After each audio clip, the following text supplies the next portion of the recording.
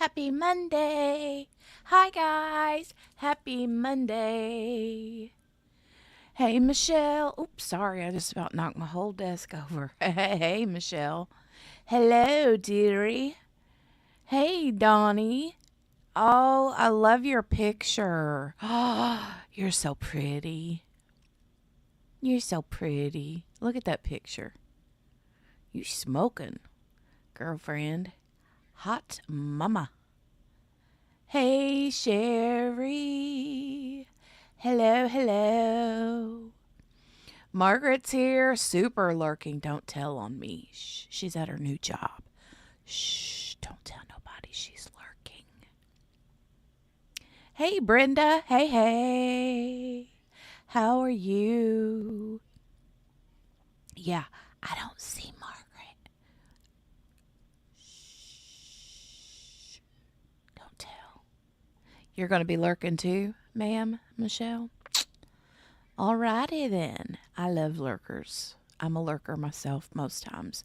If I'm not streaming and I'm watching something on YouTube, I'm lurking usually. Yeah. Work is going well. The fog is clearing some. That's good. She says I have headphones and I can listen all day, no problem. So I'm back. Baby, she's back. We can play with Margaret all day. Yeah. Donnie said we went to the rodeo Saturday. Oh, cool. That's fun. That's fun. Well, you're smoking hot, Chickadee. Smoking. Hey, Morgana Banana. Hello, Morgana. Michelle says I try, but I always end up here more than planned. That's not a bad thing. That's not a bad thing. Michelle Morgana. Catch Morgana. She tossed you a Pepsi. Love the 4-H kids and their animals. I know. Aren't they so cute? They're so cute. Super cute. All right. Let me share my screen so we can get back now. As far as Saturday is concerned, I had full intentions, you guys, of streaming the rest of what we've missed so far.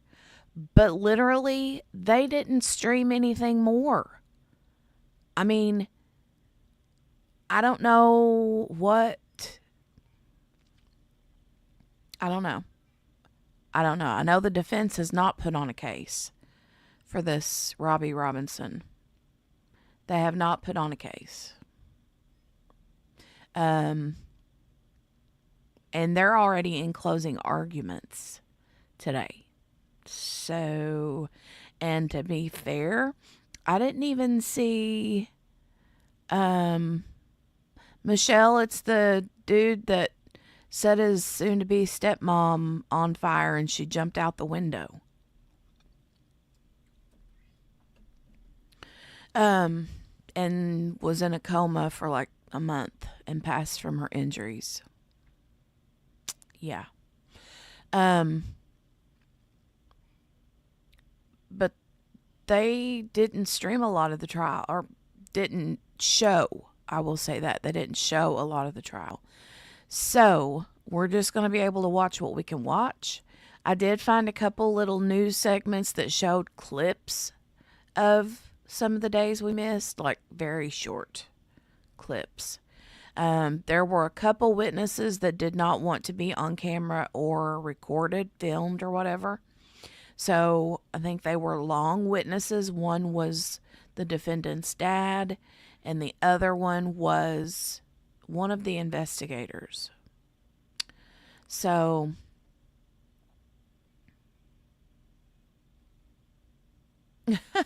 Brenda says my fingers are ill. I don't think Brenda's fully awake yet this morning. it's Her fingers aren't working yet. Her fingers ain't had enough coffee. My fingers are all over. Brenda. Oh, God love. Uh, uh, You're the cutest human ever. Okay. So I'm going to share the screen and I will start back where we ended, which was day one. We didn't get day one finished.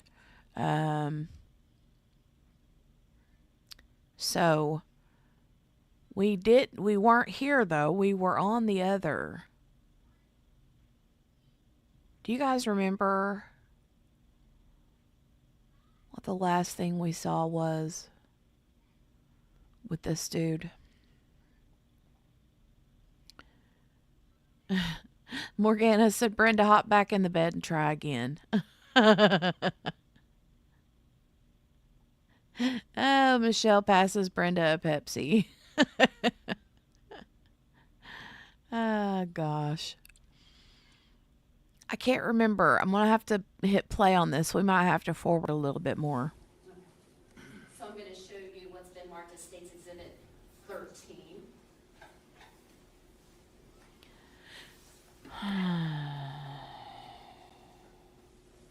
Because I know we watched quite a bit of this one, of this guy's witness testimony. Okay. This is State's Exhibit 13, marked Officer Stebbins, second body worn camera with Kaiser. Okay. Redacted. Redacted? Yes, ma'am. Okay. Your Honor, at this time, the state would, and did you review this in preparation for trial? Yes, ma'am. And as the redacted, did you review this? And it doesn't have any words, no conversation between you and firefighter Kaiser is on this video. Correct, it is not. Okay. Your Honor, at this time, the state would move State's Exhibit 13 into evidence. Noting defense continuing objection, Exhibit 13 will be admitted and may be published. Thank you. Did we finish with his testimony? I'm so confused.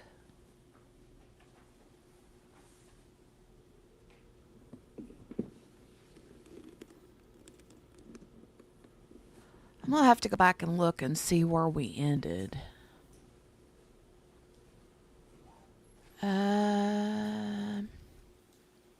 Thank you, Morgana. Yes, if you don't mind, please hit that thumbs up button on your way in the door. I would appreciate it very much. And side note, for those of you watching the almost said Morgana, the Megan Boswell trial, oof. Man, Stebbins, is this your that's been second tough. body cam, if you will, with Officer Thank you, Michelle. David Kaiser? Yes, ma'am. Is that firefighter Kaiser right there? Yes, ma'am. You can see he has his Okay, I name on the back. remember this part because I remember him saying that he has his name on his buttocks. On his buttocks. So let me run and look real quick. I'm going to continue to play this, but I'm going to go on my phone to Friday's stream and see where specifically we ended. Okay, let me do that real quick. Here. Okay, and we have redacted all sound because you talk with him and that's not admissible, right? Correct. Okay, and is this you following him through? Yes, That ma'am. was- Okay, so let me stop for a moment, and I just want to point out a couple of things with you only.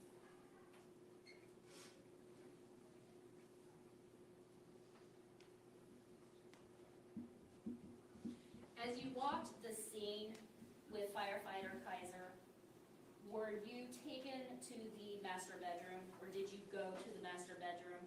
Yes, ma'am. And did you find or see with your own eyes anything of interest to you, especially as an officer and as an evidence technician, as you told the jury in your background information? Yes, ma'am. What?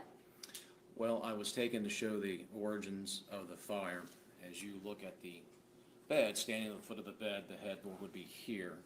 To the right, I saw firefighter Kaiser had pointed out that in front of the closet, the right side of the bed, and on the mattress. And while I was also up there, we discovered 2 teeth with the roots attached and a blue Bic lighter in the master bedroom. Allow me to, for the record, go to 11:09:11 of your body cam.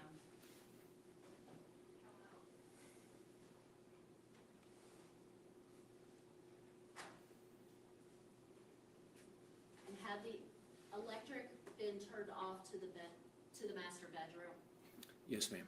So was it easy to see things or not see things in there? It just depends, ma'am. Okay. Yes, ma'am. Okay. I have gloves here. Okay, I went back and looked, and I found closer to where we were at. We were a few minutes further back than we should have been. So yeah, we're about in the right spot now. Okay. All right, let's go. Here as well. Thank you. They're a very masculine lilac. That's a record. Very masculine lilac. I remember her saying that too. Really small, sorry. You guys, I have the volume all the way up. Yeah, volume's all the way up. I'm going to put it on 1.25. All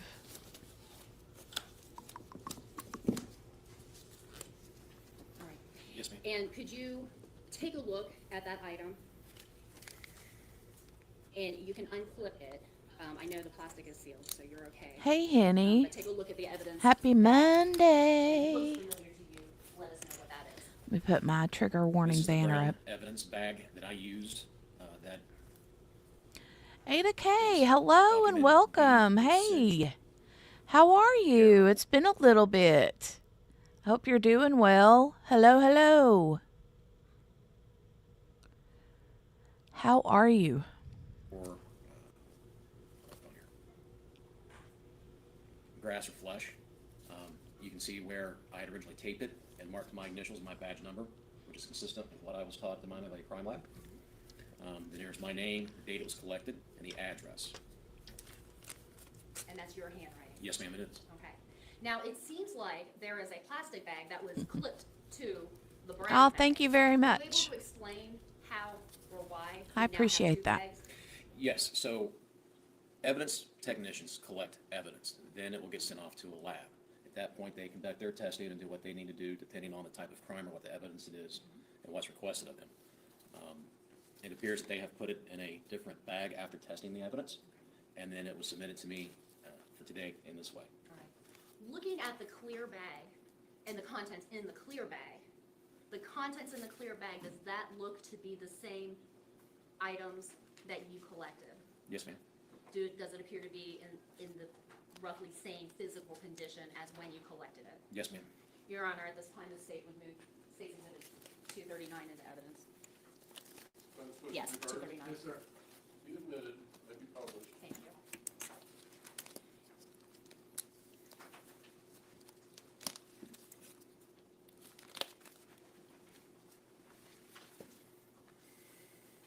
What did you do with State's Exhibit 39 after you collected that from the ground and you put it in this paper bag?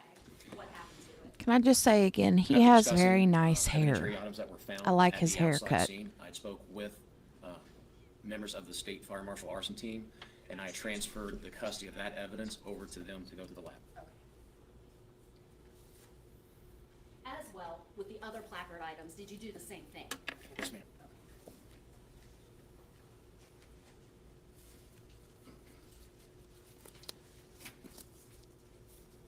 While you still have your gloves on. He was taking them off. But you had also taken. He's like, oh, wait a minute. Phone as well. Did you keep that as evidence and then turn that over? Yes, ma'am. All right, I'm going to show you what's been marked as State's Exhibit 11. Permission to approach the witness. There you go. That's still sealed. Scissors there. Am I allowed to open it?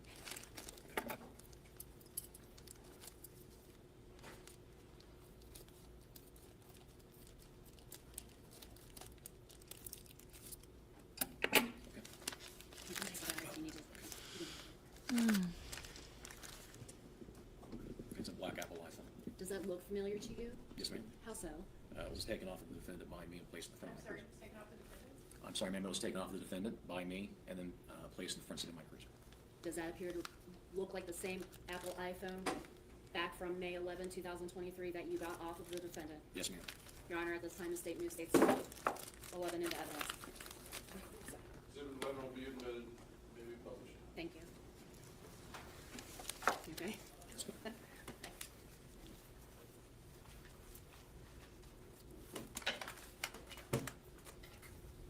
So that is the cell phone that we saw on your body cam that you got out of the defendant's pocket Yes, when ma'am. he came out Yes, ma'am. of the house.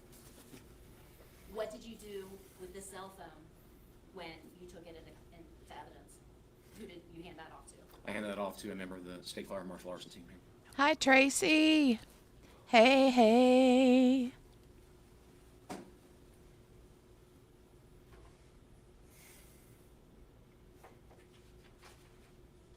How are you, Tracy? Excuse me. At some point in time, while you were still on scene, and after the search warrant was executed. Doing good. So just real quickly, we are just doing a catch up. So we streamed this last week, like day one, opening statements. We didn't get it finished, so we're finishing day one today. Day two is a small smidge of streamed testimony, like the stream that I have from WCPO 9 news channel. Day two shows like 6 hours or 5 hours and something, but if you scroll through, 95% of it is like "we'll be back soon" message. Because apparently there were a couple of longer testimonies and those witnesses did not want to be on camera, so they didn't even share the audio. However, there were some other witnesses who were okay with being videoed, but for whatever reason, they didn't stream it. So I found a couple little bits and bobbles of testimony from the arson person and one from, who was the other one? A DNA expert. So, anyway, they do have closing arguments going today, so hopefully we can get to them. We'll see if we can get to those today. Did the owner of the home arrive on scene? Yes, ma'am. Do you remember who that person was? Robbi Robinson Sr., I believe. Okay. And could you? Oh, thank you, talk about Tracy. anything Thank you, he thank you. said, but could I'll you have to go describe the look. interactions you had with him? Sure, so for those of you who have not experienced a fire or Hey, welcomed into a Patricia. fire, once the Hello, power shut off, lady. water shut off, the house is not livable at that point in time. So we always allow people, after the fire department's cleared it, to go in and get personal belongings. We allowed him to do that. We also showed him the damage from the fire in the residence.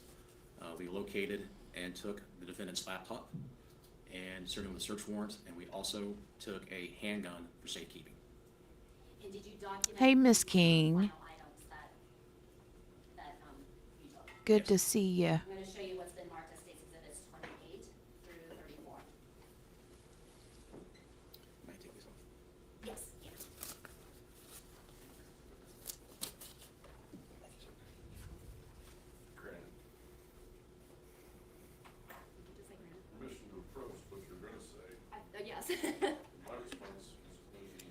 Thank you.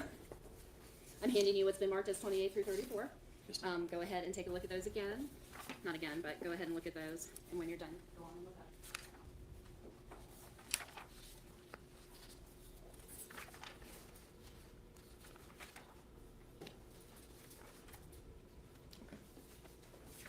Overall, do those photographs look familiar to you? Yes, ma'am. How so? Just as a collective? They were photographs of placards that were taken at the scene. Okay.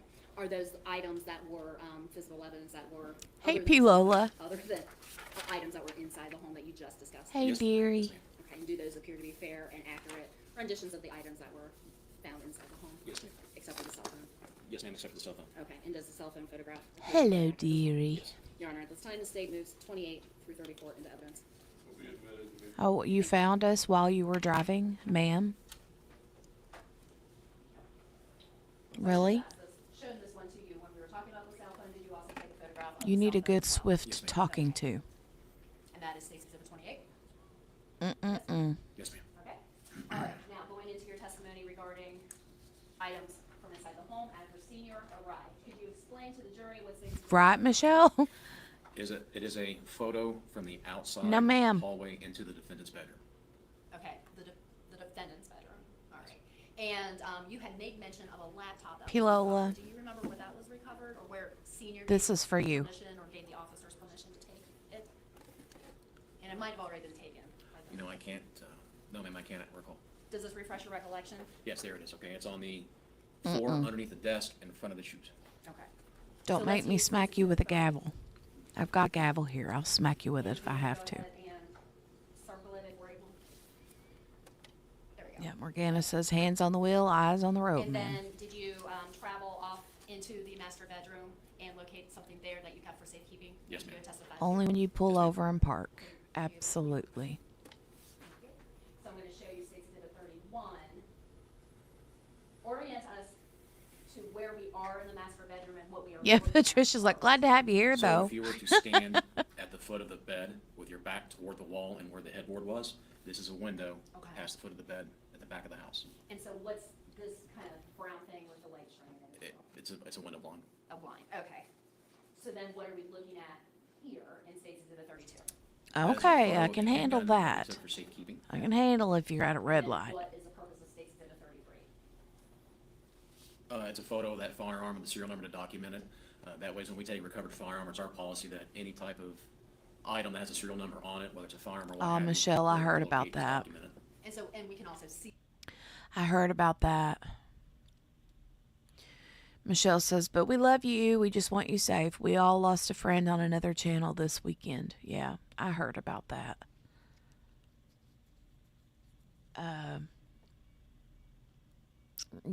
It was Rick, right? Ricky Watson, yeah. From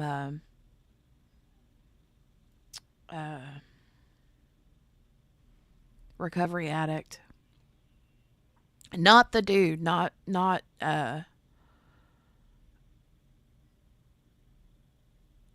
somebody help me out in the chat. Ricky, is he a moderator or was he like a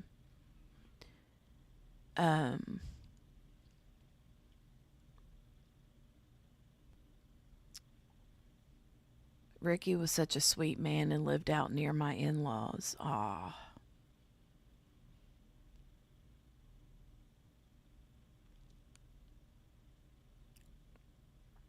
Was he a moderator of Recovery Addicts channel?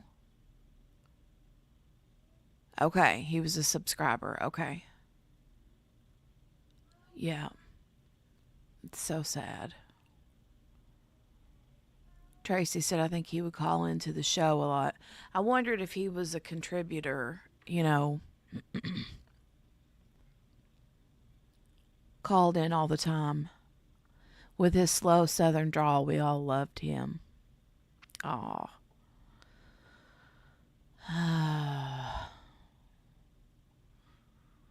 Well, all the thoughts, love, and prayers out. That's so sad. So, so sad.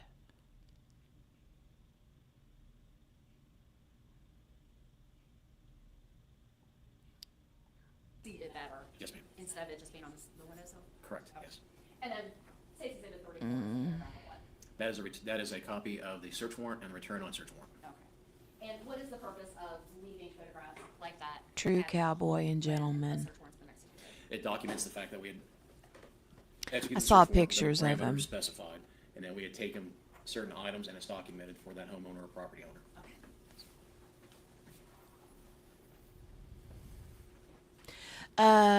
Yeah, absolutely, Morgana. Prayers for him and his family. Donnie, I heard something about that. I don't know if it's true or not. I haven't looked into it. Sir, did that conclude your involvement? I haven't heard if it's true or not. Let me just first and foremost say if that is true, oh my God. If what I heard was true, oh my God. I mean, I'm not shocked because that happens. But, you know,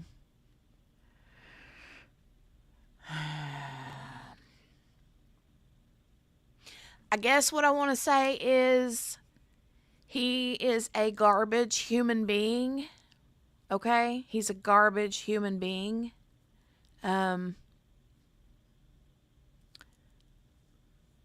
But my heart says I hate that for him. You know what I'm saying? Like, that I don't, nobody. The human in me can't be like, ooh, you know what I mean? I can't do that. I can't do that. But, hey, Sharon.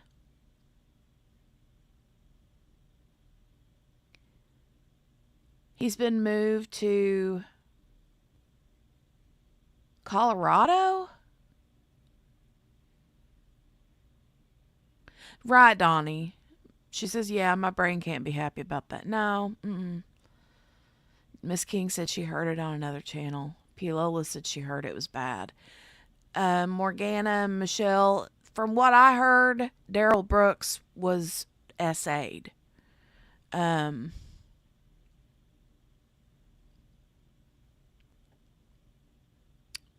I heard he was SA'd. Yeah. Yeah. But I don't know any more than that. That's all I saw and heard. And I read that in a chat this weekend. Right, Michelle, it does. I know that happens a lot in prison. It's not uncommon. That's why I said I'm not really shocked that it happened. But I still hate it. And I know he's garbage. He's garbage. But I can't. I don't have it in me to be like okay with it. You know what I'm saying? I can't do that. So, but anyway, I did hear about it, and I did hear that they had to move him, but I don't know why they moved him. He was beaten as well. I mean, you have to remember, right? You have to remember he was a small dude. I mean, Michelle said, I have no love lost for him. I think about the grannies. Yeah, I know. I know. I know, Michelle. Yeah. And I have no love lost for him either. Don't get me wrong. I don't. He's garbage. And he deserves to serve justice, to serve time and all that jazz, you know, for what he did. Yeah. He did. He absolutely did. I know, Miss King. I know, Sharon, right? Ugh. Yeah. All right, let's get back to this. But if I hear any more, we might take a gander if we've come across any articles or updates or anything like that, you know? So, On May the 11th, 2023. Yes, ma'am. Thank you very much. Cross? Any other questions, Your Honor? All right, Officer Stebbins, thank you very much for your time this afternoon. so he's done. This dude's done. And there's one more that comes on the stand today or this day, and we'll see. Well, counsel wish to call another witness. It's another police officer. I completely defer to you. We have our next two lined up. Another police officer. Testimony about.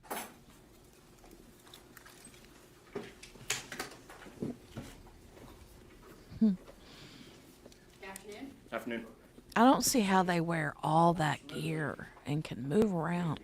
I fall over. Photographed or videotaped. Do you wish to exercise that right? Ah, okay, Michelle. I permit it, sir. See you in a few. Thank you. Now you may proceed. Sorry. Thank you, Rick. Sir, go on and introduce yourself to the ladies and gentlemen of the grand jury. State your name and where you're employed. I'm Officer Trenton Smith. I'm employed with the Fairfield Township Police Department. And how long have you been with them? Approximately 2.5 years. And what are your general job duties? I'm assigned to the patrol section, so I take general reports and traffic proactivity, things of that nature. And turning your attention to the morning of May the 11th, 2023, where were you prior to 10:30 in the morning?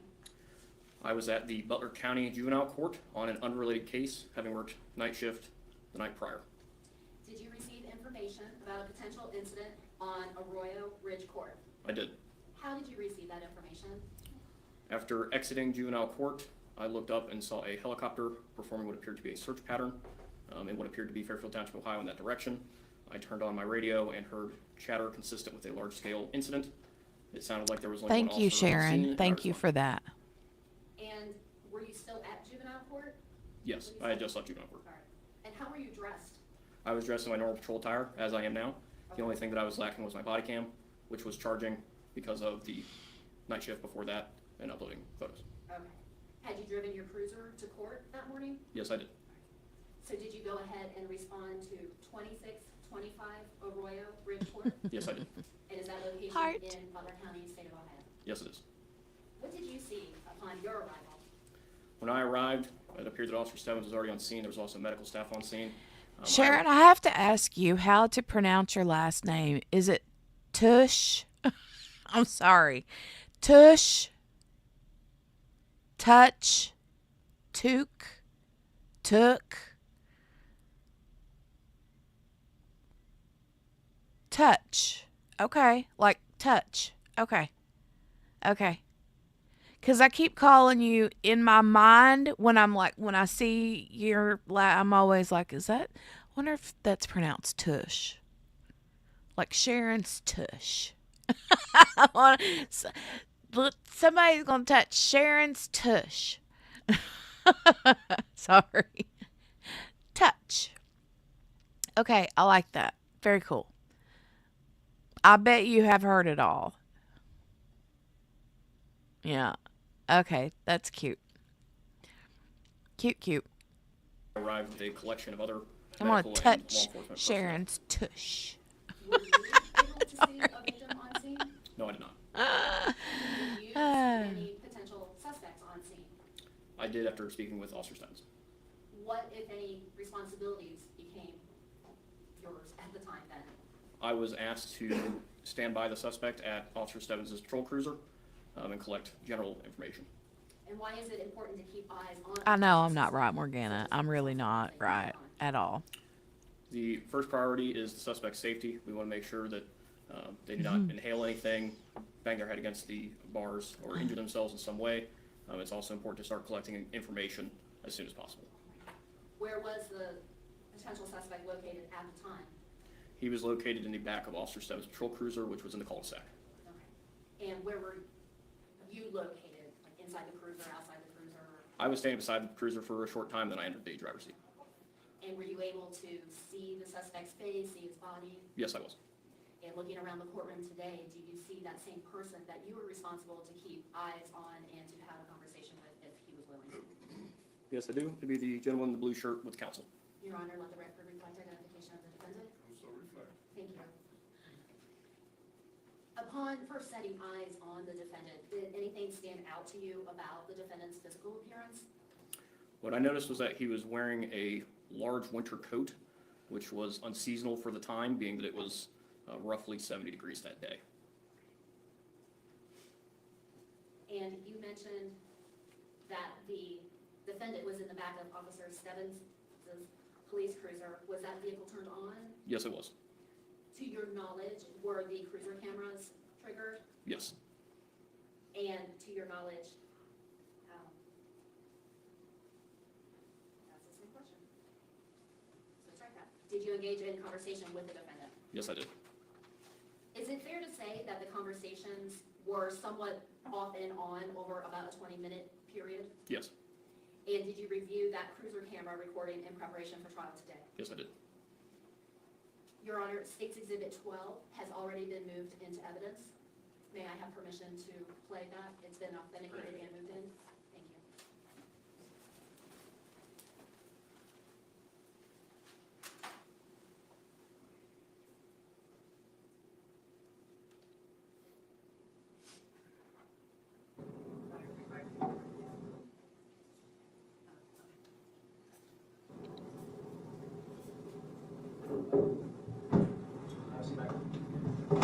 Shields aren't too tight, you okay? All right, I got a lot going on, give me a minute. All right.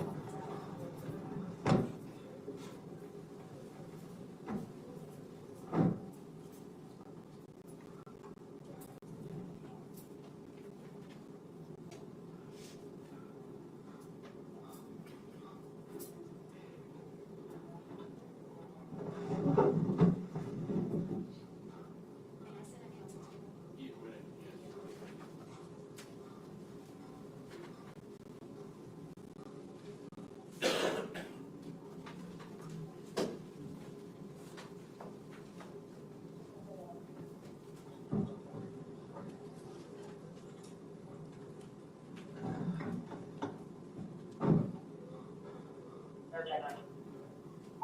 Okay, my apologies. I got the mail in custody. What else do I want to say? I copy that, I'll say repeat. Based on my file, I apologize. I'll try to help her. I guess I got my radio on file here. You're correct. Thank you.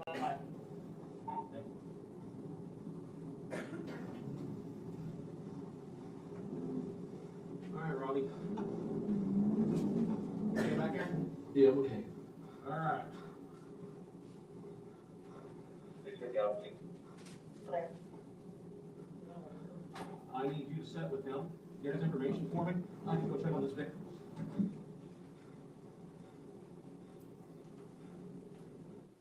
Whose voice was that? That was Officer Stebbins. And was he talking to you? Yes, he was.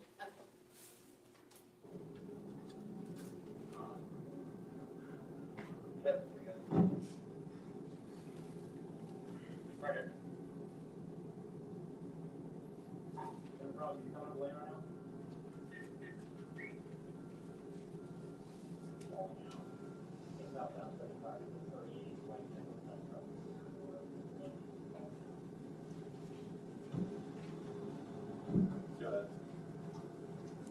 What's social, ma'am? To what? Social. To it. And whose voice said social? What's your social name? That would be me. Okay.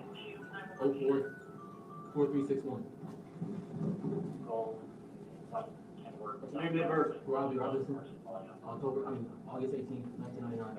I'm supposed to be 37. And that date of birth made him 23 at the time? That's correct. Thank you.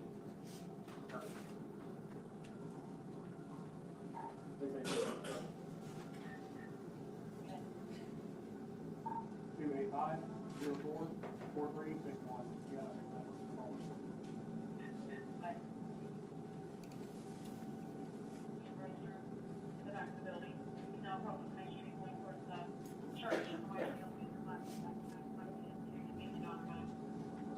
for you. 513-785-8583. 76 West Harvey. I'm just kinda hanging out. I know they're gonna have a lot of questions for you, okay? Is she alright though? Like, what? I don't know, man, I just got her. You tell me what's going on. Oh, no, the fire, I just saw it through the fire, and I tried to get the fire extinguisher from my roof, I tried to get the fire extinguisher and try to take it out real quick, but it was just all black in there, I couldn't see shit.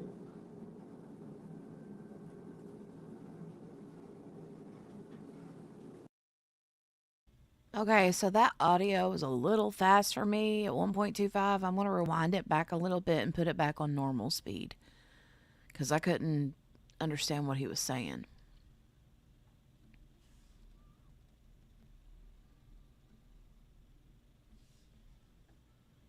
Sorry about that. And whose voice said social? What's your social name? That would be me. Okay. 504-4361. Call, and work. What's your name, date of birth? Robbi Robinson, August 18th, 1999. I'm still sitting here at 37. And that date of birth made him 23 at the time? That's correct. Thank you.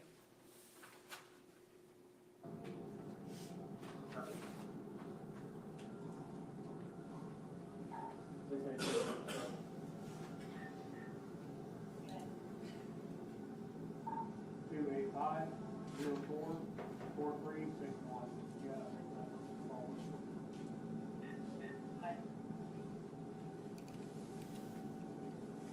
Register in the back of the building. He's now crossing High Street going towards the church.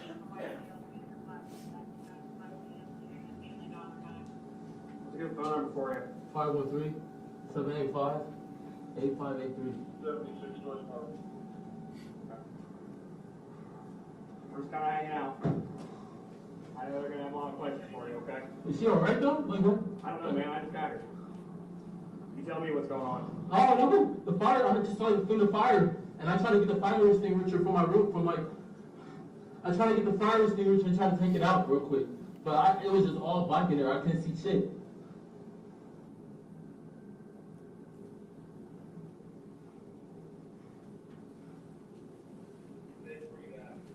I sprayed the whole hose in there and everything.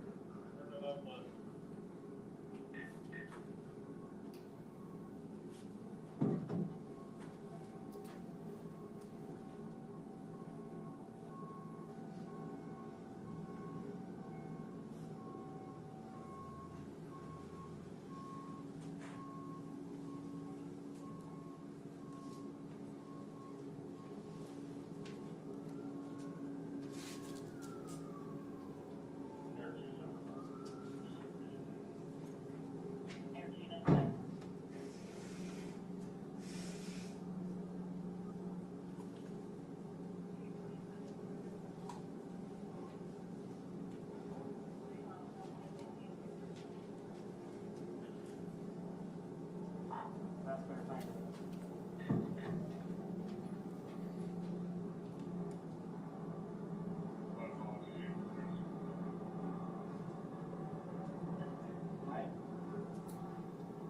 My radio sign, I know I'm podcast, so I'll do whatever you need to do. Okay, you want me to ask a question? Go ahead, ask a question on live. Okay, you want me to have my camera here real quick? Same thing. Hey, brother. Yeah. I'm Sergeant McCroskey. Did they tell you what's going on? No. Okay. I heard him right over. That's all right. You understand you have the right to remain silent? Anything you say that's can be used against you in court, you have the right to an attorney, you have the right to stop answering questions and have an attorney appointed before you answer any questions. You understand that? Hell, I know, I got her side of it. What happened in here, brother? What No, happened? I just seen the fire started, and I tried to get the fire extinguisher real quick to take it all out. So you didn't start a fire? No. Well, why'd she say What? that? I didn't do anything. Why the fire started? I don't know. I just went in there trying to take it out. I heard a fire alarm go off, and I went in there with the fire extinguisher. Sit tight.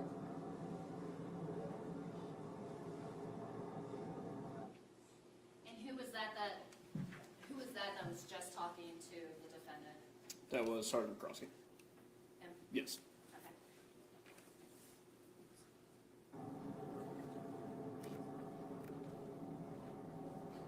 you recording all this?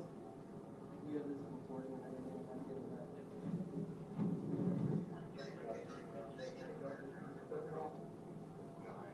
Hey, I know we're just asking how to fix it.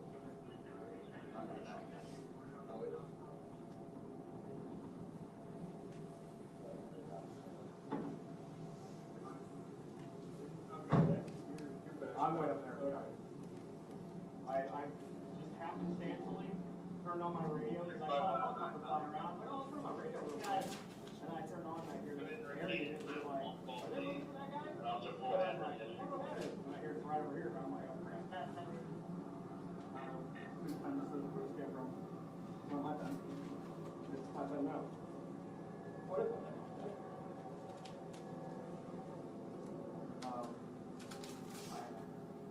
He said he was trying to get a fire extinguisher. They said it was a fire on there. Hey man, what is she to you? Just my father's girl. Like, girlfriend? Yeah. What's your dad's name? Robbi Robinson. So you're also. Hey, LaTanya. Yeah, we were literally just talking about that a few minutes ago. How are you? I hope you're doing well. Hello. Hope you had a great weekend. Hey, Gail. Good to see you, ma'am. Good to see you. You guys here shortly, I'll be doing virtual math class with kiddo. So, let me see how much of this we've got.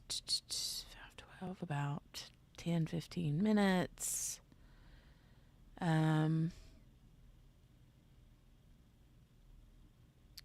me see. And then day 2.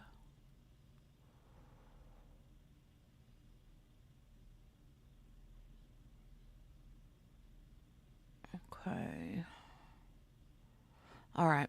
So what I'll do is keep an eye out when this ends. I'll begin sharing day 2. But I'll still keep my mic and camera off because she sits here at the desk where I'm at now to do her work, and I have to turn the volume down on the stream because, like I said before, I don't want her classroom hearing a murder trial. That would not be good. So, anyway. Cha. Oh, Billy popped in too. Hey, Billy. 5 days? Wow. That's the worst. We missed you. Oh, that's my alarm going off. Yeah, I know, Sharon, right? Her work is way more important. Yes. But what I tend to do is just keep my microphone and my camera off and continue the stream. But I just like to make sure that there's, something playing so you guys aren't sitting listening to nothing for a few minutes. But it only, I'm usually done within 25 minutes or so. So, but I will be back momentarily, and I will be available to, switch it to the next stream. So, but I will be back momentarily. You guys behave in the chat. Okay? Behave in the chat. And Henny, I'm leaving you in charge, ma'am. Do not let Morgana and Michelle, oh wait, Michelle's in a work meeting.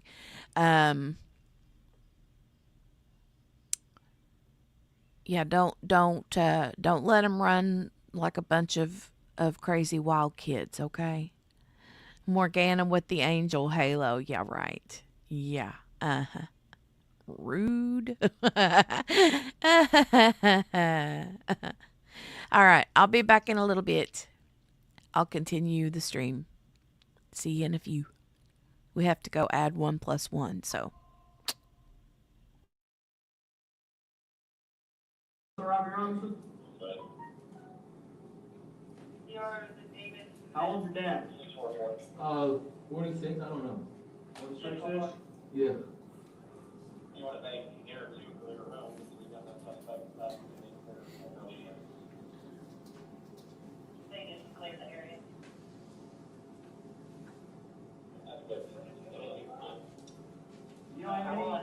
You have no idea what's going on? No, What happened? I literally was up the entire time. And then I heard the fire alarm go off and all this smoke coming out. And I went to get the fire extinguisher to take it all out. Yeah. Okay.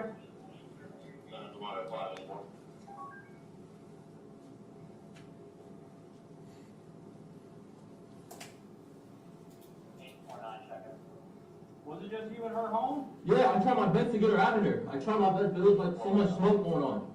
I just really like, I used the entire fire extinguisher just to get her out of there. Where is the fire extinguisher now? It was, I had no clue. It was so smoky in there. I was panicking.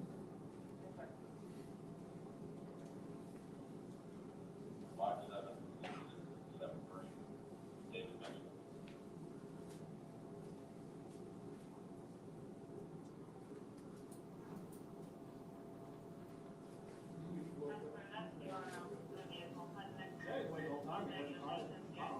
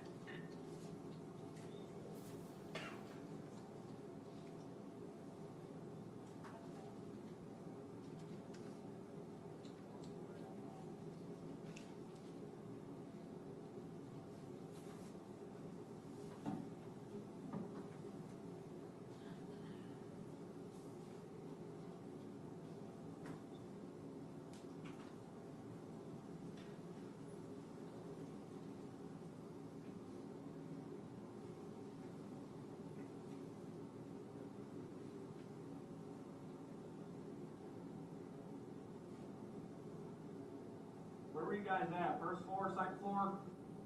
What do you mean? Like, on the second floor. You came out the front door or Yeah. back door?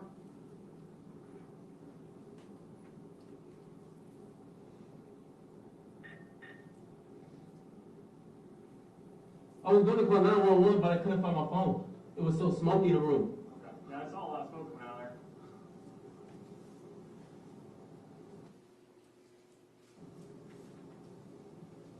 Is the AC up anymore, man? You're wearing a pretty thick coat for 70 degrees. No, You I'm good. okay? You okay? It was just super smoky, and I was literally about to die. Like, I could not breathe in all that smoke in there. Yeah.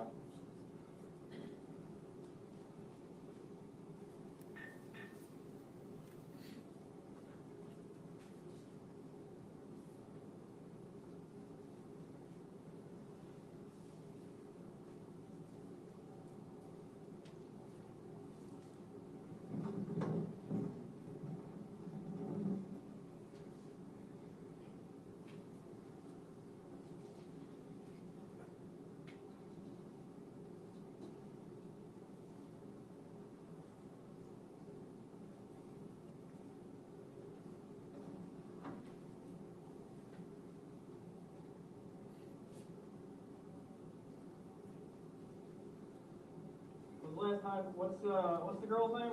I know it's your dad's Brenda. girl. Linda? Brenda. Brenda. How old's Brenda? I have no clue. Okay. When's the last time you saw her or spoke to her? I've known her for a year. She been coming here like, where, I pretty much known her like she's been in the house for Yeah. a pretty, Today, what time's the last time you talked to her? no, I didn't really talk to her. They came in, they go to work together. Okay. So you was hanging out, right? Smoke alarm started going off. You got fire extinguisher, you keep your. Yes, I put on the coat, try to go in there and try to put the fire out as fast as possible. But I didn't know if it was doing anything, because it was Yeah. nothing but smoke. Yeah. Where was she? Out of Muncie, Indiana, showing status out. Probably in the bedroom. I mean, most likely in the bedroom. Okay.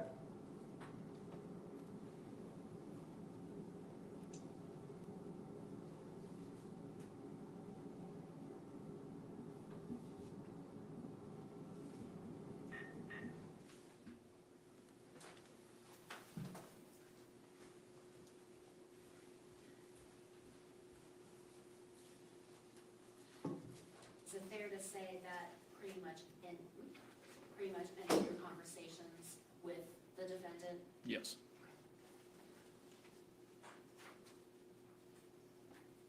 After these conversations, where did the defendant go? He was transported back to the Fairfield Township Police Department on Bonneville. What was the last part? Sorry. He was transported back to the Fairfield Township Police Department on Bonneville Drive. Bonneville, Vonnievale. Oh, That's the the street that the police department's on. got it. And who transported him? Sergeant Vanderwright did. Okay. And what duties were you then responsible for? I assisted with miscellaneous tasks, one of which was to retrieve medical garments from the hospital down the street for him to wear as they were taking his clothing. And could you explain that in a little more detail? I was requested to go get scrubs, just typical hospital gown, for him to wear. Okay. Not for a medical issue, but because you guys That's were going correct. to process his clothing. That is correct. We were going to take his clothing, we wanted him to have something to wear. I got it, okay. And then is it fair to say that pretty much ended your interactions or your participation with this case? Yes. Pardon me. Okay, thank you. No further questions, Your Honor. Very well. Cross? Good question. Sorry. Very well. Mr. Smith, thank you very much for your time. Please watch your step. You're excused. Thank you. Ladies and gentlemen, we are going to recess for the evening. During the course of our break, remember and abide by the admonitions that I shared with you. Do not discuss this case amongst yourself, nor anyone to discuss it with you or in your presence. Do not form or express any opinions on this case. Do not research this case in any form or fashion, physically or electronically. Do not post regarding your experiences regarding this case, electronically or otherwise. We will run tomorrow pretty much like today. Would ask that you arrive at 9:15, convene in the magistrate's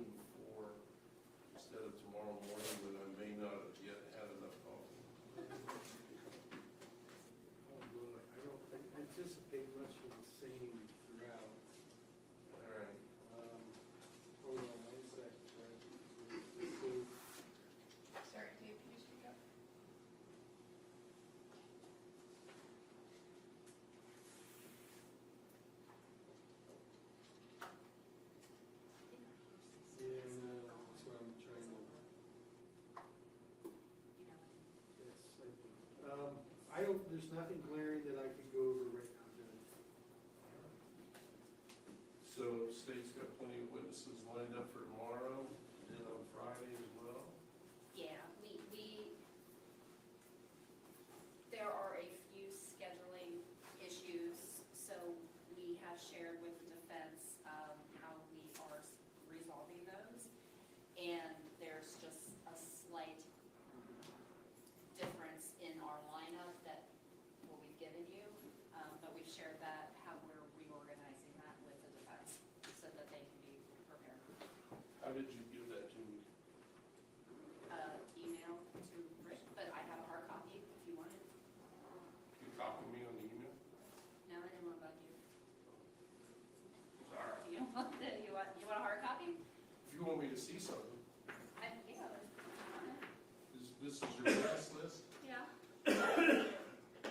You want Folks it? don't mind, the judge always likes it. Judge, I had it, so there. So just email me a copy. I don't need. You want an email? Or do you want just hard copy? I want an email. Sure. That's it. So you have testimony, pretty much will fill our day Yes. on Thursday and Friday. Yes. And there So really is a we're- very real possibility we'll be done on Friday as long as everything. Well, I'm not gonna Trucks send the along. jury back to start deliberating on, late on Friday. Okay. So, I don't think. I think probably what we'll do is look to, hear what the defense has to, present on Monday and then go into closing arguments on Monday. Would it be okay if we start at 9:30 on Monday? Probably. Thank you. I promise I'll keep my That's, evidence yes, really. that's, in all seriousness, Yeah. 9:30 on Monday would be fine. Thank you, Judge. All right, so we'll make certain we have all accommodations made for Monday, not Friday, Saturday, and Sunday. All right. Well, with that, we'll recess until tomorrow morning at 8:45 a.m. tomorrow morning. Thank you, Your Honor. With that, stand in recess.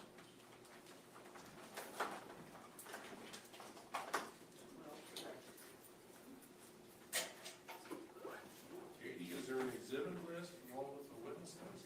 Can I have both? Please? I sent it to Rick. I assumed that that would have transferred to you, but yes. Your Honor, if I may, I'll make a copy of this with the admitted and so forth. Send it to me. I didn't want to bug you.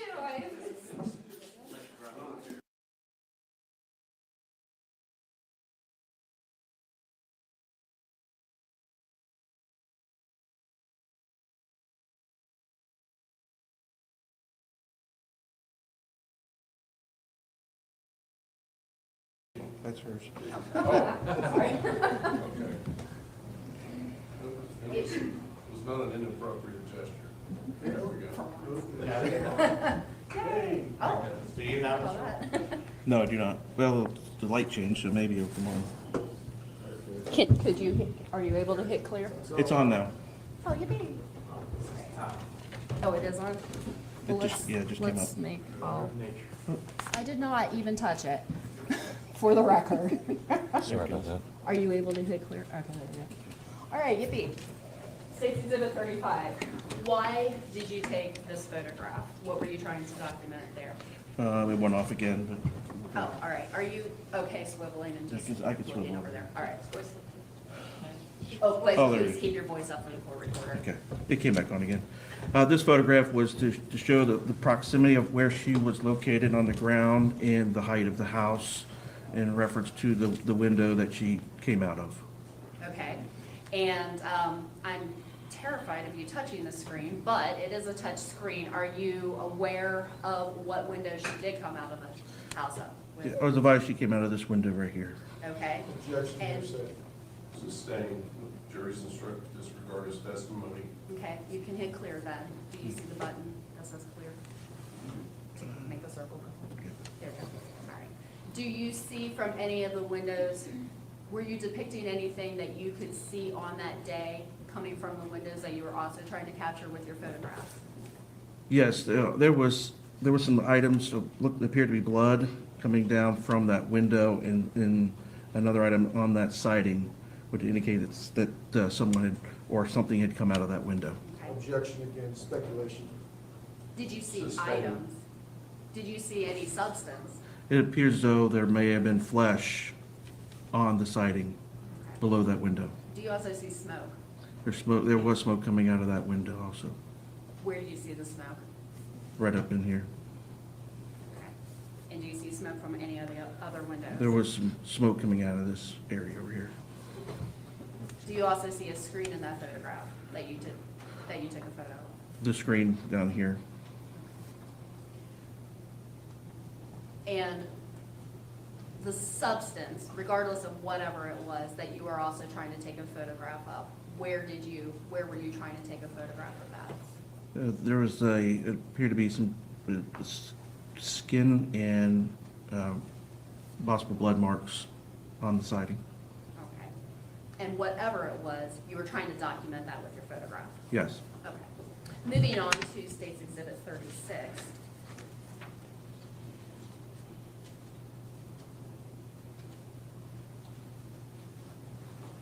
What were you documenting in this photograph? The side of the house and the overall scene of where one was located. Okay. Do you see any of the smoke there as well? The smoke was up in this area here. Okay. Okay.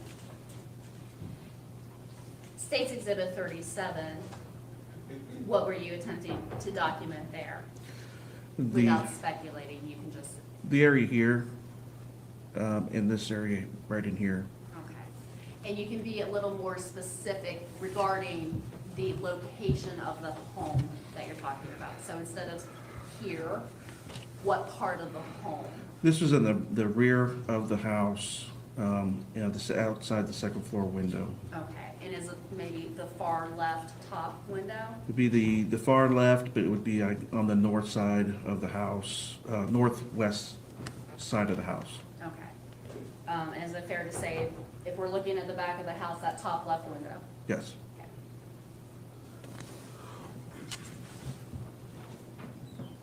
And what kind of phone were you using?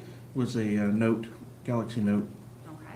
Were you able to use your zoom, was there a zoom feature on that Galaxy Note? Yes, there was. That's what I used to zoom in on those marks. And were you zooming in? So were you kind of going big and then zoom, zoom, zoom? Yes. So then going to State's Exhibit 38, were you zooming then? Yes. Gotta keep my hands out of the way. So what is State's Exhibit 38? State's Exhibit 38 is just the area up here, matched the color of the flesh that was peeling from the victim's body. Okay. Objection, So it- Your Honor. Basis, would you like to approach? Yes, we could, please.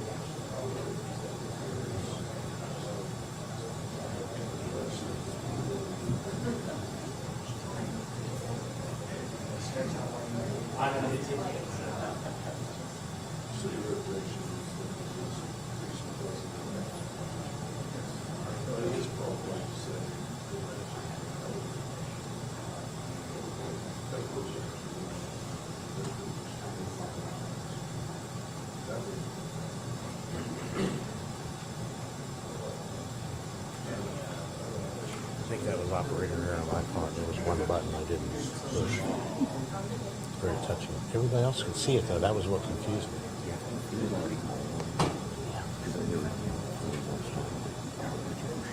Yeah.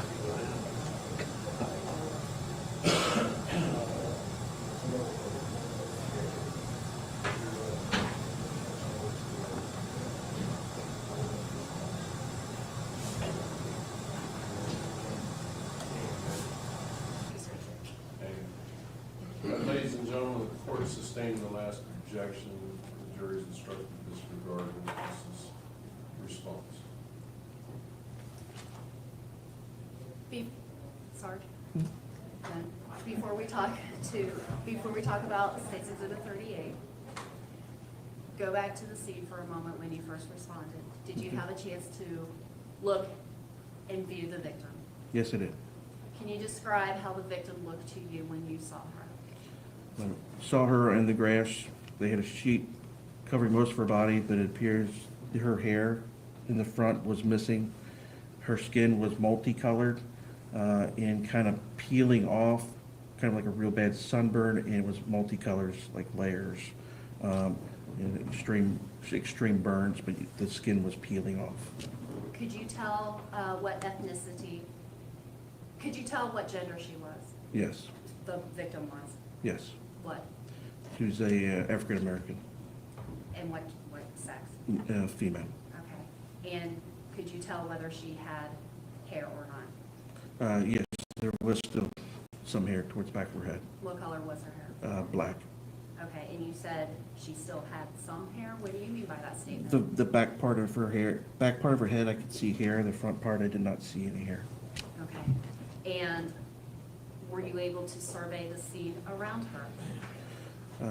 On the ground? At the time that I took the photographs, the EMS was there. I could not. I went back later and did.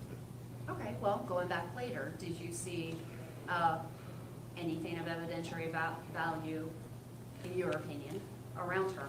There on the was an ground? area in the grass that was black and looked like it was a burnt pile of hair in the area where she was laying.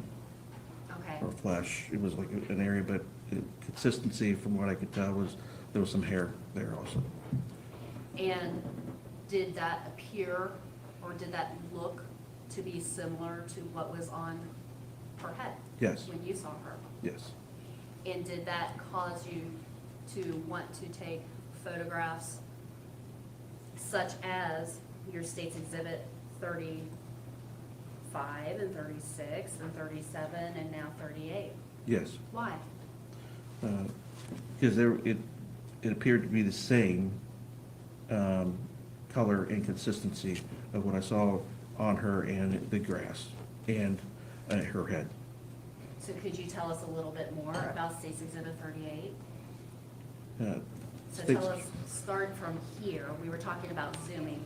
What am I pointing to up here at the top portion of State's Exhibit 38 of this photograph? What is this that I'm? This is that window on the top Okay, floor of that house. The substance that's here it appeared to be the same consistency as the substance that was on the windowsill. okay. And that, to me, it matched what was on her body with the different coloring. Okay. And to you, what did it look like? Objection. Sustained. Okay. Okay. What color is this that you circled? From my location, it appeared to be like a darker gray or color like a charcoal color. Okay. And the littler circle that is up here on the window sill, what color is that? The same color, charcoal gray. It was hard to tell from this location, I took the photograph. Okay. Now moving on to State's Exhibit 30. Thank you for clearing that. State's Exhibit 39. What is this a photograph of overall? It's the same window. It's moved over a little bit away from the other marks on there, showing the marks on the windowsill or the top part of or the bottom part of that window. Okay.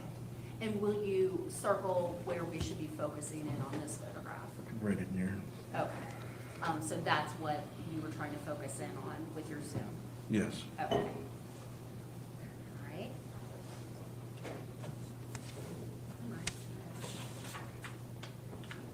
And now here, State's Exhibit 40.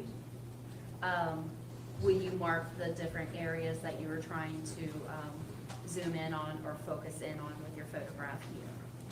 And then, of course, this area here, and then also this area right in here. There was red. It was, this marks right here were red as if it was blood. Okay. And then finally, State's Exhibit 41. Again, overall, what is this a photograph of? And then could you go on and circle what you were Yeah, this is not as zoomed in. It's more out, so you can see more of the whole window and the whole siding area, including the stuff that's in the window. Of course, this area here, and then the majority of this area right here, where the red marks were also seen. Okay. I just see marks here. Were these anything? These are all, yeah, these are all red marks or indications that were not normally on the siding. Thank you. You can clear.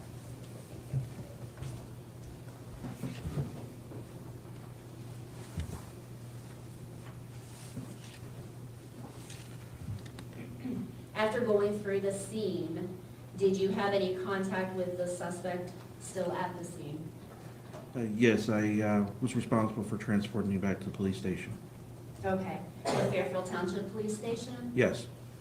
And did you transfer him to your vehicle, or how did you transport? No, I have an unmarked unit, so we kept him in Officer Stebbins' cruiser, and I drove Officer Stebbins' cruiser back to the station with him in the back area of the car. Okay. And where is the Fairfield Township Police Department located?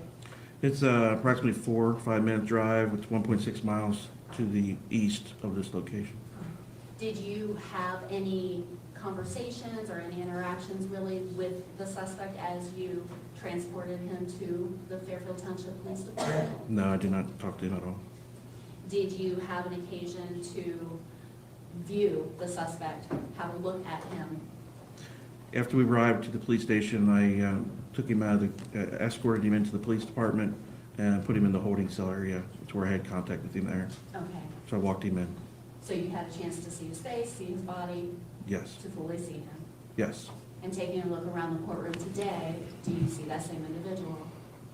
Yes, he's at the defense table in the blue button-down shirt. Thank you. Your Honor, let the record reflect identification of the defendant. So reflect. Thank you, sir. Now, once at the Fairfield Township Police Department, what did you do with the defendant? When we arrived at into the holding cell area, we took the handcuffs off of him, and we removed a bulky coat that he was wearing at the time, and then placed him into the holding cell area so we could prepare for processing. And we had another prisoner there also at the time, so we wanted to separate and get everything ready to process him. Okay, and what does it mean to process a person? Processing, in most cases, we have to fingerprint them, and depending on if the crime is a misdemeanor felony, they may require DNA testing. And then sometimes the detectives would come in and talk to them prior to that. But we hold them until we have everything that we need, until we transport down to the jail. Okay. And in this particular situation, did you do a bit more to process this particular defendant? And in particular, did you take photographs of the defendant and his clothing? Yes, in this case, we took the coat, and then the fact that there was potential evidence involved with the fire being involved, we removed his clothing. We was able to secure clothing from a local hospital, and so he could change out of those clothes, so we can take those clothes into evidence. Okay. And I believe we heard from Officer Smith, I think he went to the hospital, got some scrubs, so obviously the defendant could remain clothed. Yes. Right. Okay. So, did you take photographs of the defendant's body? Yes, I did. I'd like to show you what's been marked States Exhibits 42 through 45.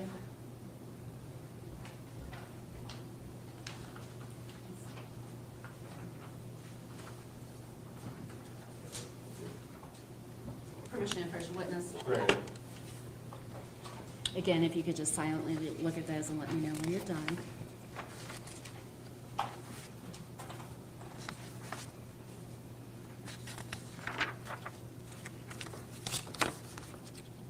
Do States Exhibits 42 through 45 look familiar to you? Yes, they do. As a whole, what are these photographs of? That's photographs I took of him when we were, after we had taken his clothes. And are these a sampling of the photographs that you took? Yes, it is. Do they appear to be fair and accurate copies of the photographs that you took? Yes, they are. Your Honor, at the time, the state moves 42 through 45 into evidence. Defense wishes to be heard. No, sir. They'll be admitted. You may publish. Thank you.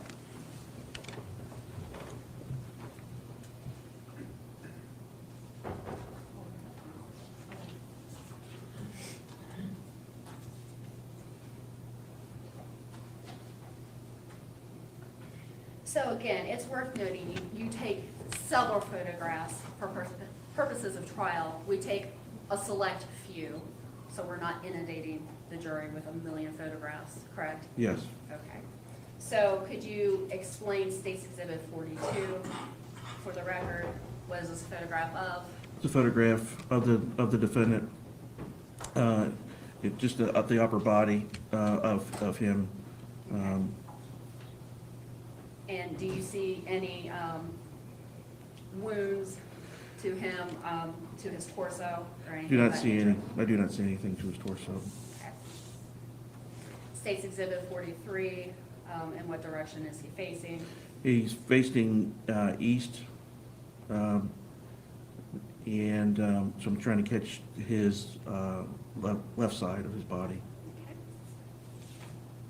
State's Exhibit 44, in what direction is he facing and what area of the body are we looking at? He's facing south and into the holding cell area, and I'm trying to capture the upper back of his torso. Okay. Again, any wounds or anything of that nature? Nothing was Okay. observed. And then State's Exhibit 45, what area of the body are we looking at? It's the front part of his legs. Okay. Any wounds to the legs? Did not observe anything.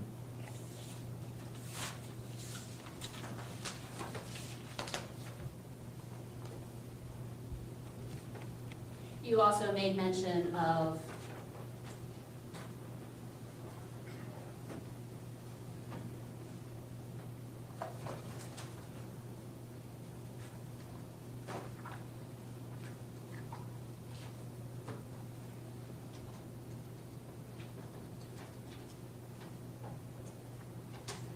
well, strike that. Did you also process the defendant's hands in particular? Yeah, I took photographs of the hands. And could you explain why did you focus on his hands? His hands there was a lot of black soot on his hands. In a case like this, there could be evidence on the hands. So I wanted to document what the hands look like before we would process him and fingerprint him. And when you say a case like this, what do you mean? In a fire or possible arson case, usually there's an ignition. You have to start it somehow. There may be evidence on your hands in order to start the fire. Thank you. Let the record reflect, I'm going to show you State's Exhibits 46 through 53, and then 54 through 55.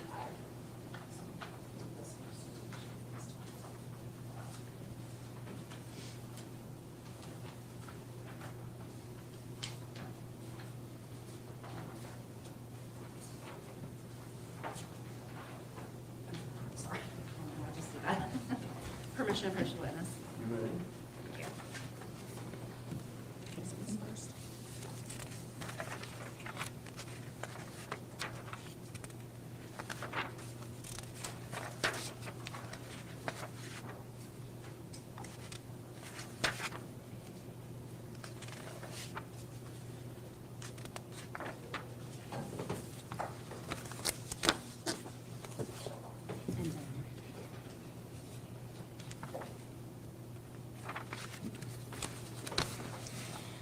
First, looking at 46 through 53, did these photographs look familiar to you? Yes, they do.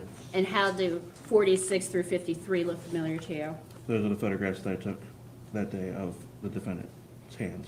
Okay. Do they appear to be fair and accurate copies of the photographs that you took? Yes, they do. As well as 54 through 55, do these look familiar to you? Yes, they do. And how are these different than 46 through 53?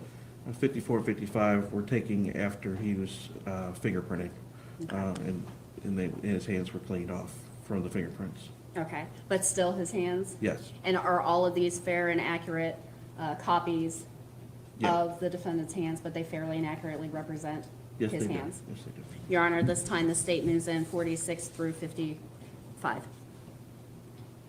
Defense wish to be heard. No, Your Honor. Exhibits 46 through 55 will be admitted and may be published. Thank you.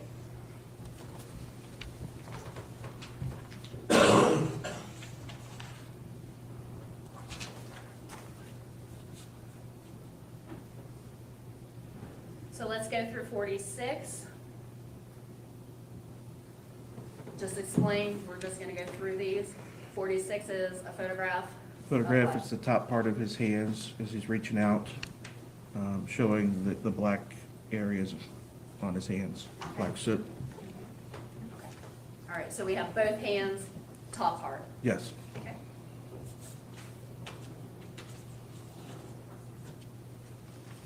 $47. It's the palms. I didn't even turn them over. It's the palms of his hands. All right, and you were documenting what? The black soot that was visible on his hands at the time.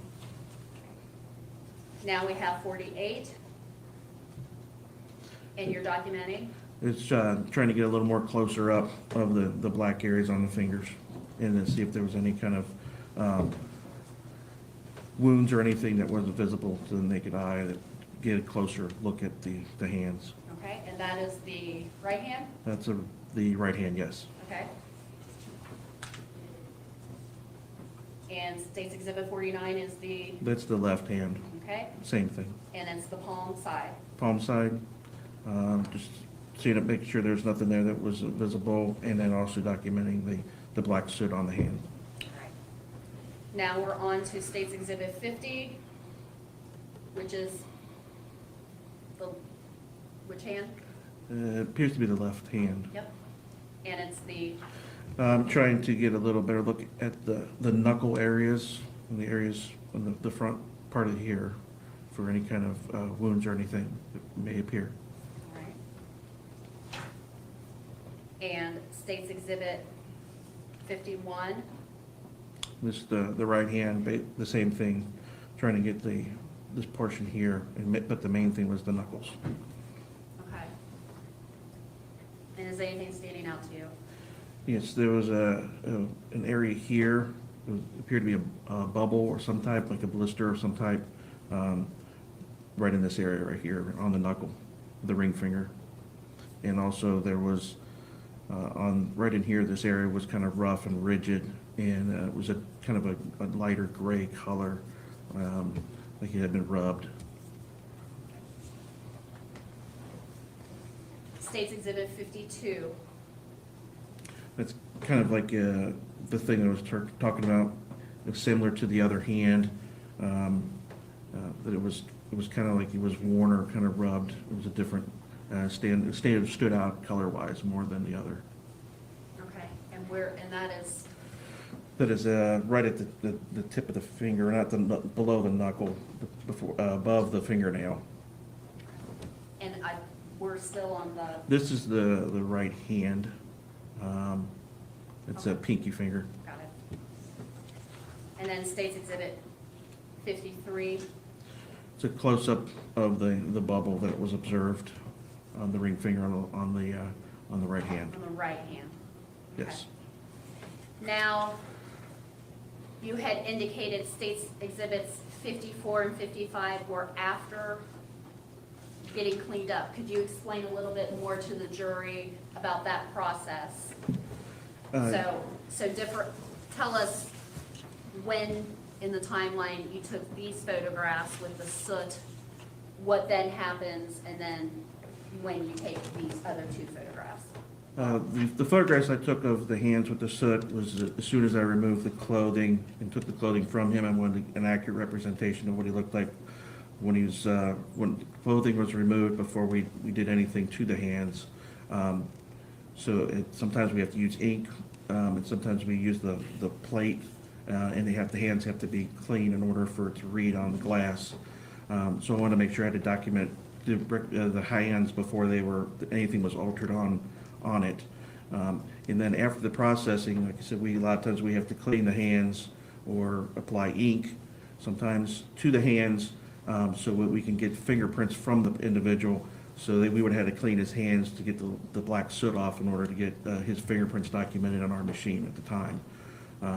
So that I wanted to go back and see if there was anything more visible after his hands had been cleaned. Okay. So were you looking for the items that you were trying to document in 53, the bubble or the worn things? Yes. That you were looking at 53 and 52? Yeah, I wanted to get a clear photograph of those marks or that area to see if it Okay. changed. All right. So now let's look at State's Exhibit 54. So this is after the cleanup. Yes. Explain 54, This is please. the left, the right hand we talked about. This is the knuckle, was abnormal and was different color. And then the main focus was on the bubble that was on his knuckle and the ring finger. And then State's Exhibit 55, which hand is that?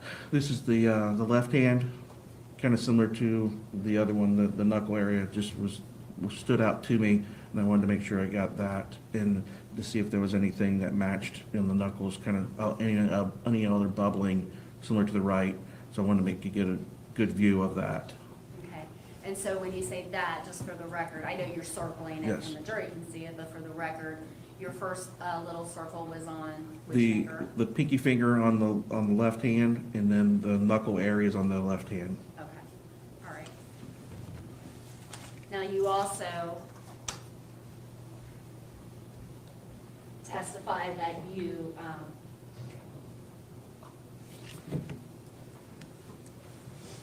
processed the defendant's clothing and Yes. took into evidence the clothing. Yes. Could you explain to the jury how you went about doing that as well? We had him remove his clothing individually, and then after his clothing was removed, we gave him the hospital garments. I laid the clothing out and took photographs of all the clothing. After taking photographs of the front and back side of the clothing, I placed them in bags, evident bags, and then I turned the evident bags over to the fire marshal's office.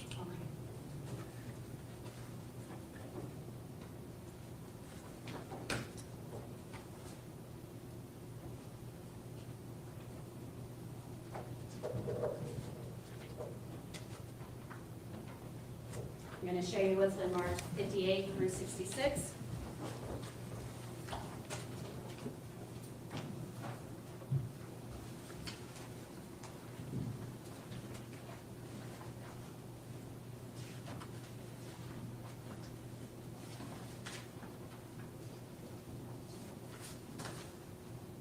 May I approach the witness? You may. Thank you. I'm handing you what's been marked 58 through 66.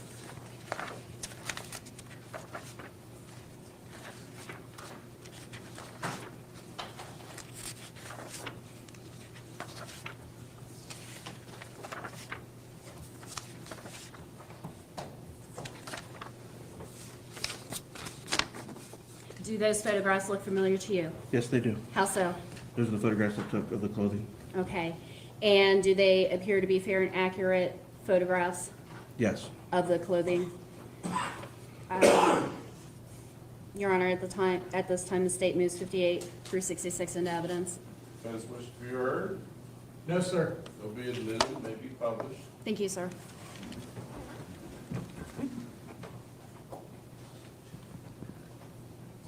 Again, is it fair to say that this is a representation of all the photographs that you took of the defendant's clothing as you processed them? Yes. All right, let's start with 58, State's Exhibit 58. What is this a photograph of? This is the photograph of the jacket the defendant was wearing at the time he was taken into custody. Okay. And do you remember as you transported him or saw him on the scene, this was, or put him in the holding cell, is this what the defendant was wearing that day? Yes, it was. When you went to the scene, what were you wearing that day? I was wearing a polo shirt and khaki pants. Polo shirt, how long were the sleeves? It was short sleeves. Do you remember the temperature-ish that day? It was in the mid to upper 70s. Okay. State's Exhibit 59, what is that a photograph of? That is the back side of that same jacket. State's Exhibit 60, what is that a photograph of? That's a long sleeve t-shirt. All right. And is that the state it was in when you got it off of the defendant? Yes, he was All wearing right. that under the coat. I'm sorry. He was wearing that under the coat. Okay. So this stuff that was on it, that's how it came to you? Yes, it was. State's Exhibit 61, what is that a photograph of? That is the back side of that same shirt. Picture of the back. State's Exhibit 62, That was he had a pair of shorts that he wore underneath his sweatpants. That was the picture of the shorts that he was wearing. and then 63, And that's the back of the shorts. 64, Those are the socks that he was wearing at the time and 65, and the sweatpants that he was wearing. and 66. And then that's the back of the sweatpants. Right. You made mention that you took all of these clothes into evidence? Yes.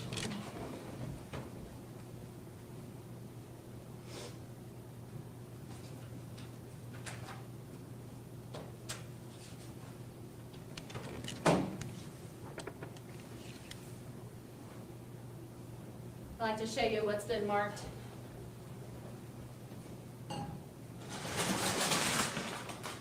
As 56 and 57. Sorry, they're very crinkly. 56 and 57.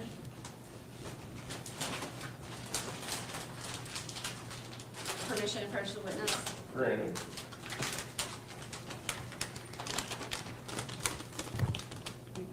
Are you good? Yes, I'm good. Okay. I'll show you 56 first. And I know you've seen these in pretrial, but do you remember what 56 Yeah, is? 56 is the coat that he was wearing that day. That's what photographs of. Okay, and 57 is? 57 is the sweatpants and the shorts, and I believe maybe the socks in there, I'm not sure. Okay. But visually see the sweatpants and the shorts and the t-shirt. Right. And I know we are not able to open these up because we have been advised that the carcinogens would then come out of all of the bags and affect our I'll health. take your word for it. Yeah. But, Right out the deal. okay, but because of that, do you feel that these are in the same state as when you took them? Yes. All right. Your Honor, the state would move 56 and 57 into evidence? Be admitted, well, does the defense wish to be heard? Yes, sir. 56 and 57 will be admitted. Thank you. And then what did you do with these when you took them into evidence? Every statement in evidence, I signed them over to to Jim Cunningham at the fire marshal's office for them to take to their lab. Okay, and is that because they took over the investigation and they needed to take these Yes, to the lab, like you yes. said? And they have a specialized lab for this type of investigation. Okay.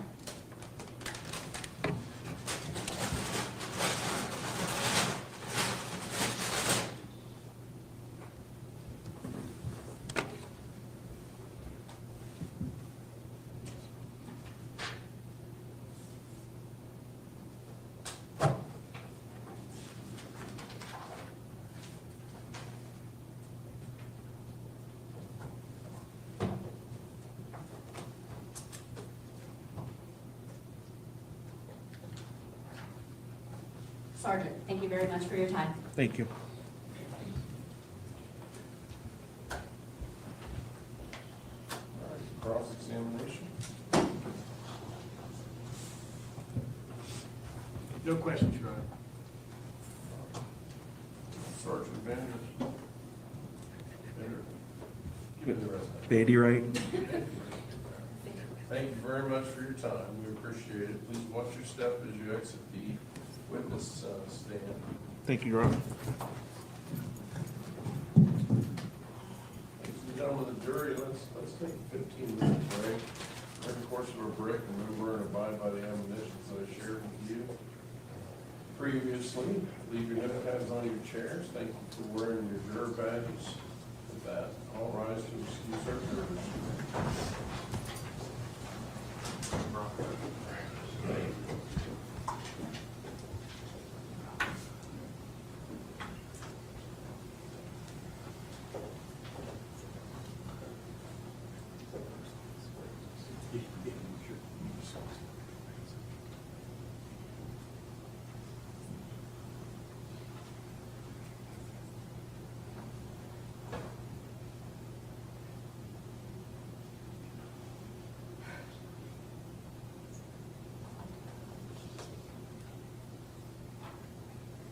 All right, please have a seat.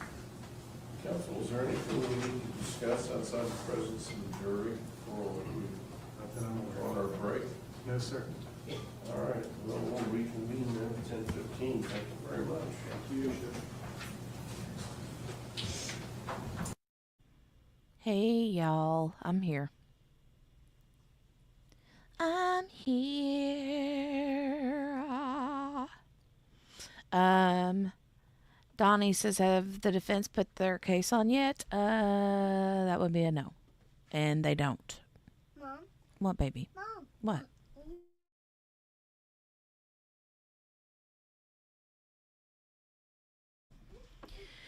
So, yeah, they don't put on a case. Crazy, right? All right, so they go through their break. And we have this guy come up on the stand. He's one of the fire department fellas. And what is your profession? I'm a professional firefighter.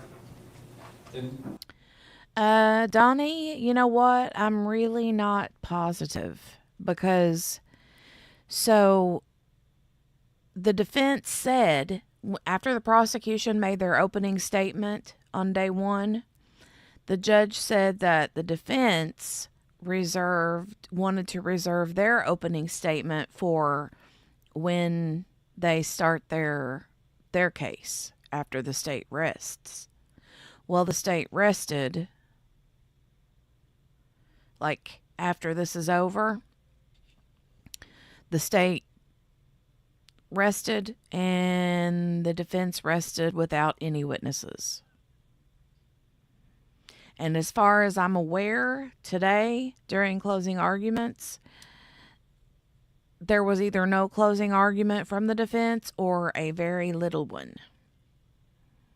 Because part of it wasn't shown. This trial has not been streamed well at all. Like, I don't know. The judge is giving different witnesses the opportunity to not be on camera and to not have their voices recorded. So that happened a little bit, and I don't know. This has been the wonkiest trial. Yeah. So I don't really know. Very different. Very different. Hey, Laura. Hey, you. Hi, Laura. How are you?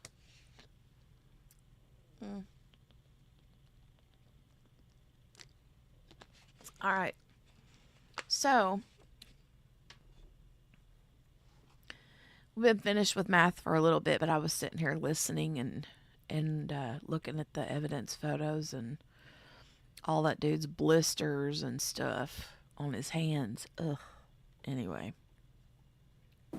on May 11th of 2023, Hey, were Cherie. you serving as a professional firefighter with Fairfield Township? I was on the department in a part-time capacity, but I was on shift that day. Okay.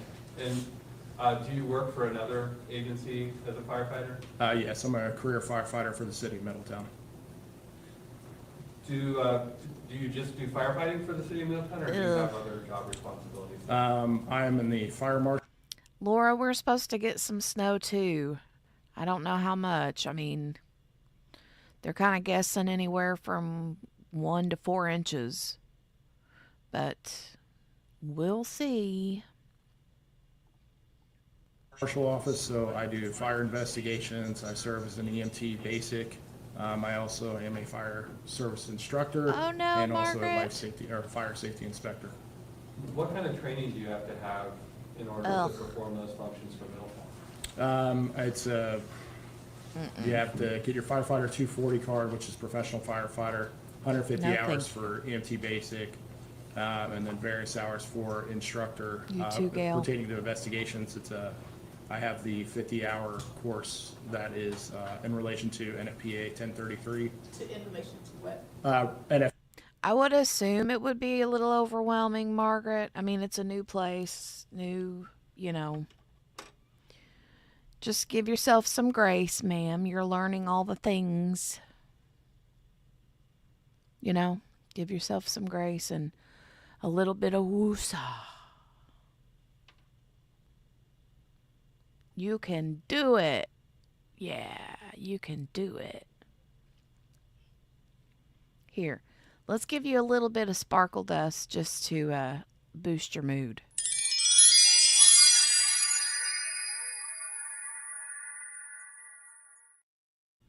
There you go. There you go. Just whatever you do, don't do this.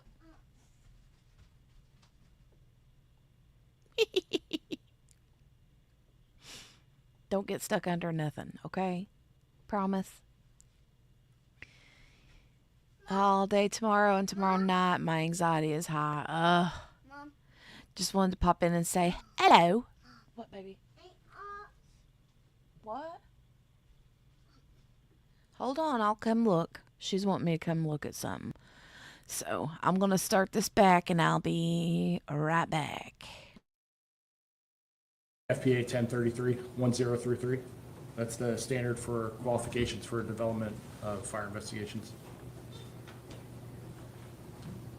The capacity that you were serving with Fairfield Township, did that involve any duties as a fire marshal? It did not. I was only a firefighter, EMT there.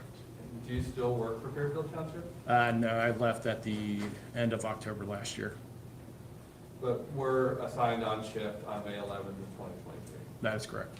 And in what, as a firefighter on shift that day, what were your job duties? I was serving in the role of an acting officer, so it was I was in charge of the fire engine, our daily activities.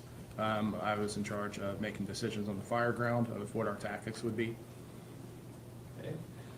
And was your engine dispatched on May 11th, 2023 to 2625 Arroyo Ridge Court? Yes, it was. Do you remember what you were dispatched for? Yeah, it initially came out as an Oh, EMS no, call for Michelle. patient burn victims. That's Upon awful. hearing that, I already was en route responding. Dispatch came back and reported that smoke was visible. Would you like to upgrade to a structural response, which I confirmed yes. And then we responded to the fire. So we were not first on scene, with it being a medic call first. The medic and Chief 210 got there before I did. Was there also a police presence? Yeah, Officer Stebbins was there as well. Were you driving the truck? I was not. I was in what's called the right front seat, so the front passenger seat of the vehicle. Is that where the commander for the fire truck would generally sit? Yes. And once you arrived on scene, what do you do as the person in charge of deciding the tactics for dealing with the fire? I observe the fire conditions, look at the smoke density, the flow of smoke, how fast it's coming out, the color of the smoke. And then from that, I decide on where we're going to go in. If we're going to go off what's called an offensive, which means we go inside, or a defensive attack, which we stay outside. For this one, very light smoke was showing from the upstairs eaves.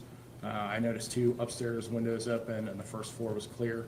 So I made the decision to go in with an interior attack. And then we went up to the upstairs to search for the fire. Who went with you to do the interior attack? What's called my backstepman, his name is Mason Miller. I told him to take a hand line off the truck, to which he did. We both went up the steps together, and we were the first ones in there. Okay, the term backstepman, what does that mean? It's just nomenclature for the person that sits behind the officer in the engine. They basically follow the orders of the officer. They're like the worker bee.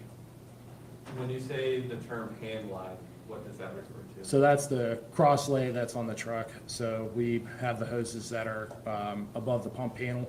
So you just remove, they're preloaded, so you can just pull them off the truck and extend them and go inside or outside.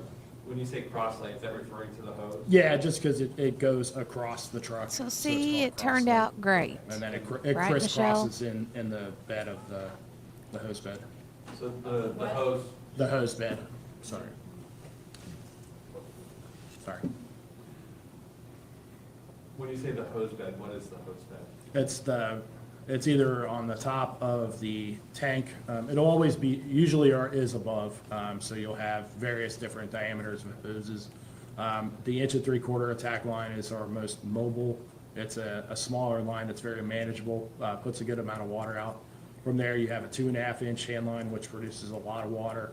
That's typically reserved for large commercial structures, exterior attacks only, and then we have a 4 or 5-inch supply line, which is the big yellow hose you see connect the fire hydrants. Okay, so after the decision was made to go into the interior, you and one other firefighter entered the house with a hose? Correct, from my engine, and then subsequent engine followed us up shortly thereafter. In taking the hose inside the house, what do you do when you enter the home, and what are you looking for? So I observed the fire conditions. In this case, the first floor was completely clear. You could see from the front to the back of the house. The smoke was visible to the second story, so we went up the staircase. Again, the smoke was really light to moderate. The heat was very low from the staircase. So what I did is we have a camera called a thermal imaging camera. It shows various degrees of temperature, and also you can outline conditions that you're in the room, see furniture, people, if there are any people in there. So I cleared the first 2 rooms, made my way down the hall to where it was getting warmer, and then we made our way into the master bedroom where the fire was discovered. What information is available on the thermal imaging camera you were using? Yeah, so it displays temperature by color coding. Black is the coldest, the white would be the next temperature range, and then it goes from yellow to orange to red, red being the hottest. When you say you cleared the first 2 rooms, how did you do that? Yeah, I just searched with the camera. I looked inside because it was still smoky, so visibility wasn't great.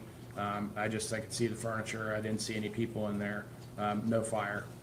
And how would if there was fire in there, how would that show on your screen? It would be in either anywhere from yellow to red, based on the temperature of the fire. And there were no readings in the yellow to red? Correct. Or- Yep, everything was black and white on those. Okay, so are those rooms to your right as you're up in the top landing from the Yes, stairs? that is correct. And you passed 2 rooms. How many rooms were available on the hallway? I believe it was 2 rooms to the right, and then the master bedroom was straight back. Okay, so as you're going down, 2 rooms? 2 rooms to the right, 1 to the, well, if you're coming from the staircase, there'd be a room to the right, and then we make the turn, and then the following rooms would be on the right-hand side once you make that turn. Okay, so the room, as you're going up the stairs to your right, did that have any fire in it? It did not. And then, I just want to make sure I understand how many rooms were cleared as you're out going down the hallway towards the master bedroom. So it would have been 3 bedrooms before the master bedroom, including that other room on the right of the staircase. So 1 on the right and 2 on the right as you turn to go down the hall. Correct.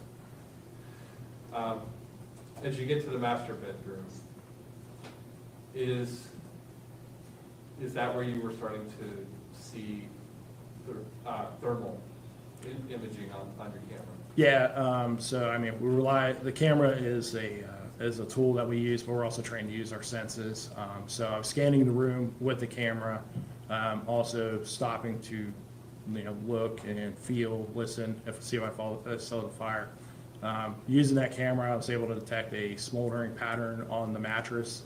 It was an irregular pattern, but no active fire on the mattress. I did observe fire conditions to the right of the mattress, or to the bed on the floor, to which I directed my backstepman to flow water to just put the fire out. The fire wasn't very intense. It was a very small fire. Okay. So when you are in the doorway to the master bedroom, were you able to see into the room? Yes. And what was the smoke condition and how did that affect your vision? The heat was very minor, so we were actually standing up.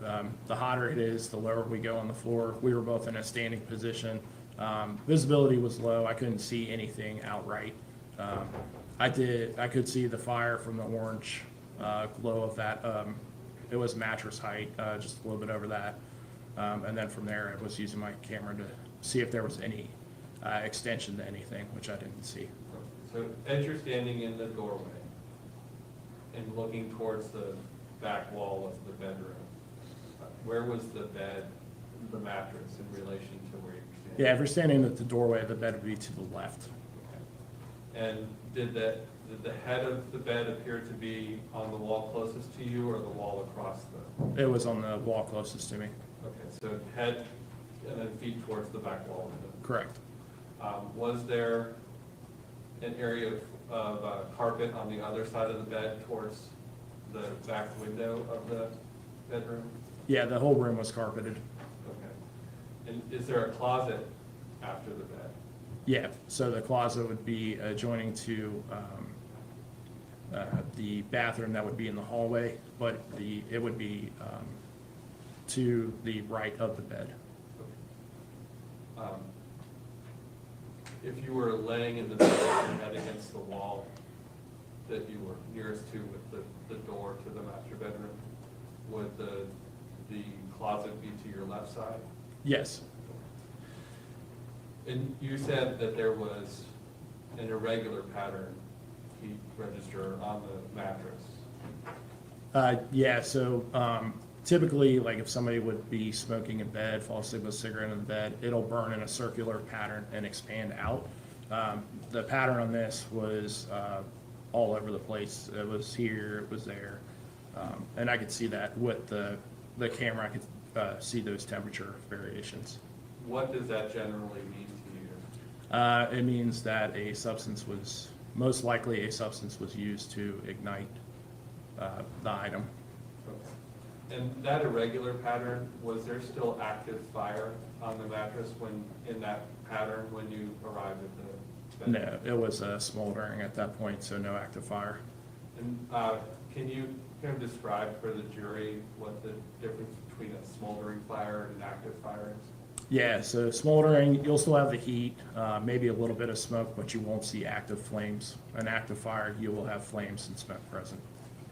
When you described earlier in your testimony that there was active fire on the other side of the bed from where you were standing, that means there was flames there? Correct, the flames were visible.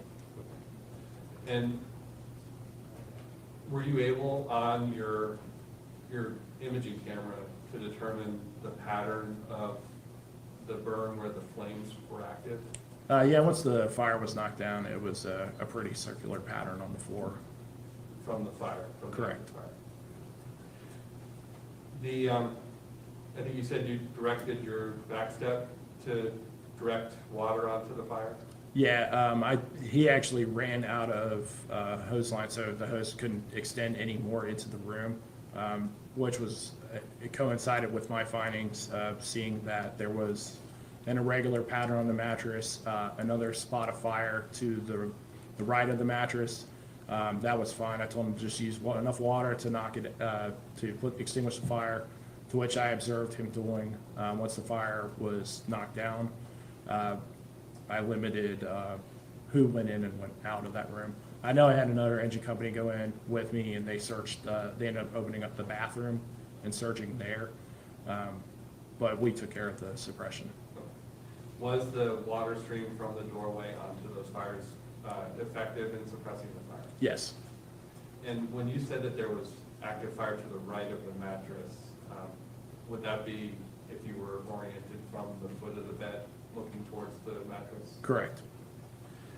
And after suppression of the active flames, what did you do then? I went outside to have a face-to-face with the incident commander, Chief Thomas, who's known as Chief 210 on the radio. Who is known as? Chief Thomas, he was known as Chief 210. And did you end up going back inside the residence after speaking with Chief Thomas? Yeah, I advised him of my findings in there. He ordered everybody else out. I prevented any destruction or overhaul from that bedroom just based on what I saw in there. I relayed that information to the chief, and he also came to that conclusion to not do an extensive overhaul, to only ventilate the room, which we opened up the windows that weren't open to let that smoke come out, and we used a fan to blow the smoke out to clear the smoke conditions. Okay, so you've described that you maybe made some decisions about what you were gonna do in that room differently from, say, normal fire. Yeah, I mean, when we fight fire, we don't want to allow any extension into anywhere else where the fire was. So sometimes fire gets into the walls, to the floor, joist, ceilings. So we limit that, and a lot of times, if you're not careful, people will go in and just tear every bit of wall, ceiling out. In this case, I prevented that based on it was a very small fire, low heat. There were some flame patterns to the headboard, to the mattress, but other than that, there was no concern for fire extending anywhere else besides those points. Did your experience as a fire marshal and in investigating fires cause you to treat this scene different from a normal fire where you're tearing everything down? Yeah, based on what I saw, I wanted to limit that type of overhaul. You had some suspicion that this was a set fire. Correct. And the difference in the way you approached the scene was to preserve the scene for investigation? Yes. Okay, so after speaking with your chief, did you re-enter the residence with an officer who had a body-worn camera on? Yes, I entered with Officer Stebbins of the Fairfield Township Police Department. Exhibit 13's been admitted into evidence already. That's the body-worn camera with Officer Stebbins. Have you had an opportunity to review that camera? Yes, I have. I'd like to play that so that he could relate to the jury what he's doing in the video. Defense wishes to be heard? Yes, sir. Permission granted.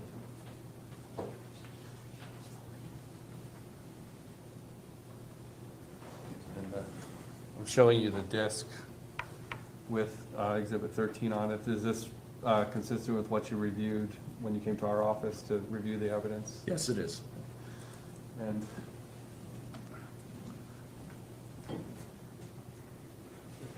I'm seeing Exhibit 35 on the plaintiff's table right now. That being displayed is what I'm seeing. Is that what you want? we're looking for 13. I don't have anything. You can't see.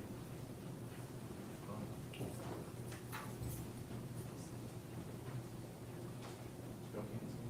There's nothing on it. Here's what I'm seeing. No, that's a video.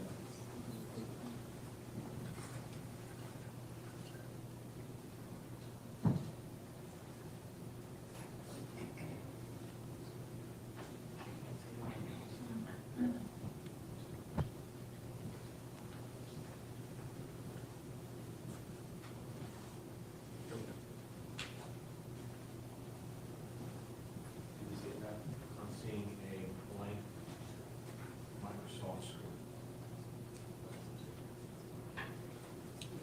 That's not my laptop. That's not my laptop. Here's the zone plugged in. I know, that's not my laptop.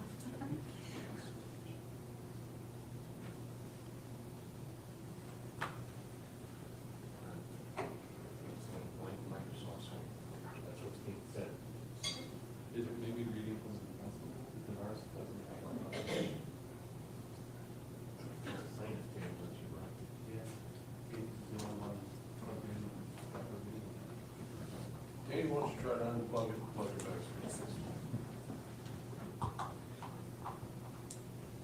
When you unplugged it, my screen went off, Katie. It flipped. Maybe it's in two screen modes. Can you drag? I can't play anything else. Can you manipulate an image on your screen? Just, Yeah. I can go out and yeah, I'm not seeing anything. Officer, are you seeing Microsoft's? That's all I have. Should we take a little break and I mean, I can do you want to go back in? Do you have your laptop plugged in?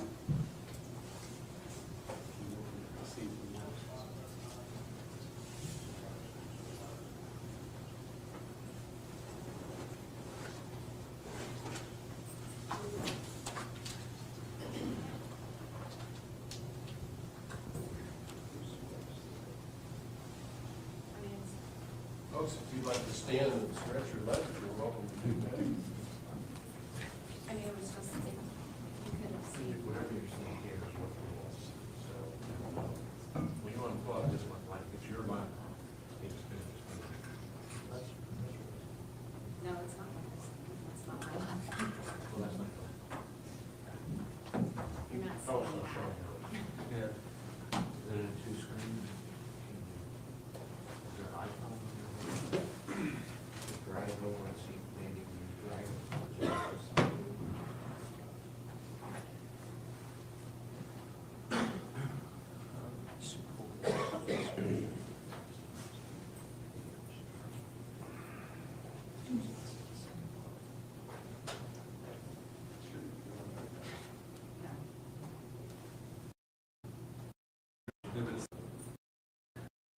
Video, I can see it, yes. you can try. All right, that's fine. Are you able to see the video? I can see it, yes. Is this the video that you reviewed? Yes. Go ahead. Yeah, so obviously the sound is off. Yeah, so we were going in with Officer Stebbins. I also had a CO monitor on me to monitor conditions, make sure they were tenable, that nobody was going to get carbon monoxide poisoning. Excuse me. On your computer, sorry. Yeah. So you went back in to see if there was any carbon monoxide in the house? Yeah, and also show Officer Stebbins my findings upstairs, because we were treating it as a crime scene at that point. So you can see the hose line in the stairwell. That's what we used to put the fire out. That was the 1 3/4 hand line. There's the room that I mentioned to the top of the steps. Okay, so at the top of the steps, you're pointing to something in the video there. What are you seeing and what are you pointing out in the video? There was a discharged fire extinguisher up at the top of the steps.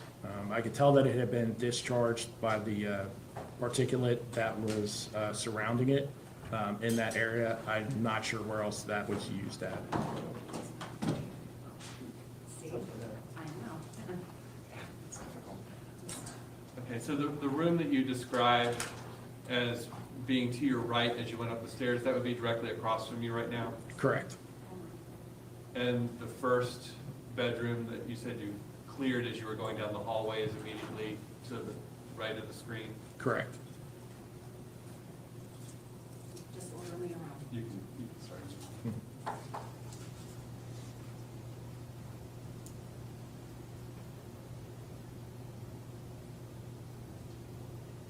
There was no fire thermal damage in that room? No, sir. Was there smoke damage? Very minor smoke damage. This room, were you able to identify whose bedroom that is? I'm not sure whose bedroom that was. Was there any thermal damage in there? No, just smoke. Just smoke. This bedroom, was there any thermal damage? No, just some minor smoke damage when the door was open to clear that room.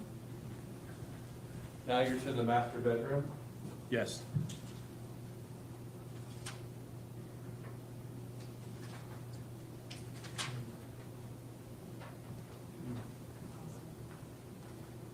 Can you go back to 145?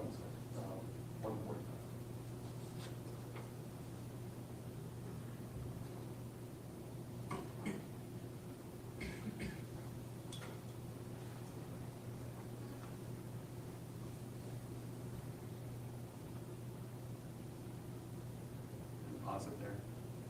What are you pointing, sorry. What are you pointing out on the ground there? There were 2 teeth with roots intact on the ground. Can you see them? Are you able to circle where they are on that video? Not at the current point, but if you go forward just or backwards a little bit, they were plainly visible.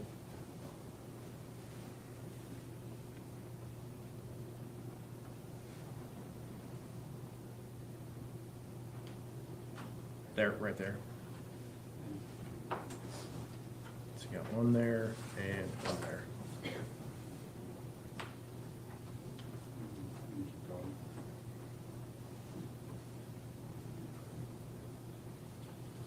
And you can see there's dust and things on the dresser, on the floor. What is that dust from? The dust is most likely from the smoke particulate. Did you have any evidence that a fire extinguisher was used in that room? Not at this point in time. I mean, it could have been, but I do note there was a portion of that was discharged at the top of that stairwell. Okay, so you don't think that the dust we're seeing on these dressers is from the fire extinguisher? It's hard to tell based on the video. You pause it here. So now as you're looking from the foot of the bed towards the head of the bed, looking at the area to the right of the bed. Yeah, where he's shining his light was the area that I saw the active fire and which we extinguished. Okay, and are there objects present it was a little blurry in that image, but are there objects present there that were suspicious to you? Yeah, I remember seeing a few water bottles, plastic water bottles. I'm not sure what the substance was, if it was water or not inside. Okay, were they burned? I don't recall there being a lot of damage to them. And as you look to the left, there's damage on the mattress. Yes, there is. And is that where the smoldering fire was that you were seeing? Yes. And the area that has a light being shown on it, you said that's where the active fire was? Correct. And after the fire was suppressed, what were you seeing the condition of the carpet to be? Would have been charred black.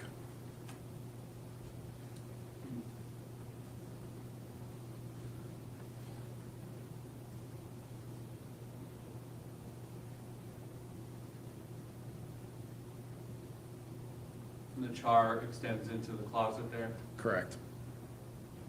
So that darker pattern there is what you're describing as where the active fire was? Yes.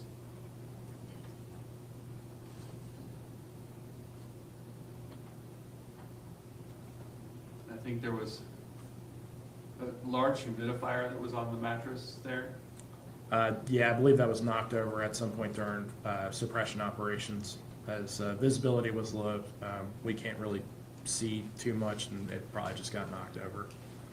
Other than that being knocked over as you were suppressing the fire, is the furniture in the same position it was in when you entered to suppress the fire? Yeah, there was looked like a circulating fan that was knocked over as well, but other than that, everything is where it was when we entered. What are you examining there? Officer Stevens is looking at the fire and thermal effects on the drywall. Is that a common occurrence from being exposed to thermal fire? Yes.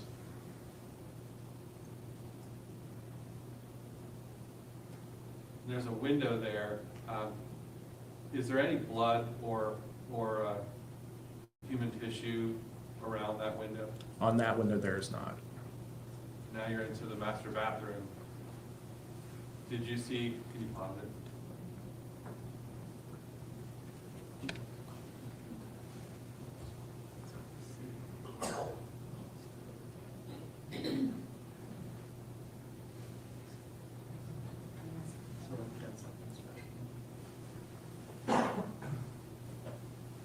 We can start from there.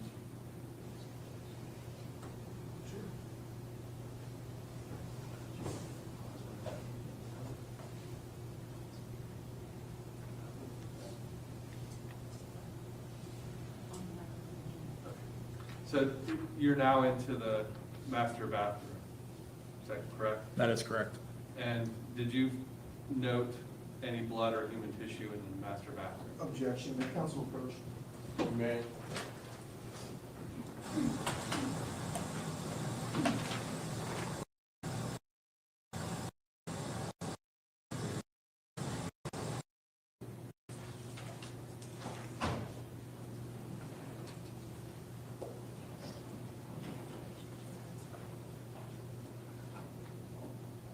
Sir, how long did you say you've been a firefighter?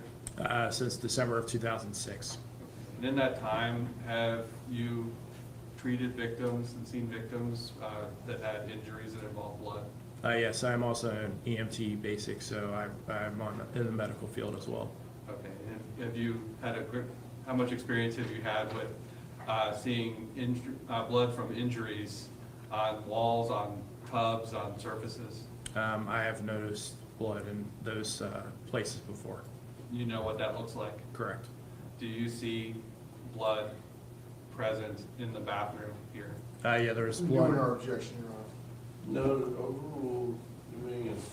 Yeah, there's blood in the bathtub. There was also blood noted on the wall. And where is that in relation to the window there? The blood is below the window. I can see. Can you circle that? Yeah, right in this area here. Thank you.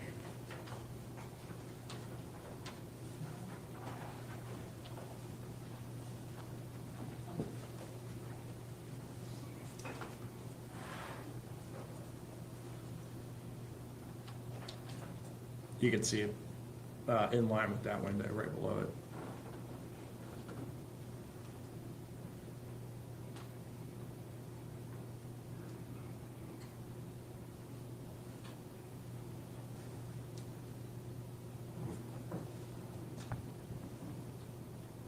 What are you doing at this stage in your walkthrough? Just a general observation of the scene, seeing if there's anything that sticks out to us. And I believe you testified earlier that the discharge of the fire extinguisher that you found in the hallway up by the stairs was out there, not inside the room? I was very noticeable at the top of the steps. I'm not sure if it was used inside the bedroom or not.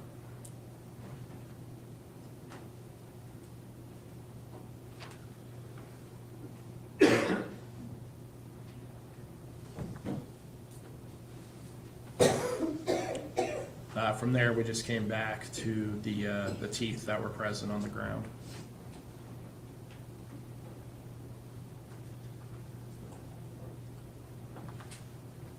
Did you locate a lighter in the room? Yeah, at one point, Officer Stebbins opened up the door slightly, and there was a blue Bic cigarette lighter on the ground below the door.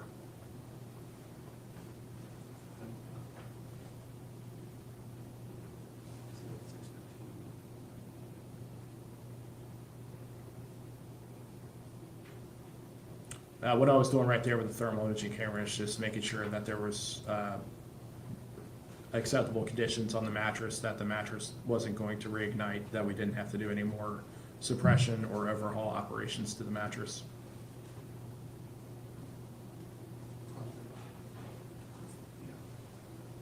Can you go back to 6, 7?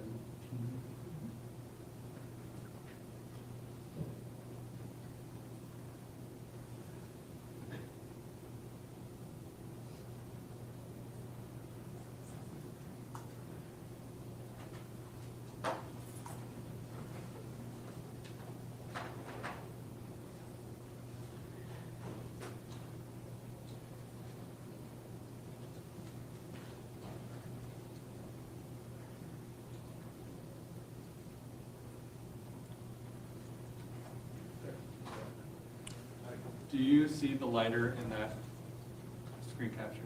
Yeah, it's right in this area right here. Underneath the door? Correct.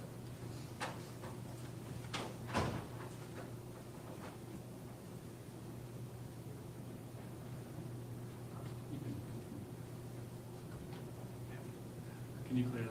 Yes. Thank you. And you indicated that you were using the thermal camera still. Yes. Why were you doing that? Like I said, just to make sure that there was no chance for what we call a rekindle. The fire still sustains a temperature that it could reignite the hot spots. I was making sure that the temperature was cooled to a point where that wasn't going to happen. There's another bathroom on the floor. Was Yes. there any thermal damage in that room? I do not believe so. Just maybe some minor smoke damage when it was open during a search. So, in your search of the home, was there any room other than the master bedroom that had thermal damage? No, the only fire effects and thermal damage were to that master bedroom. And fair to say the rest of the rooms, if they had any damage, it was due to smoke? Correct.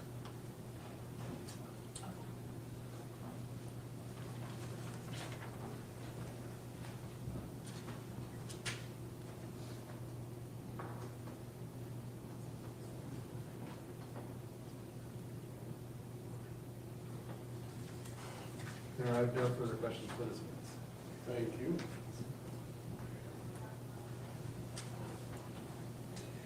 Any cross? No, sir. Thank you. All right. Officer Kaiser, thank you very much for your time. You're excused with our thanks. Thank you. Please watch your step. State's next witness. Your Honor, the state's next witness does some undercover work in her profession and would not like to be on the news. Very well. The next witness may not be photographed or videotaped, understood? Very well. So thank that's, you. that said, the state would like to call investigator Karen Corwin, since technology is not our friend.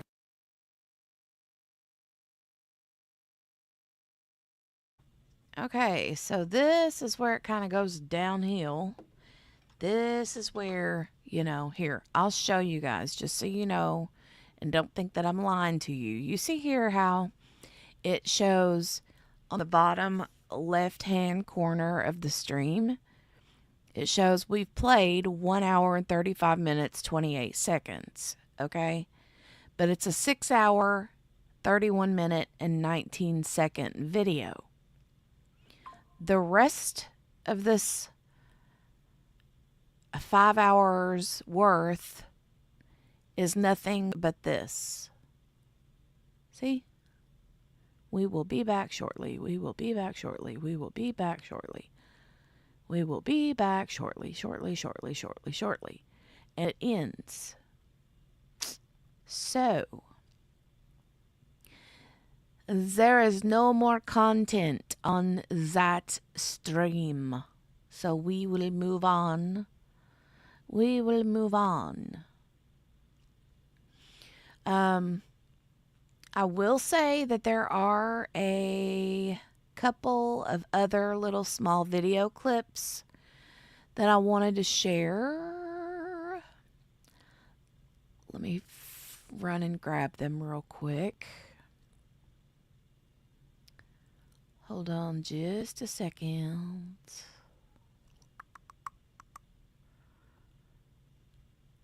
I gotta go grab them.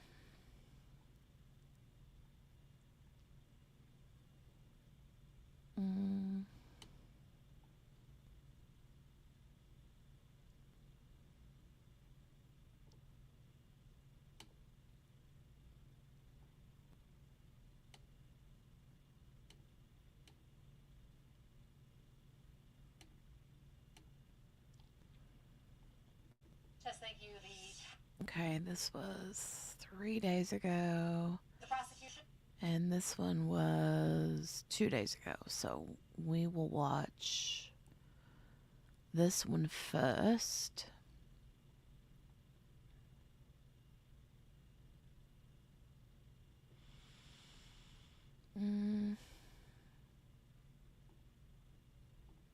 hold on, let me stop sharing the one for a second. Let me go grab it. Present.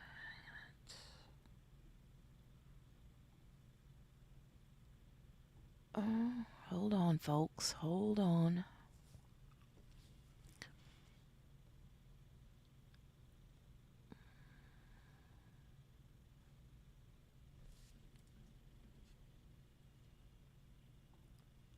Do do do do do do do. Not that one or that one. I think it's this one. Share.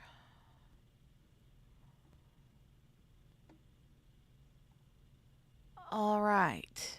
Now, this is from Fox 19 Now. This is just a very short clip. It's 3 minutes long. And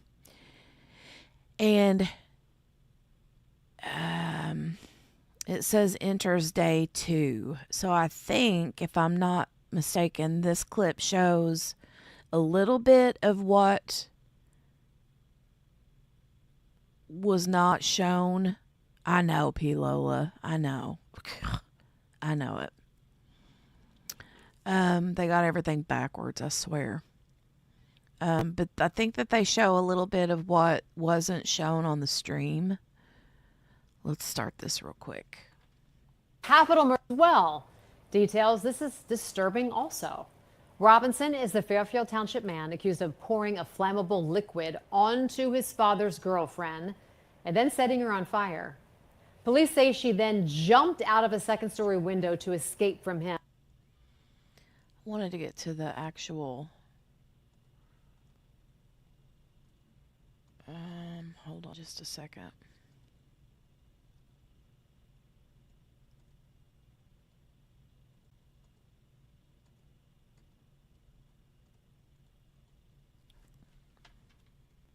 There was some testimony from, maybe this one is the one I did see already. Okay, that's not the one I wanted. Daggone it. Hold on a minute. Definitely backward city, right, Cherie? Yeah, for sure.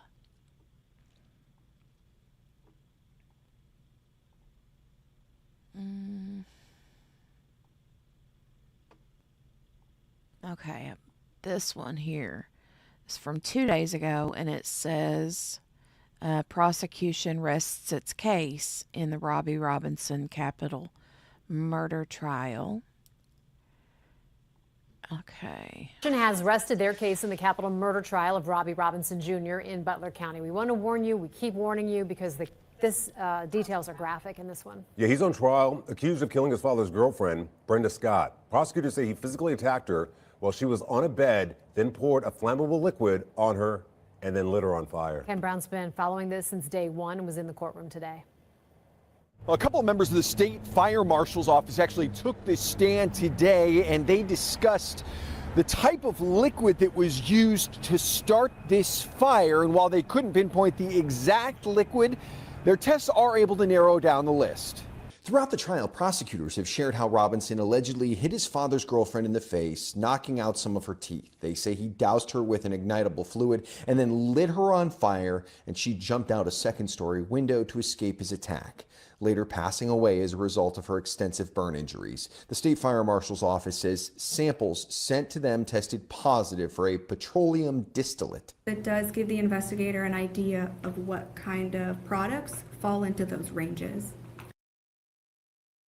Okay, this is the one lady I was talking about.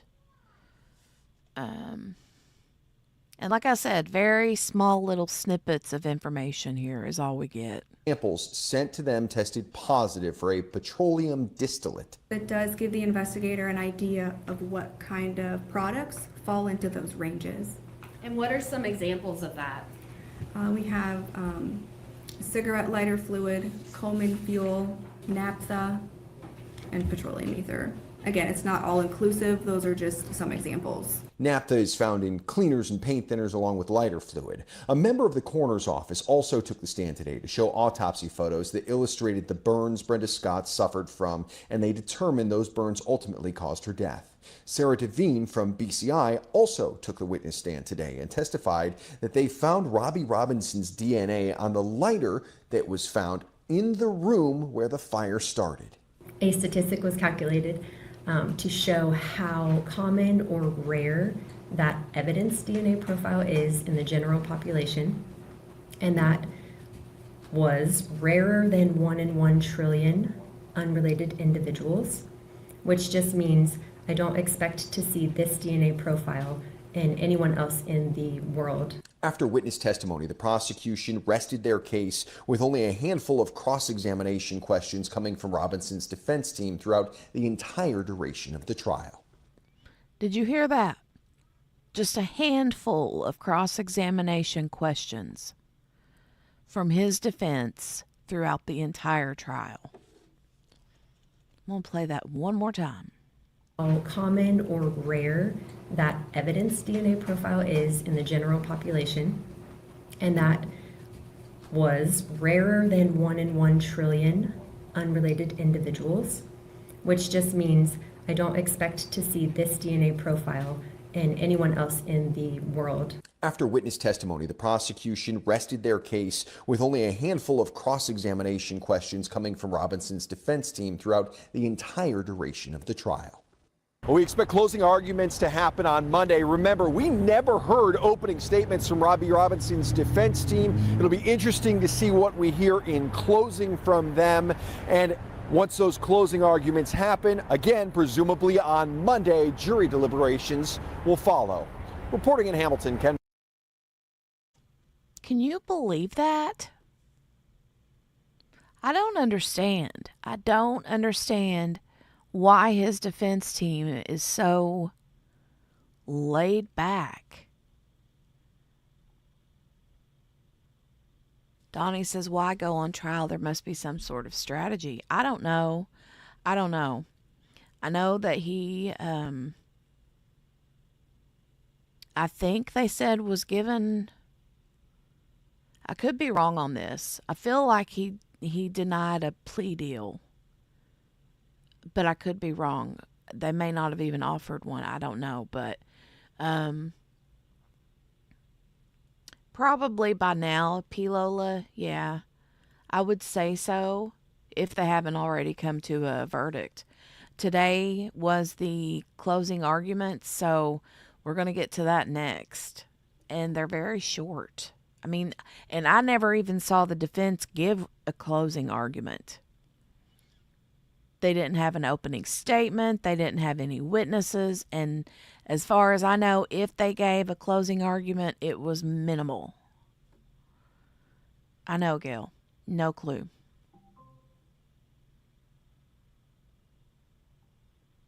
Maybe Michelle. I have no idea.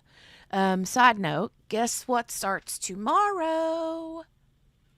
I just got word that they're expecting opening statements in the Rose Petal murder trial. Remember the one that was supposed to have started last month? But they couldn't get a jury sat for it? A jury seated for it?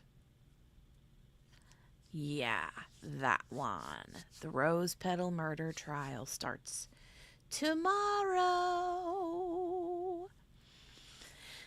All right, here we go. I'm moving on to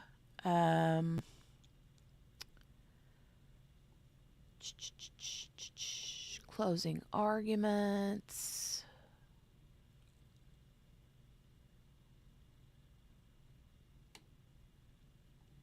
Open.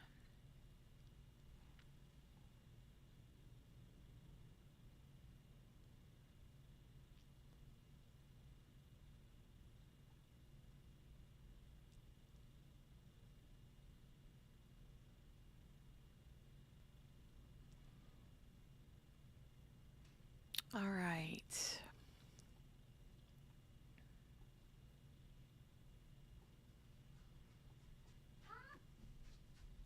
Hi, honey. Oh, you found your koala bear. Yeah, it's a koala. Koala bear. Yeah, Jolie. Yeah, kiddo. Let me find it. Here we go. All right now, baby, it's all right now. All right, here we go.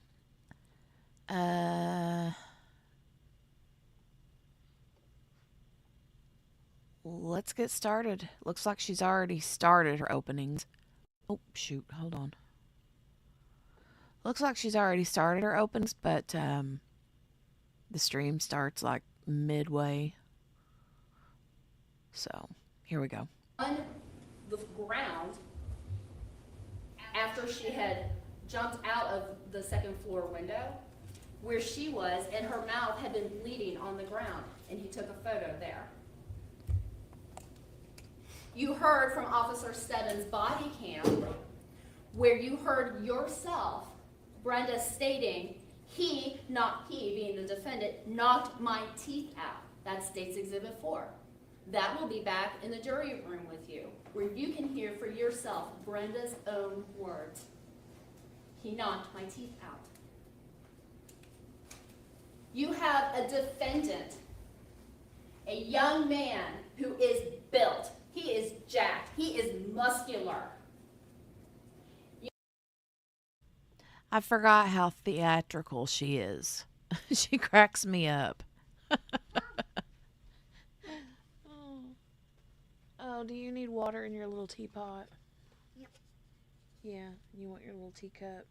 Yep. Oh, look, P-Lola. Is P-Lola still here? Hold on, baby. Stay back for a minute. Come here. Stay right there. Look, got a little teacup. I haven't drank out of my little cup in a long time, P-Lola. Look. This is different, though. This is her little purple one.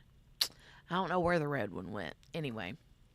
He looks skinny to me, too, Michelle. I don't know about jacked. But, okay. I have to run and grab some... She wants to play tea party. So I have to run and put some water in her little teapot. And I'll be right back.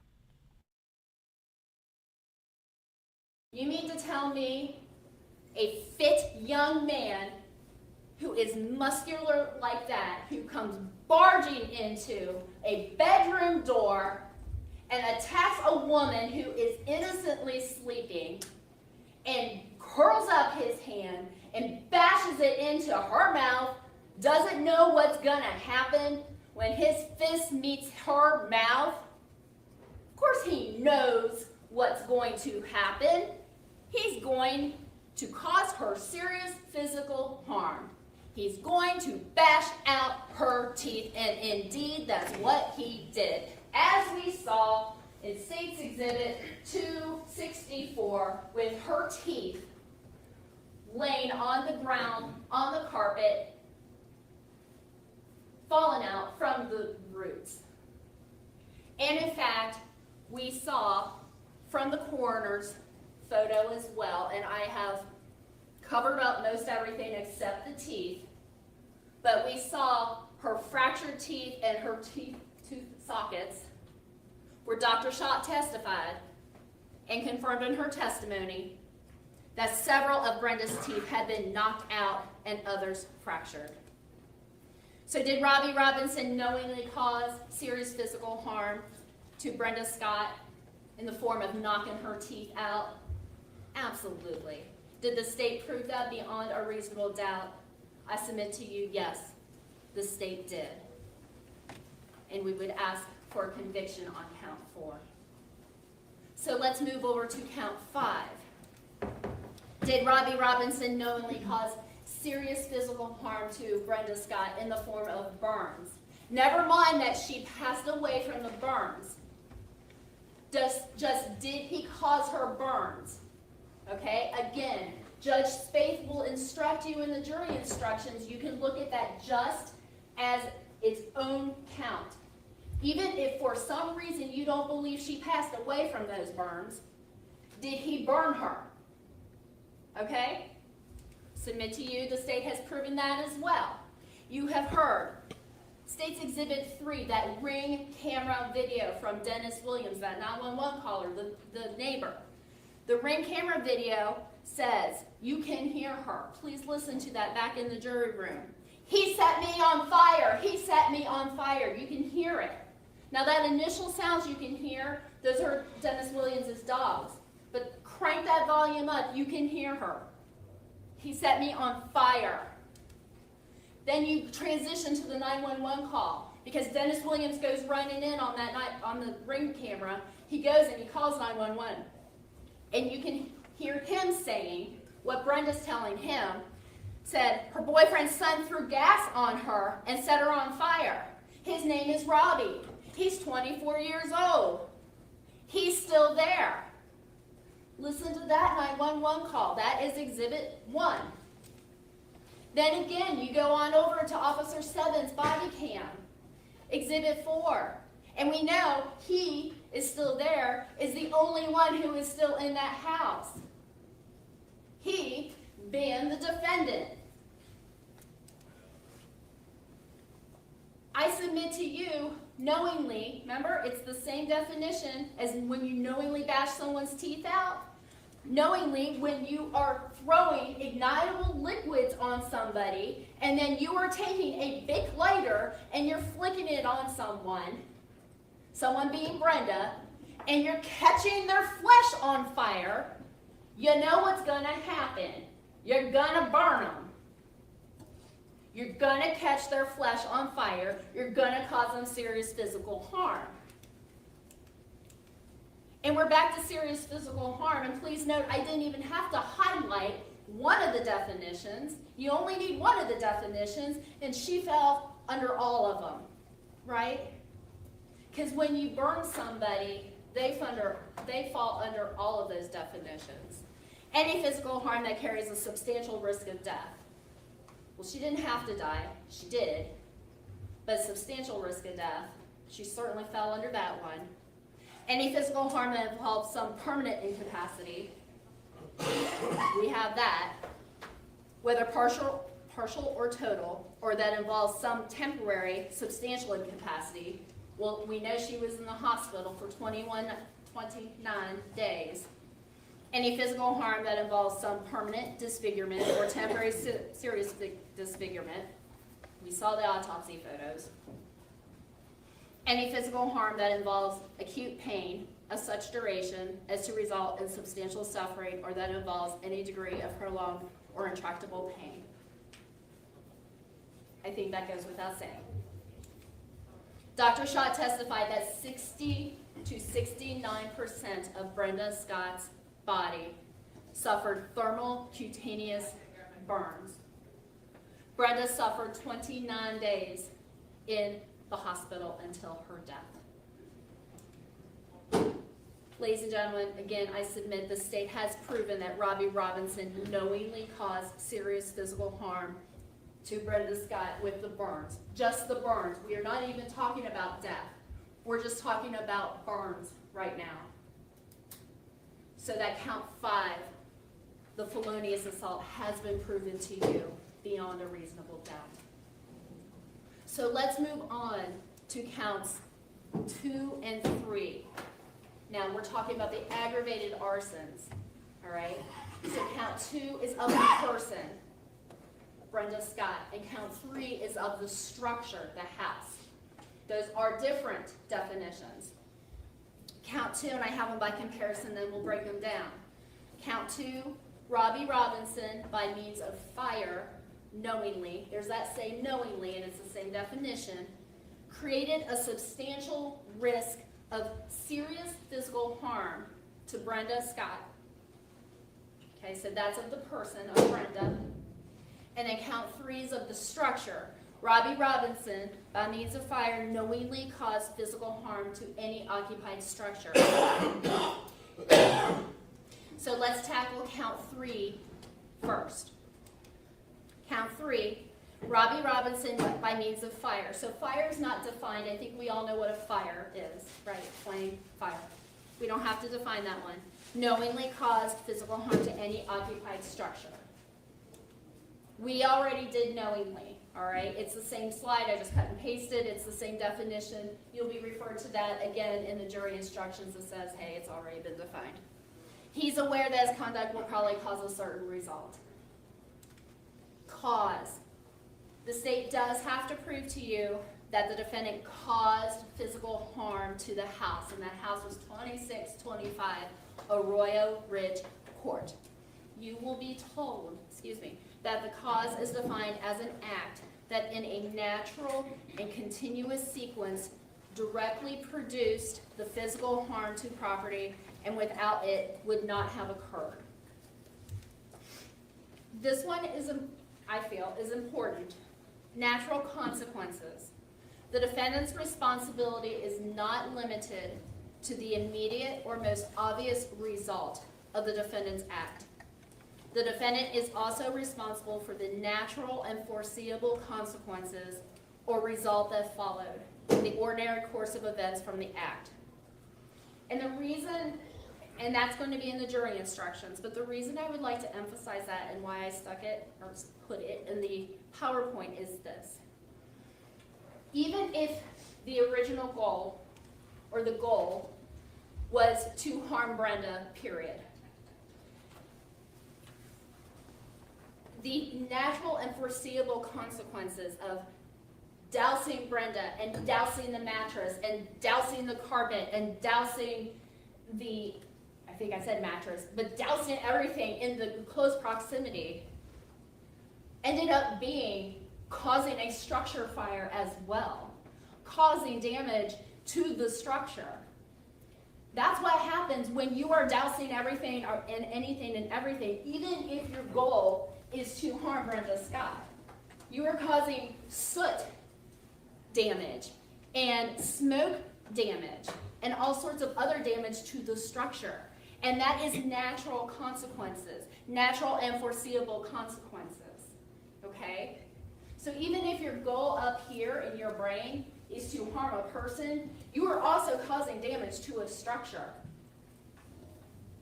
And to me that is important because that is making you culpable and guilty of a structural damage.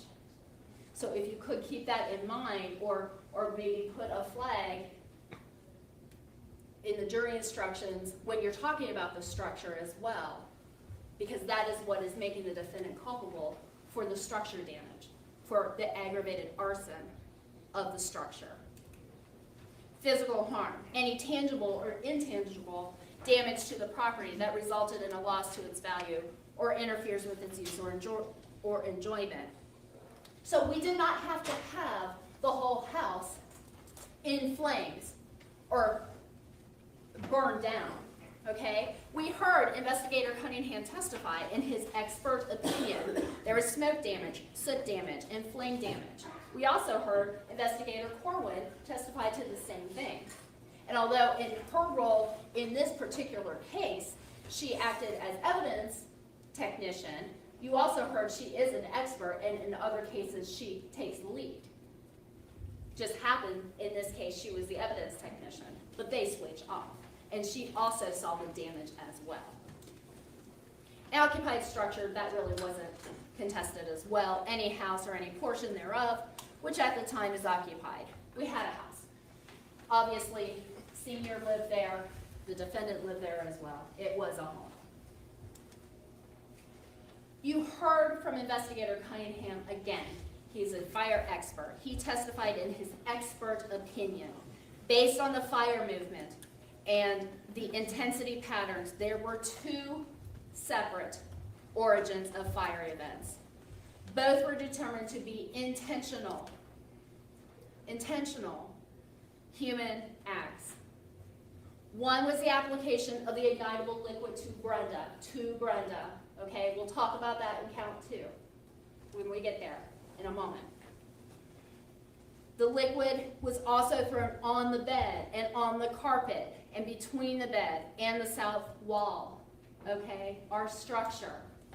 As well, when it was thrown on Brenda, and it goes everywhere, that's our natural and foreseeable consequences. It's going everywhere, and it's causing the damage to the structure as well, not just to Brenda, but everywhere, okay?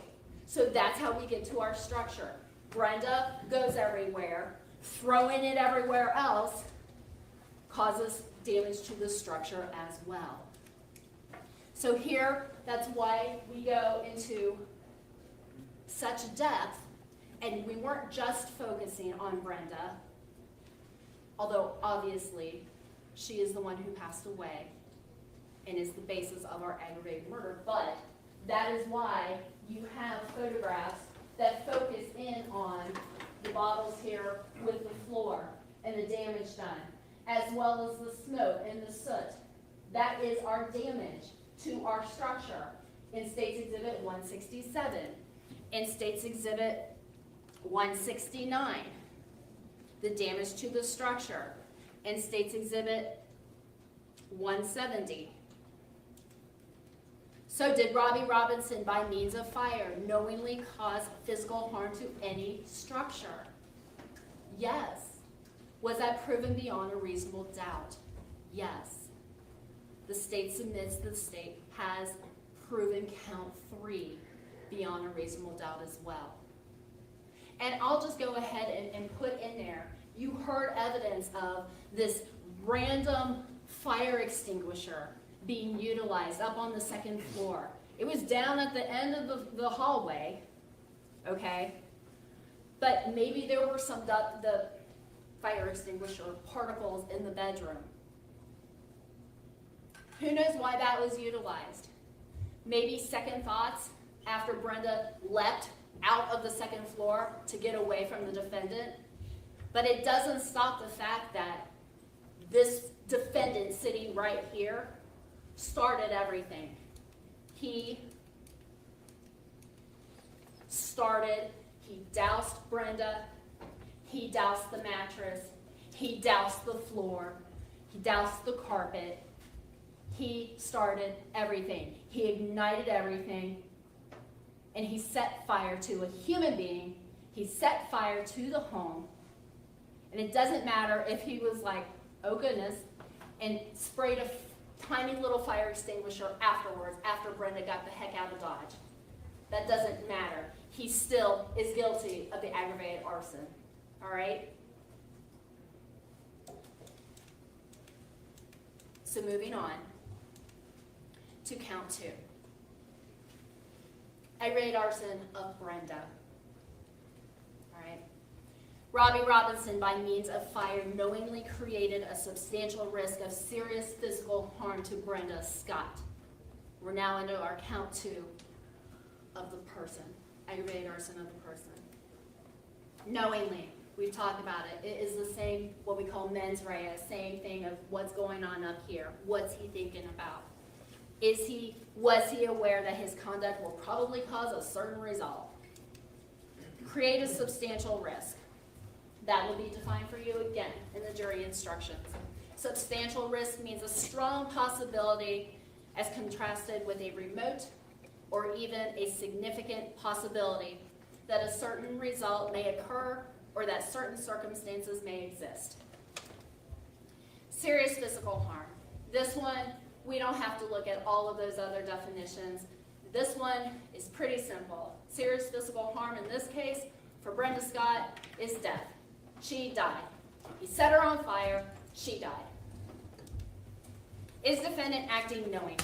I submit to you, when you take a whole bunch of water bottles and you fill them up with ignitable liquids, and then you store them somewhere, and then you wait for your daddy to leave to go to work, and then you put on your clothes and your big puffer jacket in 70-some degree weather, and you're inside, and then you haul your little water bottles off down into a bedroom, and you go busting in, and then you bash out the teeth of your dad's fiance, and then you take those water bottles and you start flinging the ignitable liquids all over the place onto Brenda Scott, your target, your victim, and then the mattress, and then the floor and the carpet, and then you take your lighter and you ignite the flesh of somebody,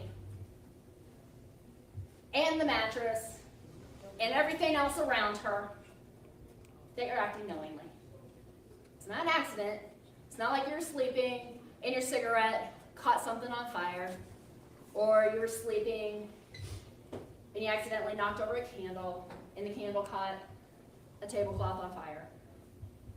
You know what you're doing. You know what you're doing.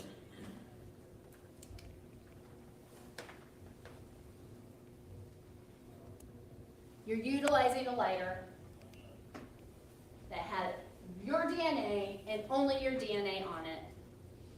Everyone's used the lighter before. It's not a one-trick pony for all those times,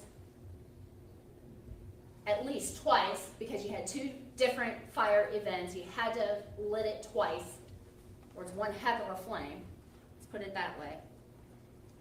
And was it an accident? Well, you had a victim whose teeth were bashed out, some, who had to have had a struggle for her life and was still able to get out of that bedroom while her flesh was on fire, get into the bathroom whilst bleeding, knock out a window screen, get somehow up into the window frame, lower herself out of a second floor while leaving parts of her body or hair or something.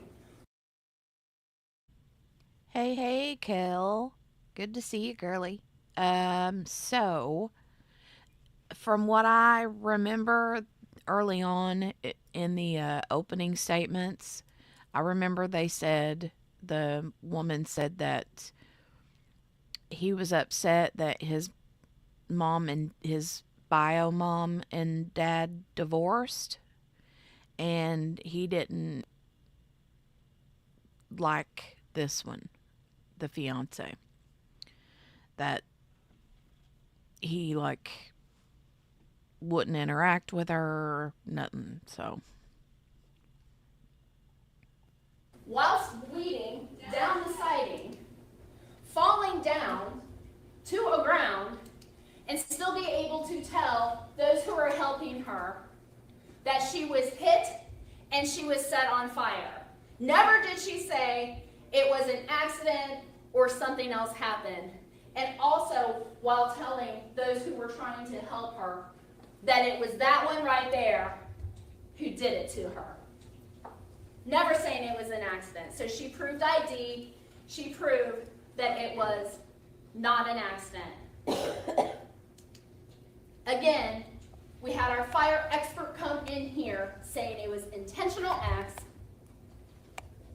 2 fire incidents, and again, for the aggravated arson of the person, 1 was the application of an ignitable liquid onto Brenda Scott while she was in the bed.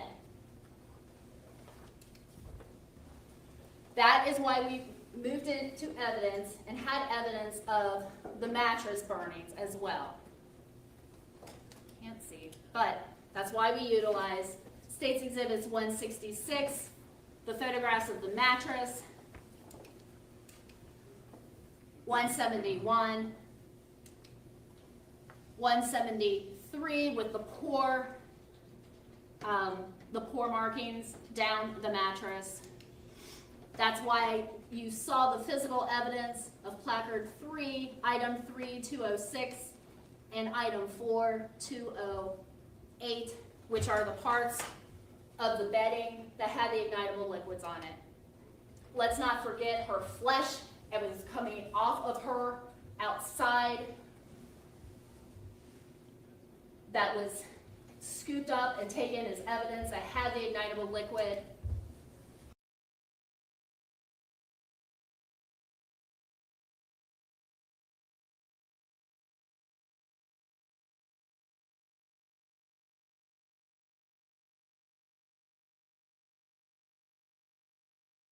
Scooped up and taken as evidence that had the ignitable liquid.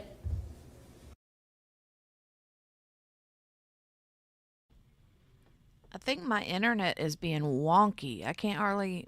Something's going on with my internets.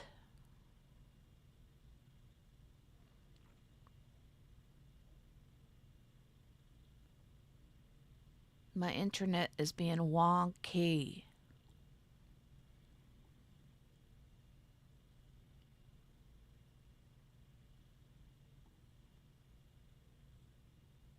Hold on, folks.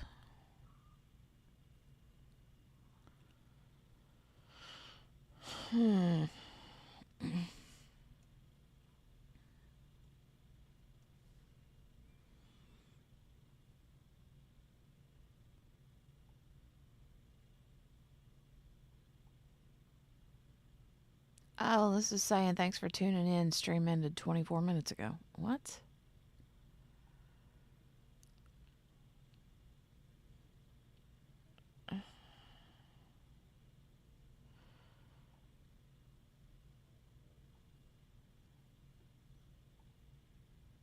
Oh my goodness, this is being so piddly.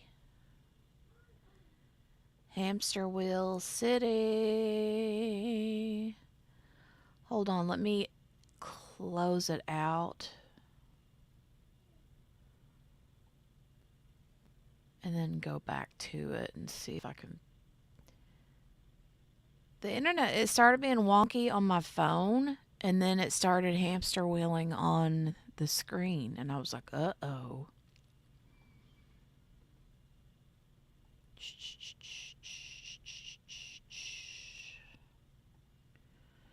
Let me see if I can reload this.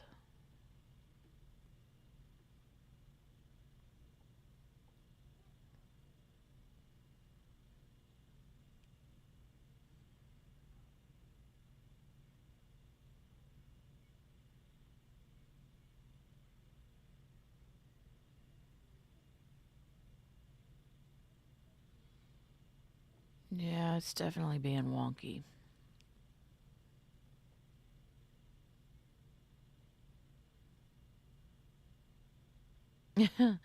Right, Michelle? Are you in a portal potty? Oh no. Oh, come on.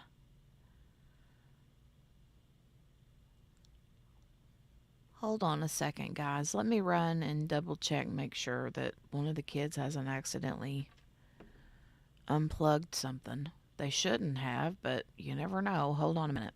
Be right back.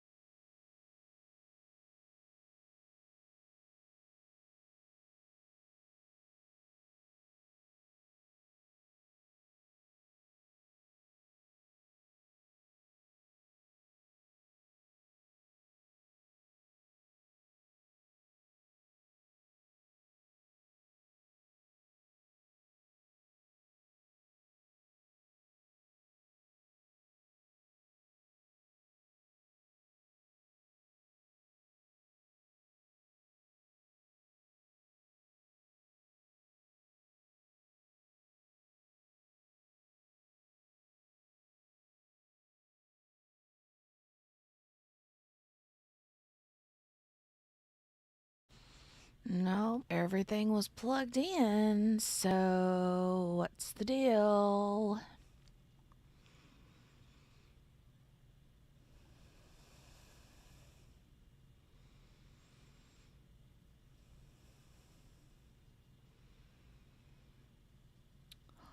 Is it YouTube that's just down?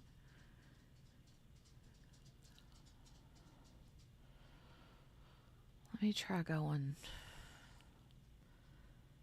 somewhere else and see. No, it's definitely just the internet in general. Wow, my internet is down, folks. Oh, wait. Oh, wait. Must be working now because now I'm getting like texts and dings and all that stuff. All right, well, let me go back to, hold on.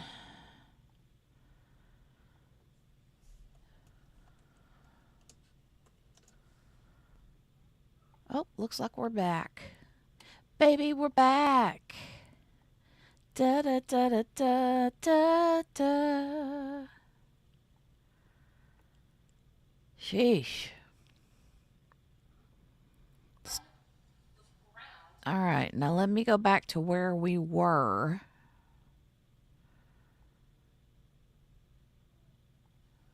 That was scooped up and taken as evidence. I had the ignitable liquid. Let me reshare my screen.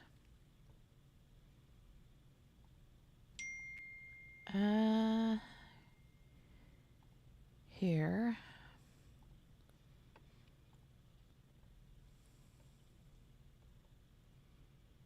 And I just can't live without you. All right, here we are. We're back. We are back in business. Thank you guys for hanging with me. Jeez Louise. That was also found on the defendant's clothes. Oh my God. So was an aggravated arson of the person of Brenda Scott proven beyond a reasonable doubt as well? I submit to you that the state has proven that Robbi Robinson, by means of fire, knowingly created a substantial risk of serious physical harm to Brenda. Yes. So we get to our final count. And the reason the state went in reverse order is because count 1 is predicated on the aggravated arsons. So we needed to talk about the aggravated arsons in order for aggravated murder to make sense. So for aggravated murder, Robbi Robinson purposely, now we have a different thought process, a different what we call the mens rea, purposely caused the death of Brenda Scott while committing or attempting to commit the offense of aggravated arson. So see how it makes sense to talk about the aggravated arson before we talk about aggravated murder? So Robbi Robinson purposely caused the death of Brenda Scott while committing the aggravated arson. Purpose. Now we have a little bit of difference. So far we've been talking about knowingly. What's purposely? Let's talk about purposely. A person acts purposely when it is his specific intention to cause a certain result. An aggravated arson. Was he trying to commit an aggravated arson? My argument is going to be similar to what I just argued to you, okay? But the definition and the jury instructions are different, and so I'm just trying to show you the difference in the mens rea. To do an act purposely is to do it intentionally, not accidentally. The purpose with which the defendant acted is known only to himself. There are different ways, and you will be instructed, there are different ways to determine purpose. Manner in which the act is done. The means used. All other facts and circumstances and evidence, and I want to stop here and note the yellow. Proof of motive is not required. I'm going to pause dramatically, right?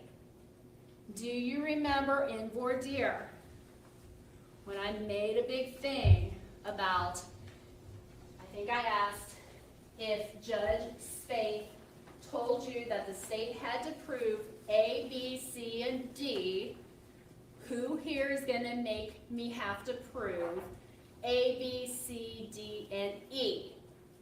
And I made you guys hold up your hands, and I don't think anybody did.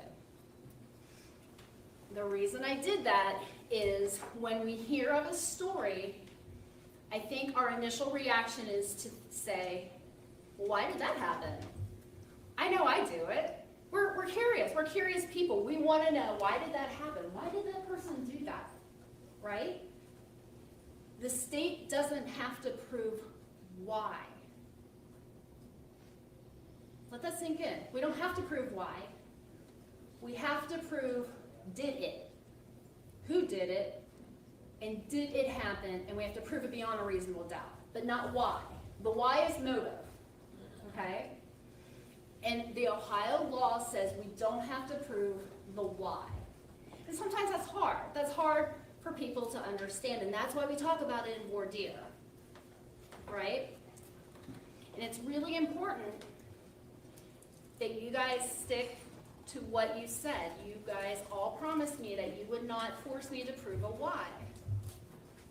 Because I'm not sure we necessarily could prove a motive in this case.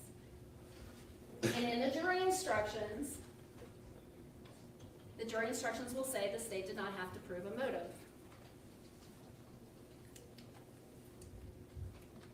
I gotta say it, hold on.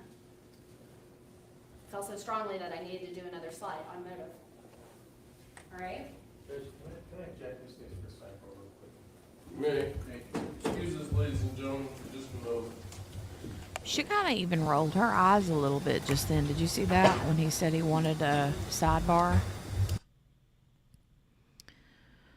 Sidebar City. Hi, Werner. Thank you for joining. So they go to this screen, and then they go to this screen. And here, looks like they come back.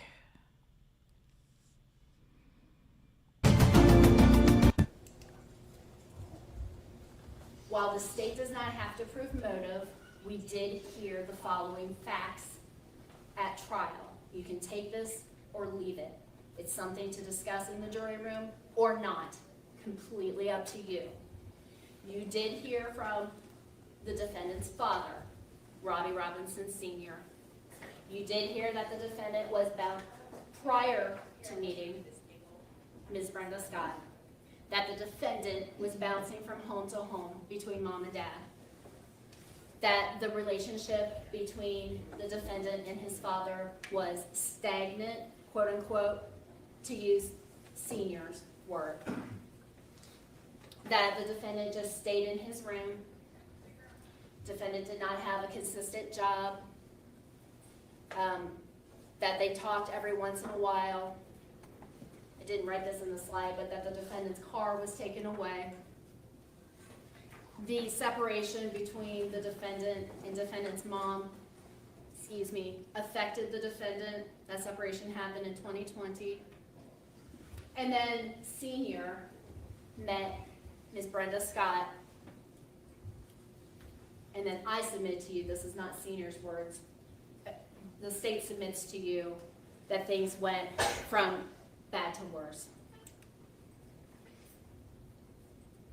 Senior testified that he met Brenda in 2022, where they both worked at UC Westchester. Both of them worked as nurses. They started dating in May of 2022. They got engaged in April 2023. And plans were made for Brenda to move in to the home where Senior lived, to the home where the defendant lived. And within a month, Brenda was murdered. You heard that the morning of May 11th, 2023, Senior woke up while Brenda slept. She didn't have to work that morning. Senior did. Senior testified there were no bottles with ignitable liquid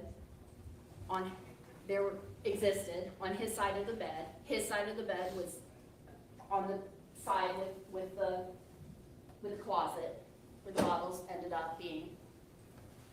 He got up, he went to the bathroom, picked up his clothes, that's where he got ready. There was no blood in the bathtub, as we saw in the scene photos. He kissed Brenda goodbye. She was fine. And he left Brenda and the defendant as the only two people left in that home. And the state submits to you that the defendant at that time literally bottled up his anger in the form of ignitable liquids.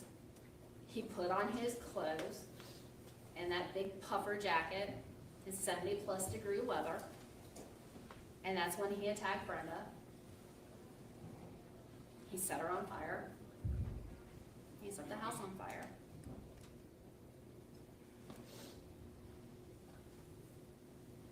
The state believes that some things you can use towards purpose are some of his statements that he used. And that's why the state played those statements, even though they sounded perhaps exculpatory. Compare that to the evidence that the state also provided to you. All of that has been moved into evidence, and feel free, if you want to listen to that again back in the jury room.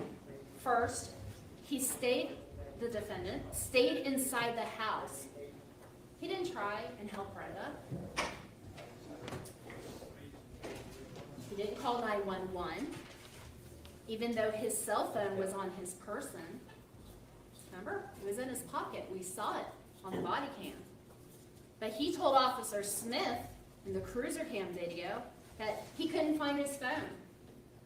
That was Exhibit 12. Remember Exhibit 10, the cruiser cam facing forward? The defendant was upstairs looking out the window when the police arrived. And then he came out with his hands up. Again, Exhibit 10. He wasn't waving down anyone for help. The house was on fire.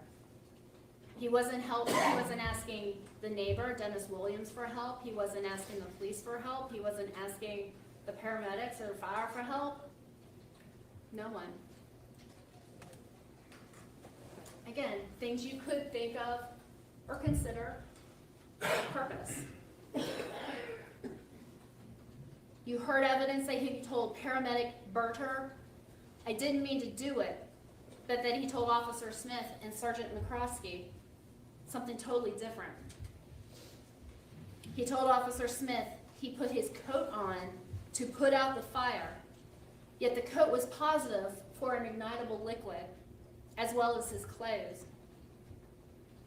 And initially he told Officer Smith he was trying to help Brenda, but then later said he didn't even know where she was, or he didn't even know if she was in the bedroom. Again, just some things you can think of or discuss if you want when you're back in the jury room when it comes to whether the defendant was acting in a purposeful manner. Going to purposely cause the death. Let's talk about cause the death. Dr. Schott testified that even though the death of Brenda Scott did not occur until June the 9th, 2023, it was because of the thermal injuries of head, torso, and extremities that caused the death. And thus the state submits to you the cause of death was the aggravated arson. It was the thermal injuries that eventually caused the death 29 days later. She said the manner of death was homicide, and obviously the deceased was Brenda Scott.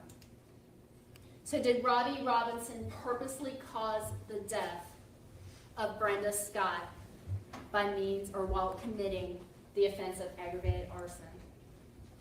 I would submit to you that yes, he did, and that was proven beyond a reasonable doubt. So we have one last piece that the state needed to prove to you beyond a reasonable doubt, and that is what is called a specification to count one. And that is what is called the principal offender. I'll read it to you. If you find the defendant guilty of aggravated murder, so if you don't find him guilty of aggravated murder, you stop, you don't have to think about the specification. If you do find him guilty of the aggravated murder, then you go on and you think about the specification. You guys deliberate on that, all right? And what you then do is you think, all right, if you find him guilty of the aggravated murder, then you think, did the state prove beyond a reasonable doubt that the aggravated murder was committed while the defendant was committing the aggravated arson and he was the principal offender in the commission of the aggravated murder? Well, what does that mean? What is a principal offender? And that will be defined to you as such. A person is the principal offender when he was the actual killer and personally performed every act constituting the offense charged. There wasn't a co-defendant, there wasn't somebody else assisting. He did it all. He did it all. And again, I would say the state has proven to you he was the sole actor. He did do it all. You have Exhibit 3, the ring camera. He set me on fire. He set me on fire. Not they. Not multiple. He. 911. Sent her boyfriend's son for gas on her. His name is Robbi, 24 years old. He's still in there. Not multiple people. Not a they. He, his. Robbi. One person. Stebbins cruiser cam. Body cam. My apologies. State's Exhibit 4. The defendant himself said he is the only other person in there, other than Brenda. The defendant's own admission is that he was the only other person in there. Paramedic Berter.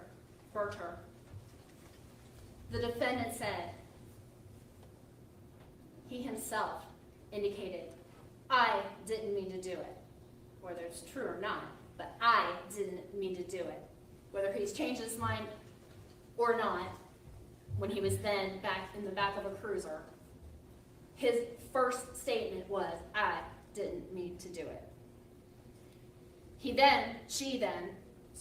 Berter then testifies that Brenda tells him he punched her in the face and set her on fire. Again, Brenda is saying in the singular, one person, the defendant, did these things to her. Then you have the processing photos of the defendant with the soot and the stuff on his hands, on the top, on the palms, and the blisters or the bubbles. Take it for what it's worth, but it's on his hands. Even after he got cleaned up after his printing, right, his fingerprinting, even after it's cleaned up, he has some markings on his hands, either from punching or fire. He has markings. And let us not forget the ignitable liquids on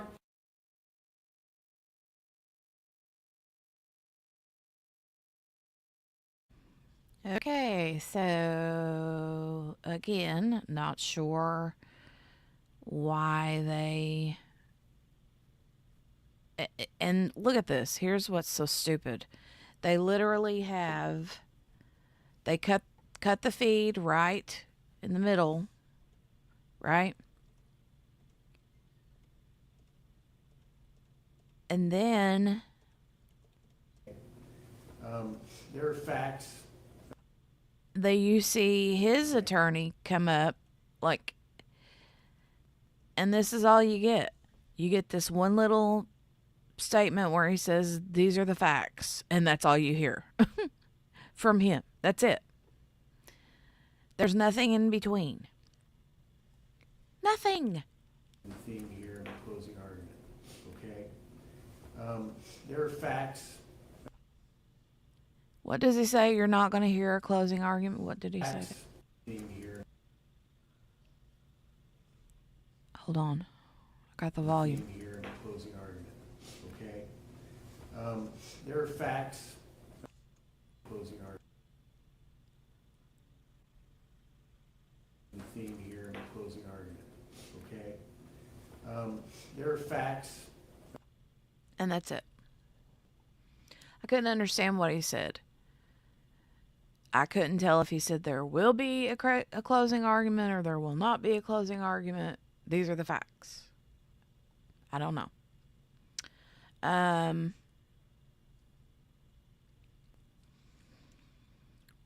that was at 15, or no, wait, that was at 40.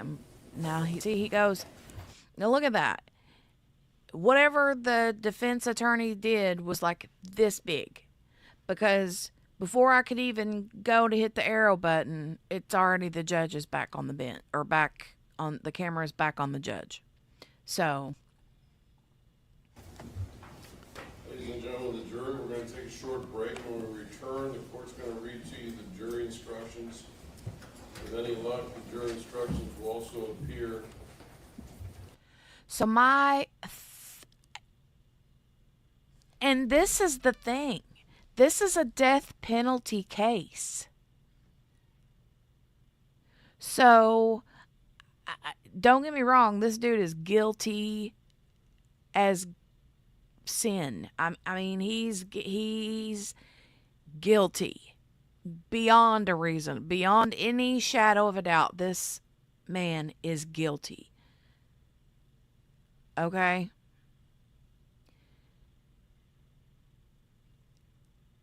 However, comma, as QB says, cannot wait for QB to get back. However, comma, would this be in a death penalty case? Even though this dude is guilty and would never win on an appeal, he will probably get an appeal because he has had zero defense. Zero defense. So, yeah, you can hear QB now, right? Miss King, I'm not sure if you missed last week. You guys continue to pray for QB. Her friend, the lady that she was a caretaker for,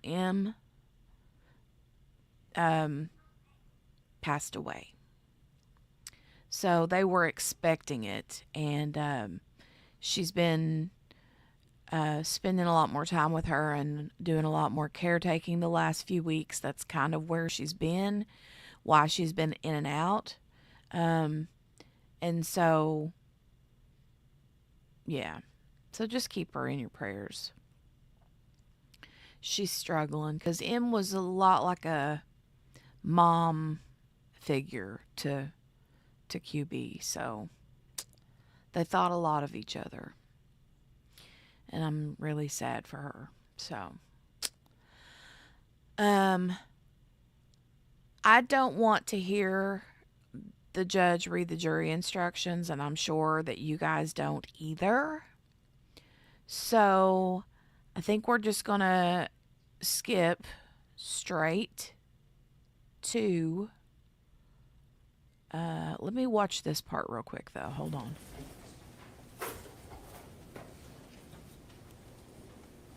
Will also appear on the screen simultaneously as I'm reading the tape. During the course of our break, do not discuss this case amongst yourselves, permit anyone to discuss it with you in your presence. Remember and abide by all the admonitions that I shared with you. All rise to excuse the jurors.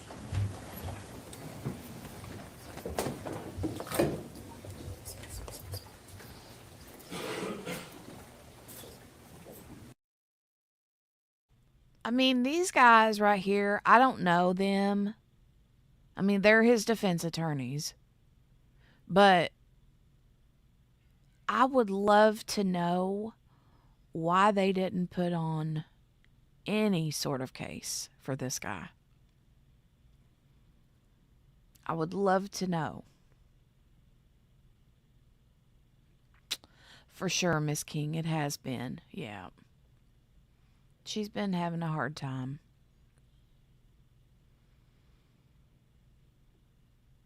I know, right, Cherie? I know it. But I want to skip through because I believe that they reached their verdict.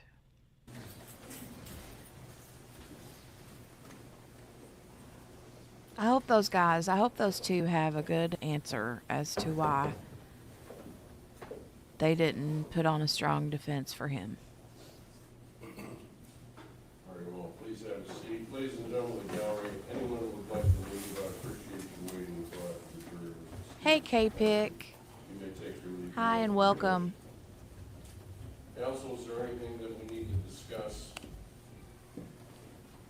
I agree with that. You can't, K-Pick says you can't put a case on when you don't have one. What county was this in? I don't know it was Butler County, Ohio, I think is what it was. But, and I agree, but they didn't have an opening statement. They didn't have, as far as I know, they didn't have a closing argument. If they did, it was very, very minimal. And in my opinion, they could have at least brought in some experts to try to show that he was like, not that he was, I don't believe that he was incompetent or had any sort of mental illness. I don't believe that at all. And it's hard to defend the indefensible, I guess, or whatever, however you say that. I'm just still blown away. I've never seen anybody just be like, yeah, we're just going to sit here beside of him and not really do anything about it. So, I'm in Ohio, that's why I asked. I'm assuming they're going to let the appeal happen as ineffective counsel if they didn't get along. Yeah, I know that there was word that he had, I think, that his counsel even tried to jump off of this case. And the judge wouldn't allow it because it was time for the trial to start. So I don't know. But I do think that there could potentially be, an appeal for ineffective counsel. If he tried to fire them and the judge wouldn't allow, then he wouldn't want them to do anything. I guess.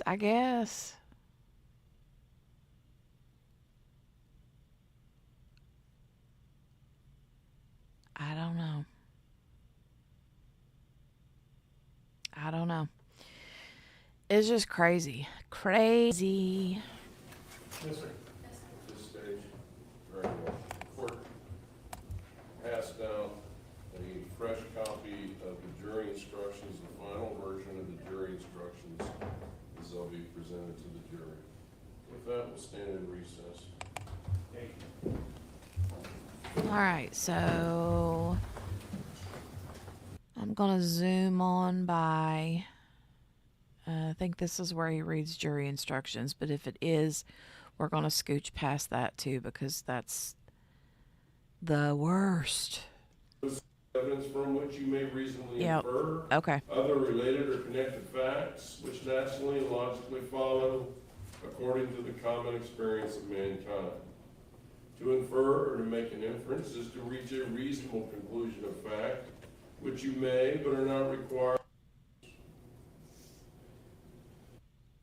If you can do so without each of you must decide this only after a discussion and consideration solely your question in writing, stating Daddy Warbucks. Prior to distribution, a more careful. Those of you selected as alternate jurors to serve on this jury panel return one of the deliberating jurors. He has zero, like, The alternate jurors will not. he looks so excited to be there. So excited to be there. Verdict forms. Oh, what's he looking? What's he doing? He's asking something. Hold on. If anyone else. Ladies and gentlemen of the jury, back in the jury room, you will have the evidence that's been admitted in. Tanika, hey girl, hey. She says popping in to say howdy. Howdy, lady. How are you? Incredible interview yesterday. You guys hold the phone if you missed it. I've got to go find it. And make sure that you are wide awake and ready to roll on February the 16th, 6:45 p.m. Eastern Standard Time. Tanika is going to have oh my God, I cannot believe I'm going to say this. One of Sarah Mate's cellmates. She's going to interview. Oh, I'm so excited. I'm so excited. Hold on, I've got to grab this link from Tanika. I'm so excited. Copy link. Okay, let me drop this link in the chat. That was emotional, right, Tanika?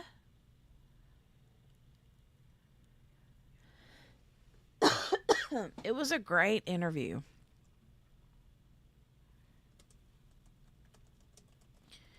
Latest interview. Here's the link to that. If you have not watched that, go check it out. She interviewed, it says a former 2-time Wisconsin inmate explains life in women's prison.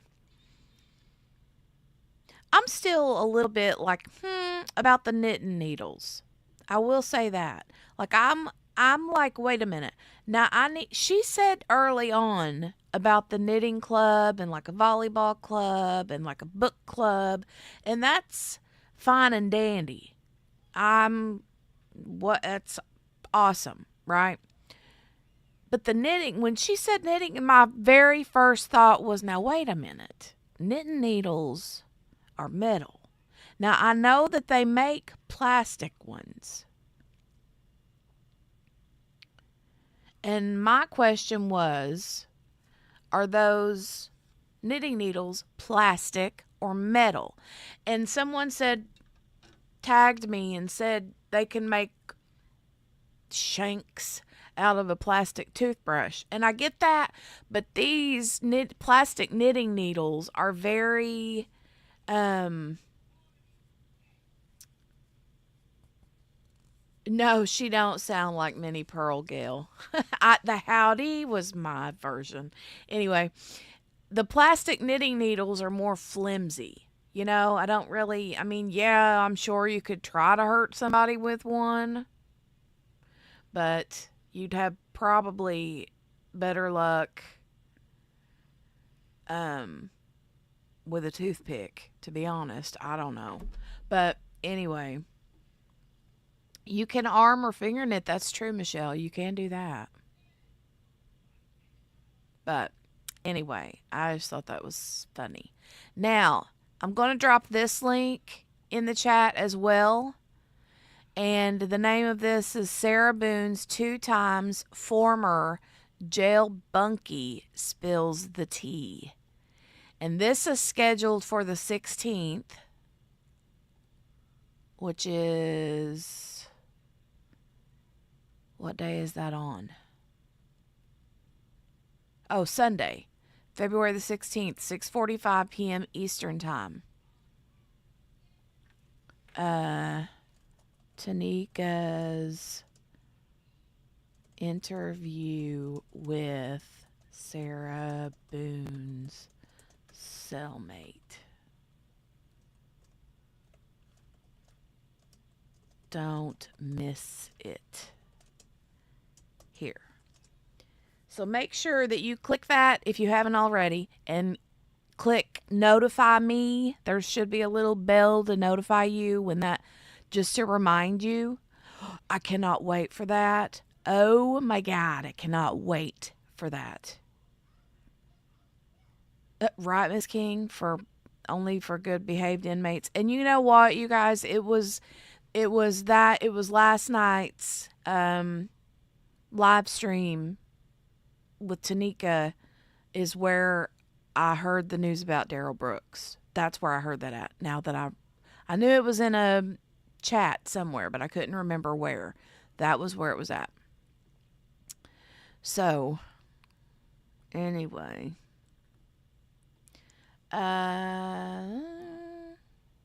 Okay, thank you, Tanika. I'll do that. I'll grab it and send you an email. Okay.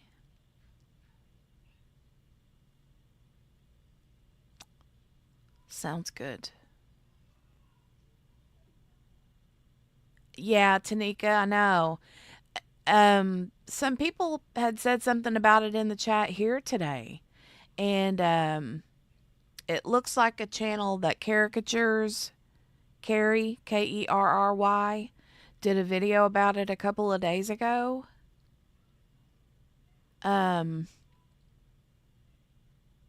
So I don't know. I mean, I don't know if it's confirmed or not, but like I haven't seen anything in black and white, you know what I mean, that says so. But I guess anyway. All right, so we're going to, but thank you for popping over here. It's so good to see you. So good to see you. We're going to get to, I want to listen to the rest of just this little bit here from the judge and see what if there's anything he says before we get to the verdict. You will also have this judge is Daddy Warbucks. Daddy Warbucks.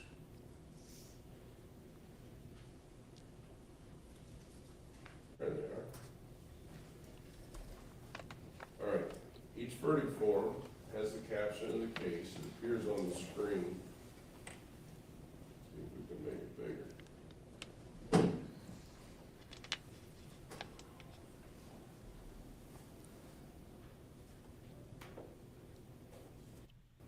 Okay. We, the jury, being duly impaneled, find the defendant, Robbi Robinson. Okay. He's just going over the verdict forms. Make sure that they're in order, because there were a few different charges. Showing on the screen, each describe what verdict, count. He wants to make sure they're correct before he sends them back to the juror with the jurors. Excuse us for just.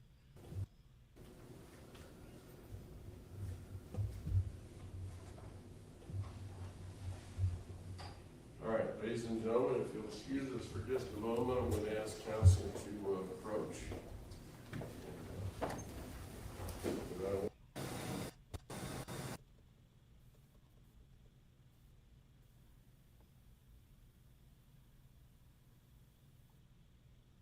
You may now retire and begin your deliberations. I'm going to ask that our 4 alternate jurors, would you step forward into the well of the courtroom just to give access to the other jurors so we can exit the jury? And then our 12 jurors take their notepads with them at this time, move to the jury room. All rise to excuse the jury.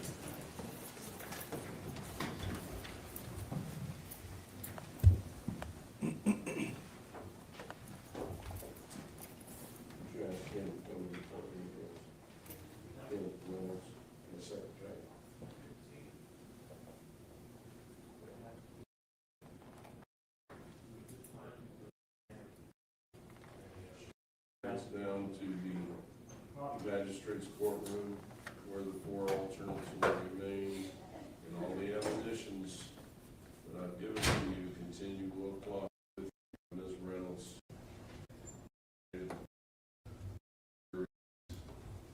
With that, then we'll stand.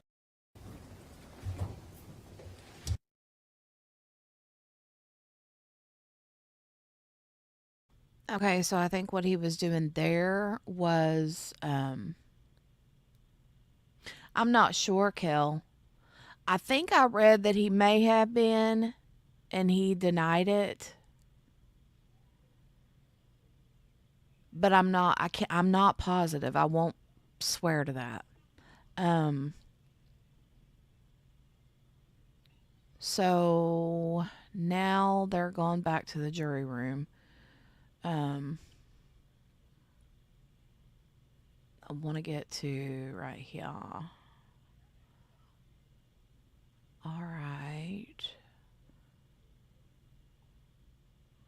Here we go.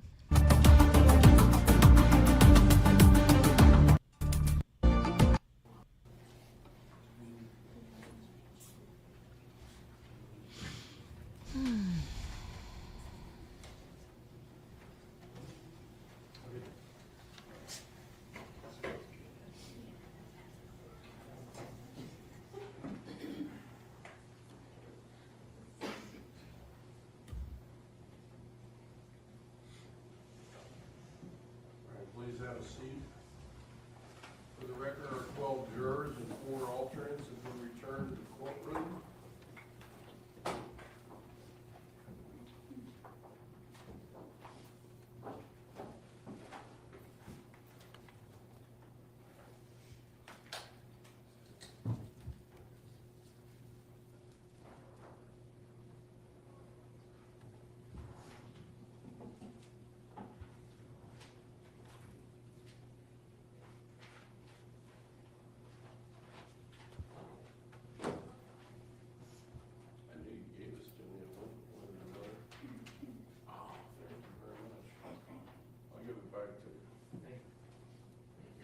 All right, would the 4th person please raise their hand? All right, juror number 75. Has the jury reached a verdict? You wish me to stand or stay seated? So you can stay seated. We have reached a verdict, Your Honor. Have all 12 jurors signed the verdict forms? All 12 jurors have signed the verdict form. Would you kindly hand the verdict forms to Mr. Laguna?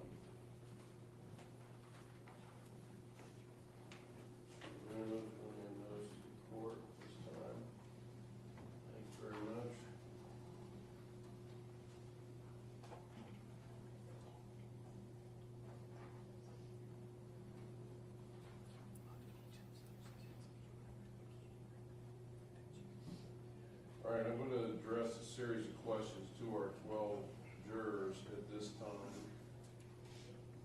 And I ask that you raise your hand as your response if you have an affirmative response. Is there any one of you amongst the 12 regular jurors who did not follow the court's instructions and admonitions while you were deliberating? No one's raised their hand.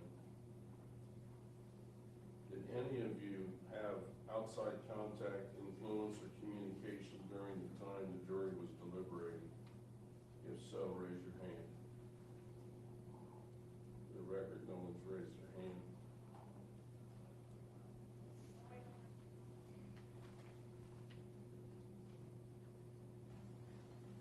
Has anyone other than the 12 deliberating jurors done anything, said anything, or in any way attempted to influence your verdict? No one's raised their hand.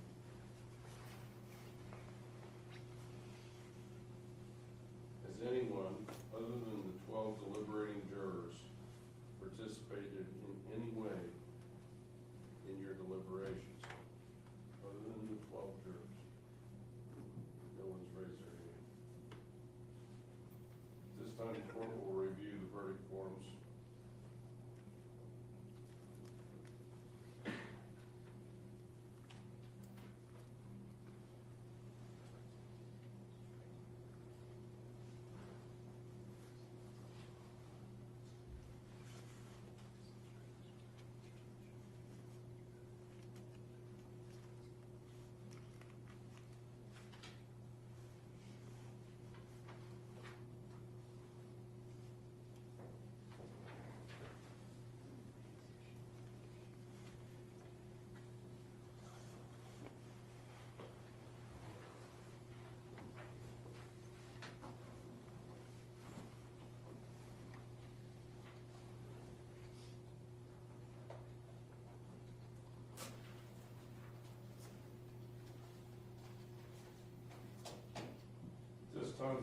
read the verdicts. Oh, he for sure is, Kel. Right? Very well. In the matter of State of Ohio versus Robbi Robinson, CR 23050688. Verdict count one. We, the jury, being duly impaneled, find the defendant, Robbi Robinson, guilty beyond a reasonable doubt of aggravated murder in violation of Ohio Revised Code Section 2903.01B, as charged in count one of the indictment, an unclassified felony.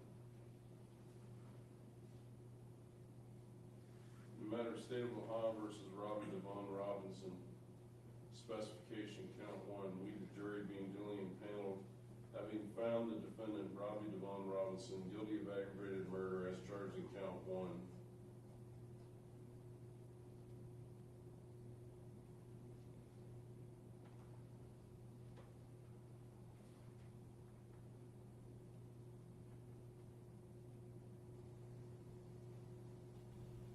Right, Michelle. Guilty beyond a reasonable doubt of specification, to wit, that the aggravated murder was committed while the defendant was committing or attempting to commit the offense of aggravated arson, and the defendant was the principal offender in the commission of the aggravated murder pursuant to Ohio Revised Code Section 2929.04A7.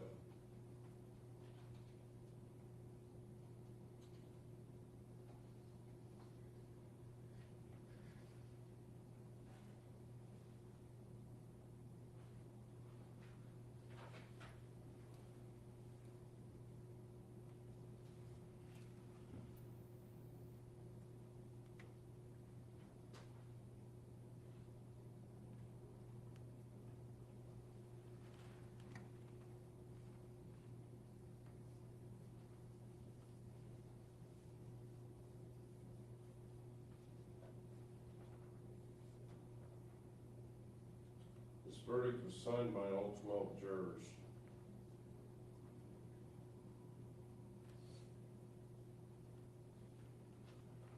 Verdict form count two in the matter of State of Ohio versus Robbi Robinson. We, the jury, being duly impaneled, find the defendant, Robbi Robinson, guilty beyond a reasonable doubt of aggravated arson in violation of Revised Code Section 2909.02A1, as charged in count two of the indictment, a felony of the first degree.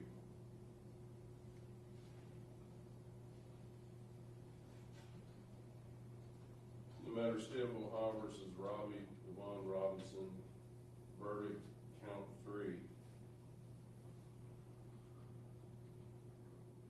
We, the jury, being duly impaneled, find the defendant, Robbi Robinson, guilty beyond a reasonable doubt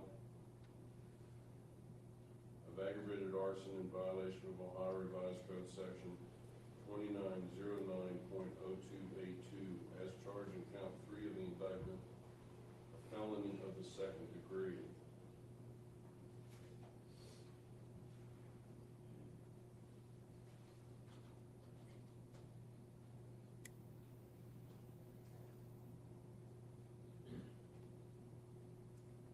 No matter State of Ohio versus Robbi Robinson, verdict count four.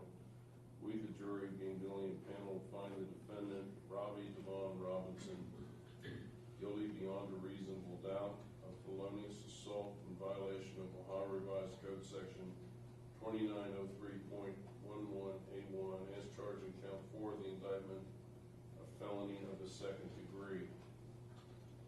Signed by all 12 jurors. Verdict count five in the matter of State of Ohio versus Robbi Robinson.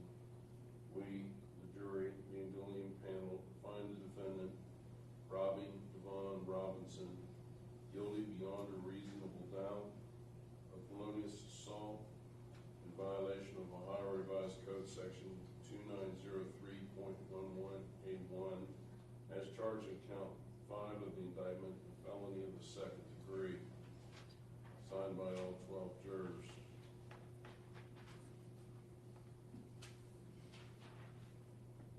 Ladies and gentlemen, stay right where you are, please. At this time, I'm going to ask counsel to please come forward. The defendant may have a seat. Counsel, sidebar. So I think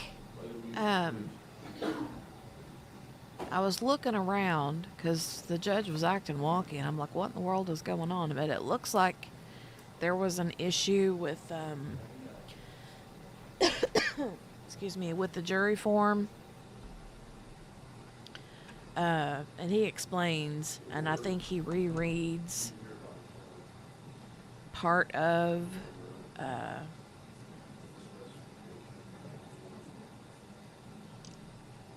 something over.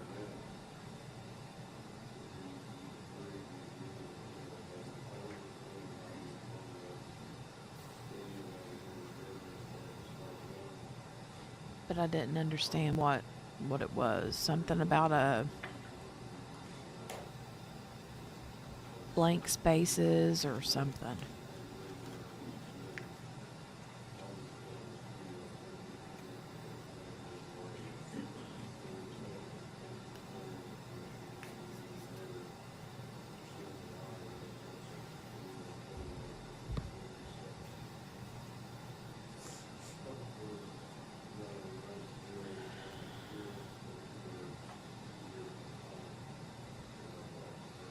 You would think that they would have their jury verdict forms down pat.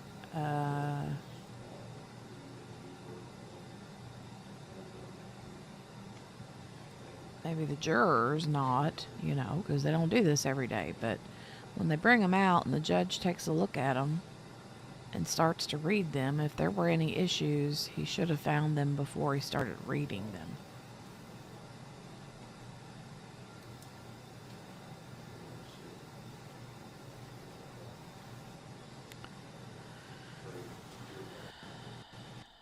Let me fast forward it. All right. Ladies and gentlemen of the jury, court discovered, despite the fact that it's reviewed these documents on multiple occasions, but it appears that there may have been an error in the language on the specification as to count 1. The jury wrote in guilty beyond a reasonable doubt, but in front of that vague phrase, normally the verdict form would say, you hereby find. In other words, the jury, you hereby find.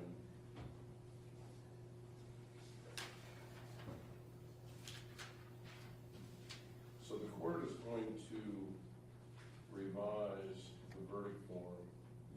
It's pretty clear to the court, very clear to the court, quite frankly, what your finding is. But so that there are no questions, I'm going to send this and all the verdict forms back into the jury room. I'm going to revise the verdict form as to the specification so it reads grammatically correct.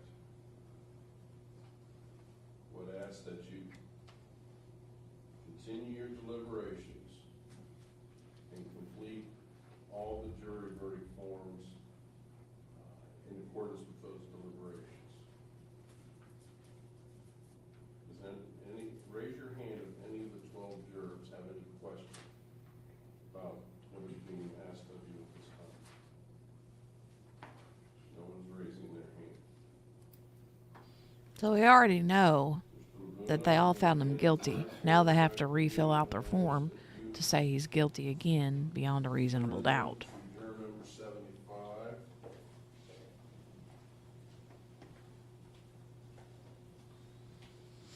Four alternate jurors. Kel. Kel Riddick says that is ridiculous. I love that. I love when you do that. No, sir. All rise to excuse our jurors. Okay, so let them go back out. Let them refill out the papers. Then they're going to come right back in. And and read it all over again, basically.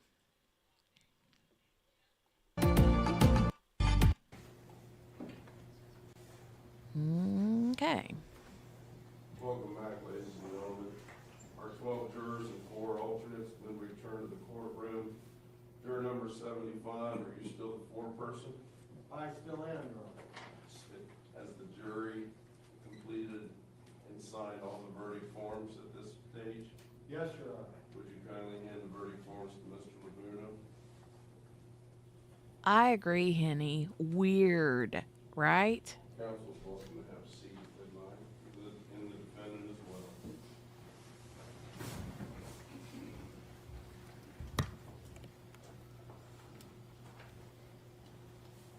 The verdict forms are just as the court previously read, all signed by all 12 jurors, finding the defendant guilty as to each and every count 1, 2, 3, 4, and 5. The court made an error on the specification count 1 in the language, whereas the court failed to include before the line provided for the jury to write in guilty or not guilty, failed to include the phrase find the defendant, Robbi Robinson, and then the blank line for the jury to fill in guilty or not guilty.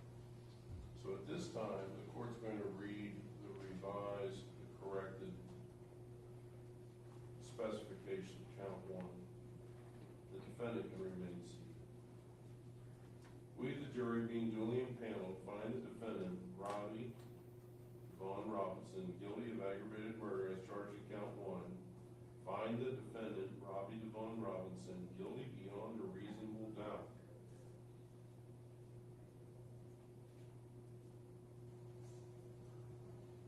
Of the specification, to wit, that the aggravated murder was committed while the defendant was committing or attempting to commit the offense of aggravated arson, and the defendant was the principal offender in the commission of the aggravated murder pursuant to Ohio Revised Code, Section 2929.04A7, signed by all 12 jurors.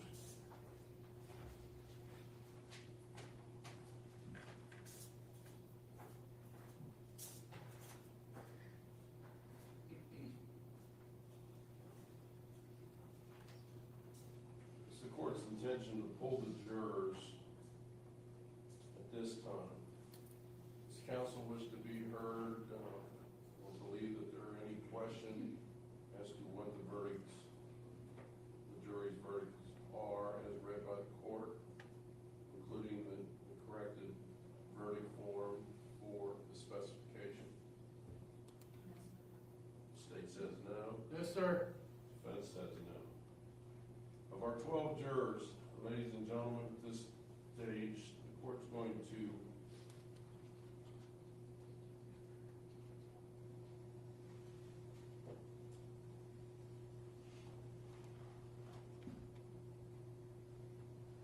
ask each of you a question.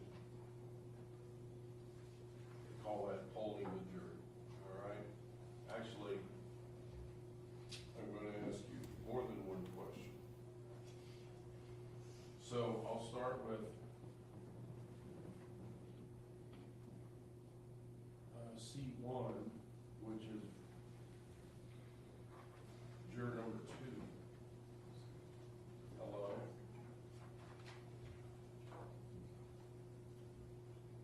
Did you hear the verdict that was read here in the courtroom to the 5 counts and the specification? Is that the verdict of the jury? 100%, Michelle. Verdict as to each count and the specification in this case. Juror number 4, same questions. Did you hear the verdict as read here in the courtroom? Do those represent the verdict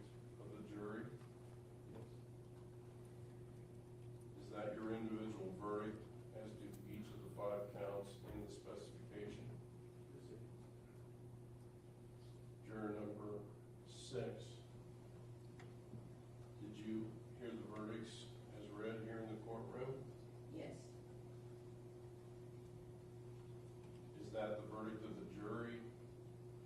Yes. Is that your individual verdict as to each of the 5 counts and the specification in this case? Yes. Juror number 9, did you hear the verdict that was read here in the courtroom? Is that the verdict of the jury? Yes. Is that your individual verdict as to each of the 5 counts as well as the specification in this case? It is. Juror number 22, did you hear the verdict that was read, the verdicts that were read here in this courtroom? I did. This dude likes to talk with his hands, huh? It is. Is that your individual verdict as to each of the 5 counts as well as the specification in this case? Yes. Juror number 28, did you hear the verdicts as read here in open court? Yes, Your Honor. Is that your verdict? It is. I'm gonna start that. Is that the verdict of the jury? It is. It is.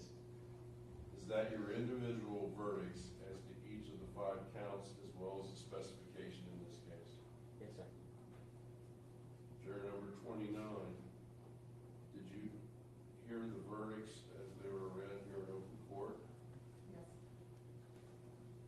Is that the verdict of the jury? Yes.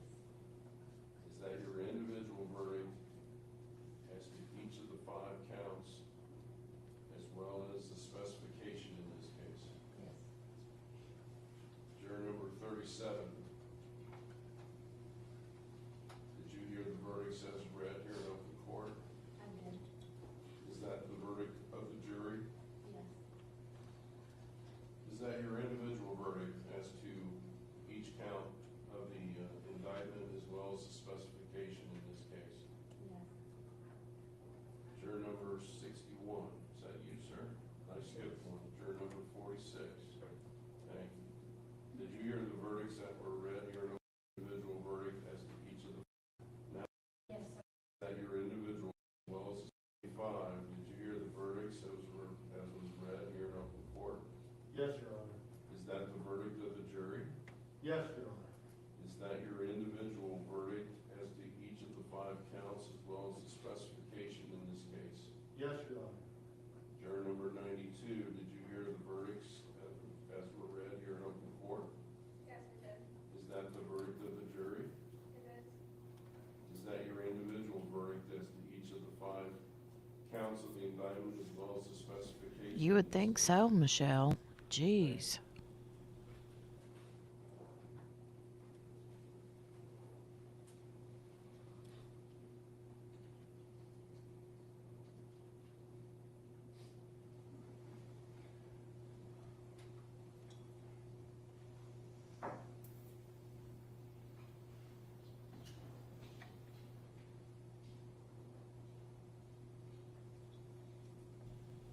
Right.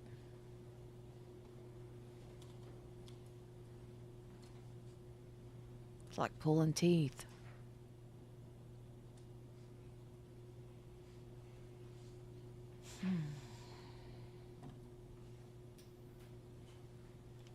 Everybody just gonna sit there and look at each other or what?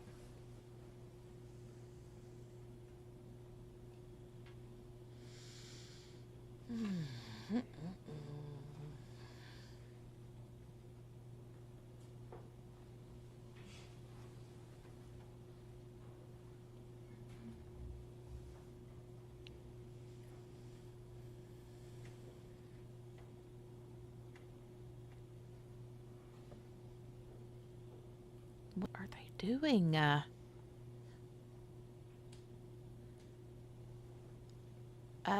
don't think so, Kel. I could be wrong, but I don't think so. 'Cause there's like 20 minutes left. 93, did you hear the alternate number 1? All right. Hey, Kayleen. Alternate number 1, juror number 93, did you hear the verdict of the jury in this case? You accept the verdict of the jury. In the He's still event that talking it's about necessary for you to participate in the deliberations and render a verdict in the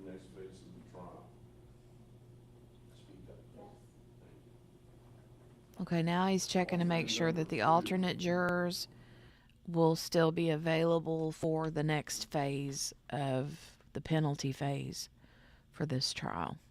For number 102, did you hear the verdict of the jury? That it is necessary for you to participate. Do you hear the verdict of the jury? Yes. Alternate number. Yes. For you to participate in deliberations and to render a verdict in the next phase of the trial? Yes.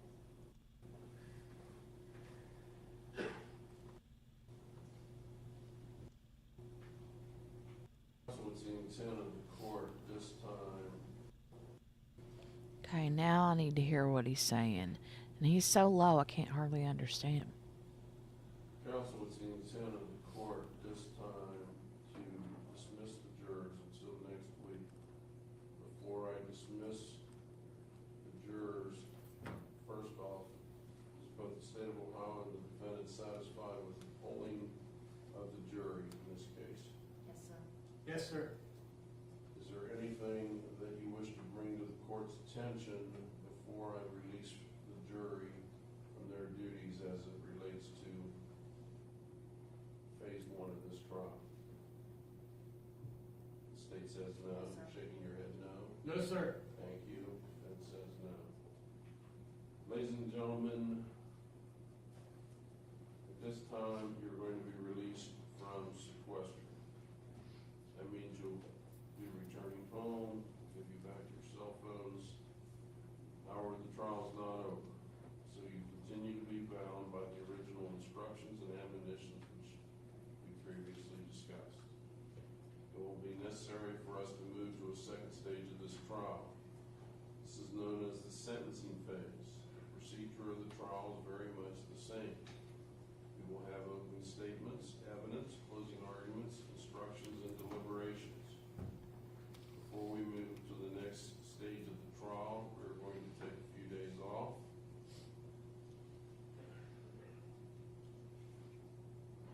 You're going to be ordered to return here next Tuesday.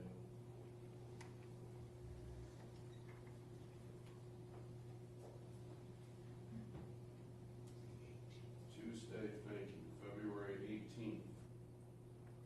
At 8:45 a.m., we'll get started at 9 o'clock a.m. There's a good chance that the jury will get the case on Tuesday. So I'm going to ask that you bring your overnight bag and follow the same protocol that you followed today. In the event the jury is deliberating and needs to stay overnight, you'll have your overnight bag. So bring that with you on Tuesday and make those arrangements.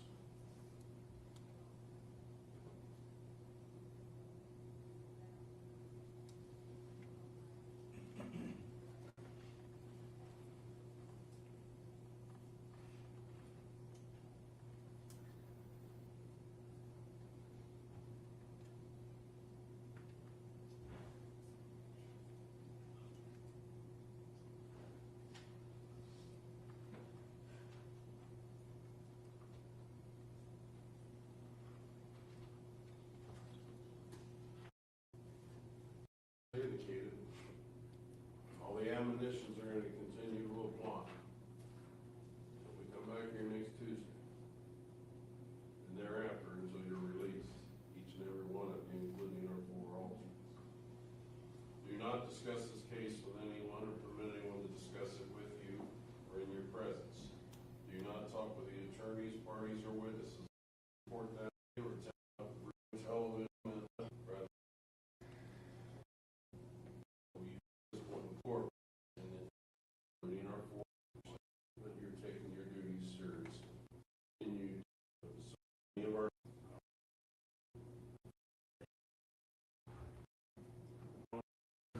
thank you, ladies and gentlemen. Thank you very much.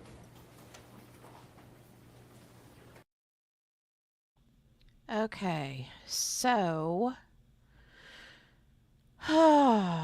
he had to go through all the rigmarole with the alternate jurors And then he had to explain to them that they're moving into the next part, the next phase.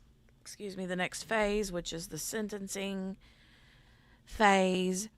And he told them, in case you couldn't hear it, because I couldn't hardly hear it, but he said that he's going to give them a few days off. They're going to come back again on Tuesday, February the 18th, 8:45 a.m., and they will hear the second mini trial, so to speak, which they will have open. This is all to do with his sentencing. He's been found guilty. Now they have to go through the sentencing phase. So there'll be more openings, more witnesses, more this, more that, and then jury deliberations again. And this is where they're probably going to either give him life with parole or no. I take that back. Probably will give him either life or death penalty. So, anyway, now there's like 10 minutes left. Let me make sure I'm not, I don't want to miss, hold on.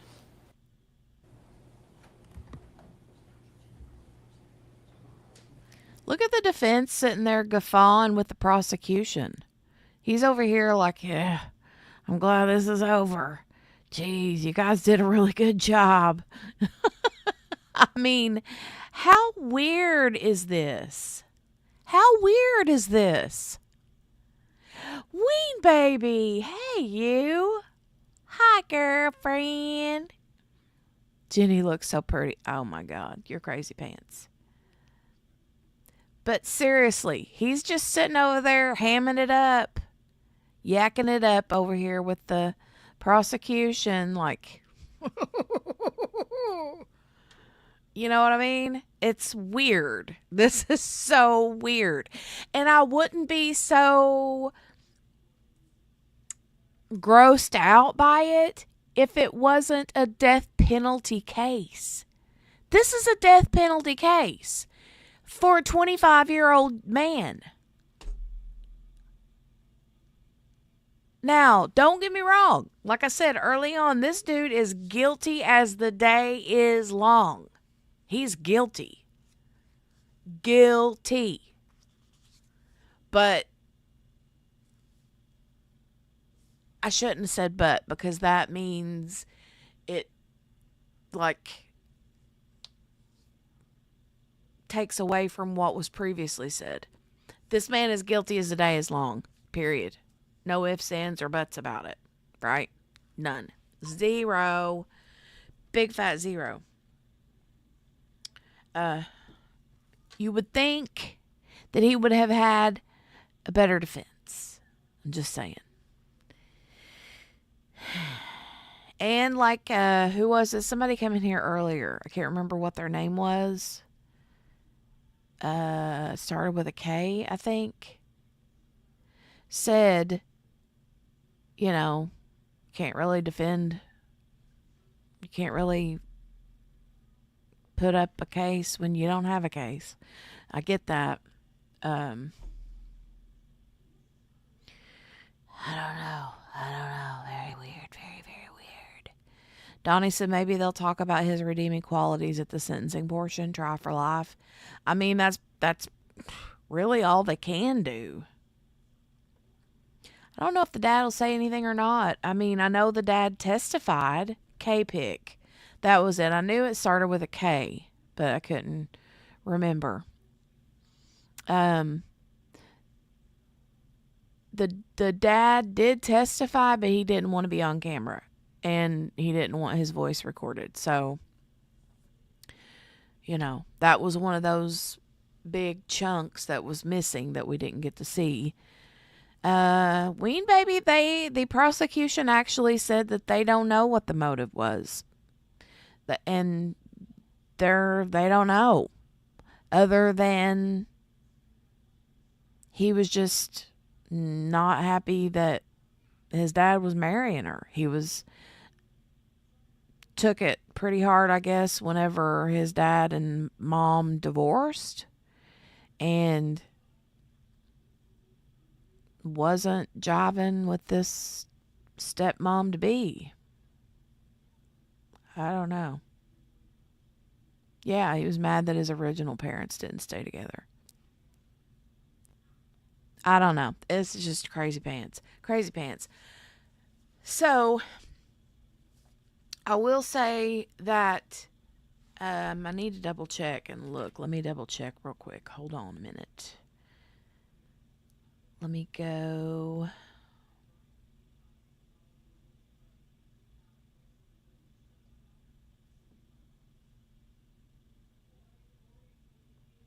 All right. Kathy Russin just posted 20-some seconds ago. Jury has been seated in South Carolina v. Zachary Hughes. They're going, and this is the rose petal murder. They're going to argue some motions now. The judge has ordered a 30-minute delay for this trial, so you will see our live stream start around 5 p.m. Eastern. Oh, nice. Nice. You guys want to come back and check this out at about 5 for their pre-motions? You guys want to do that? They're supposed to start opening statements, I think, tomorrow.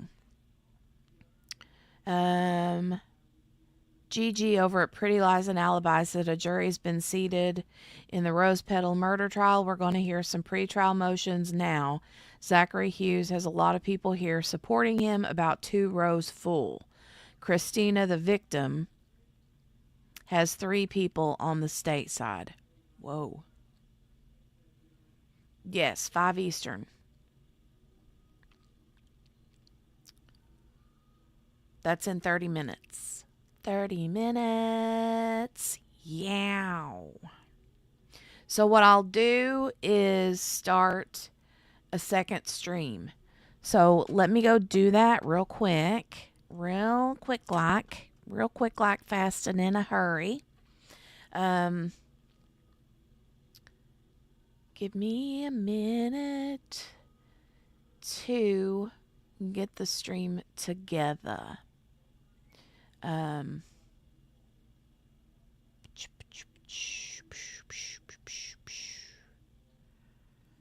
Hold on, I'm going to give you guys a little brief intermission and some intermission-y music.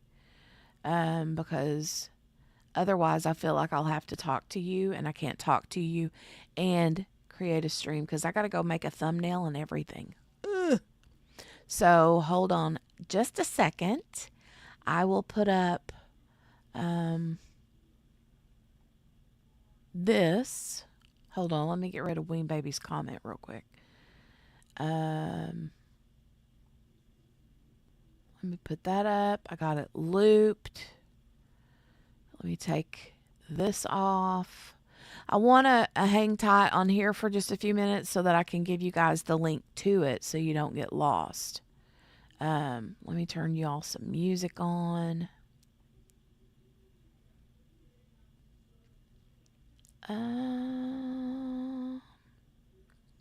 Here, we'll go with Feeding the Ducks.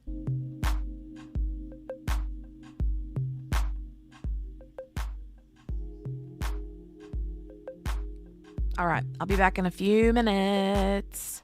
Hang tight and chat amongst yourselves, folks. Go grab yourself a cup of coffee.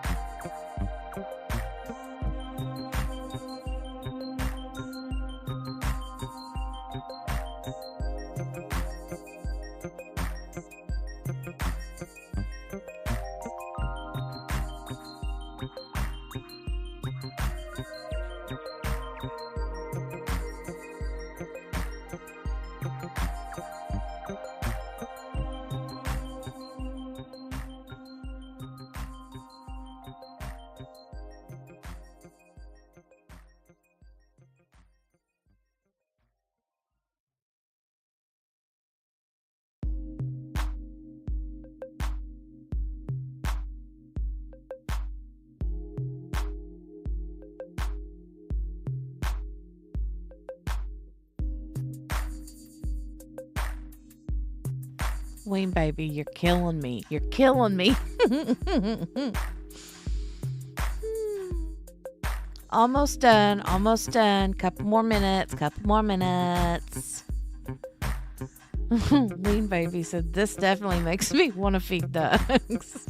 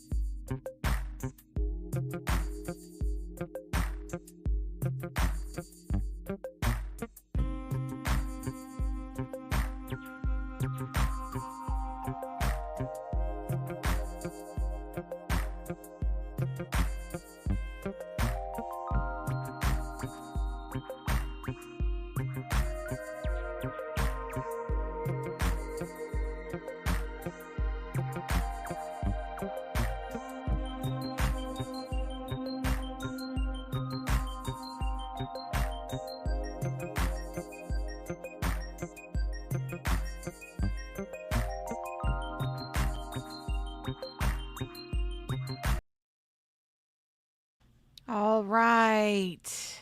I got it done. Now let me just send you guys the link to it. I hope Margaret had a good day today too, Michelle. Ween Baby says they used luminol in this case and apparently it was bad. Well, Blue Star detection solution. You could go feed the duck. Well, ay. All right, let me open this up.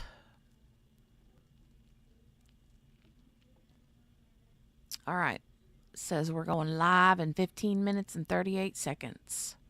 So let me copy this link, send it to you here. Come join us right meow over here. Now, I expect to see all 16 of yous over there because I'm ending this one and I got 15 minutes and you got 15 minutes to run and grab yourself a quick something to drink, something to eat. Michelle, you need to put me in your ears and go cook, honey, because you don't want to miss this, okay? She's like, I gotta go. She always leaves this time of the day because she's got, to feed the husband. Cook with your AirPods in, ma'am. And, nod at him every once in a while like you're listening to what he's saying to you. I'm kidding. All right. I'm going to run and use the potty, make me some more coffee, and I'll be back. So the link is in the chat. Make sure to join. Make sure to hit the thumbs up on this video before you leave, though. Please, please, please, please. And thank you. I would appreciate it so much. Subscribe if you're new. Would love to have you join our Crime Cafe crew. And put a hashtag replay in the comments down below if you're watching this on the replay. All right. Love you guys, and I'll see you over there in the Rose Petal murder trial. Pre-trial motions that should be starting soon. So, see you over there in a few. Love you. Bye.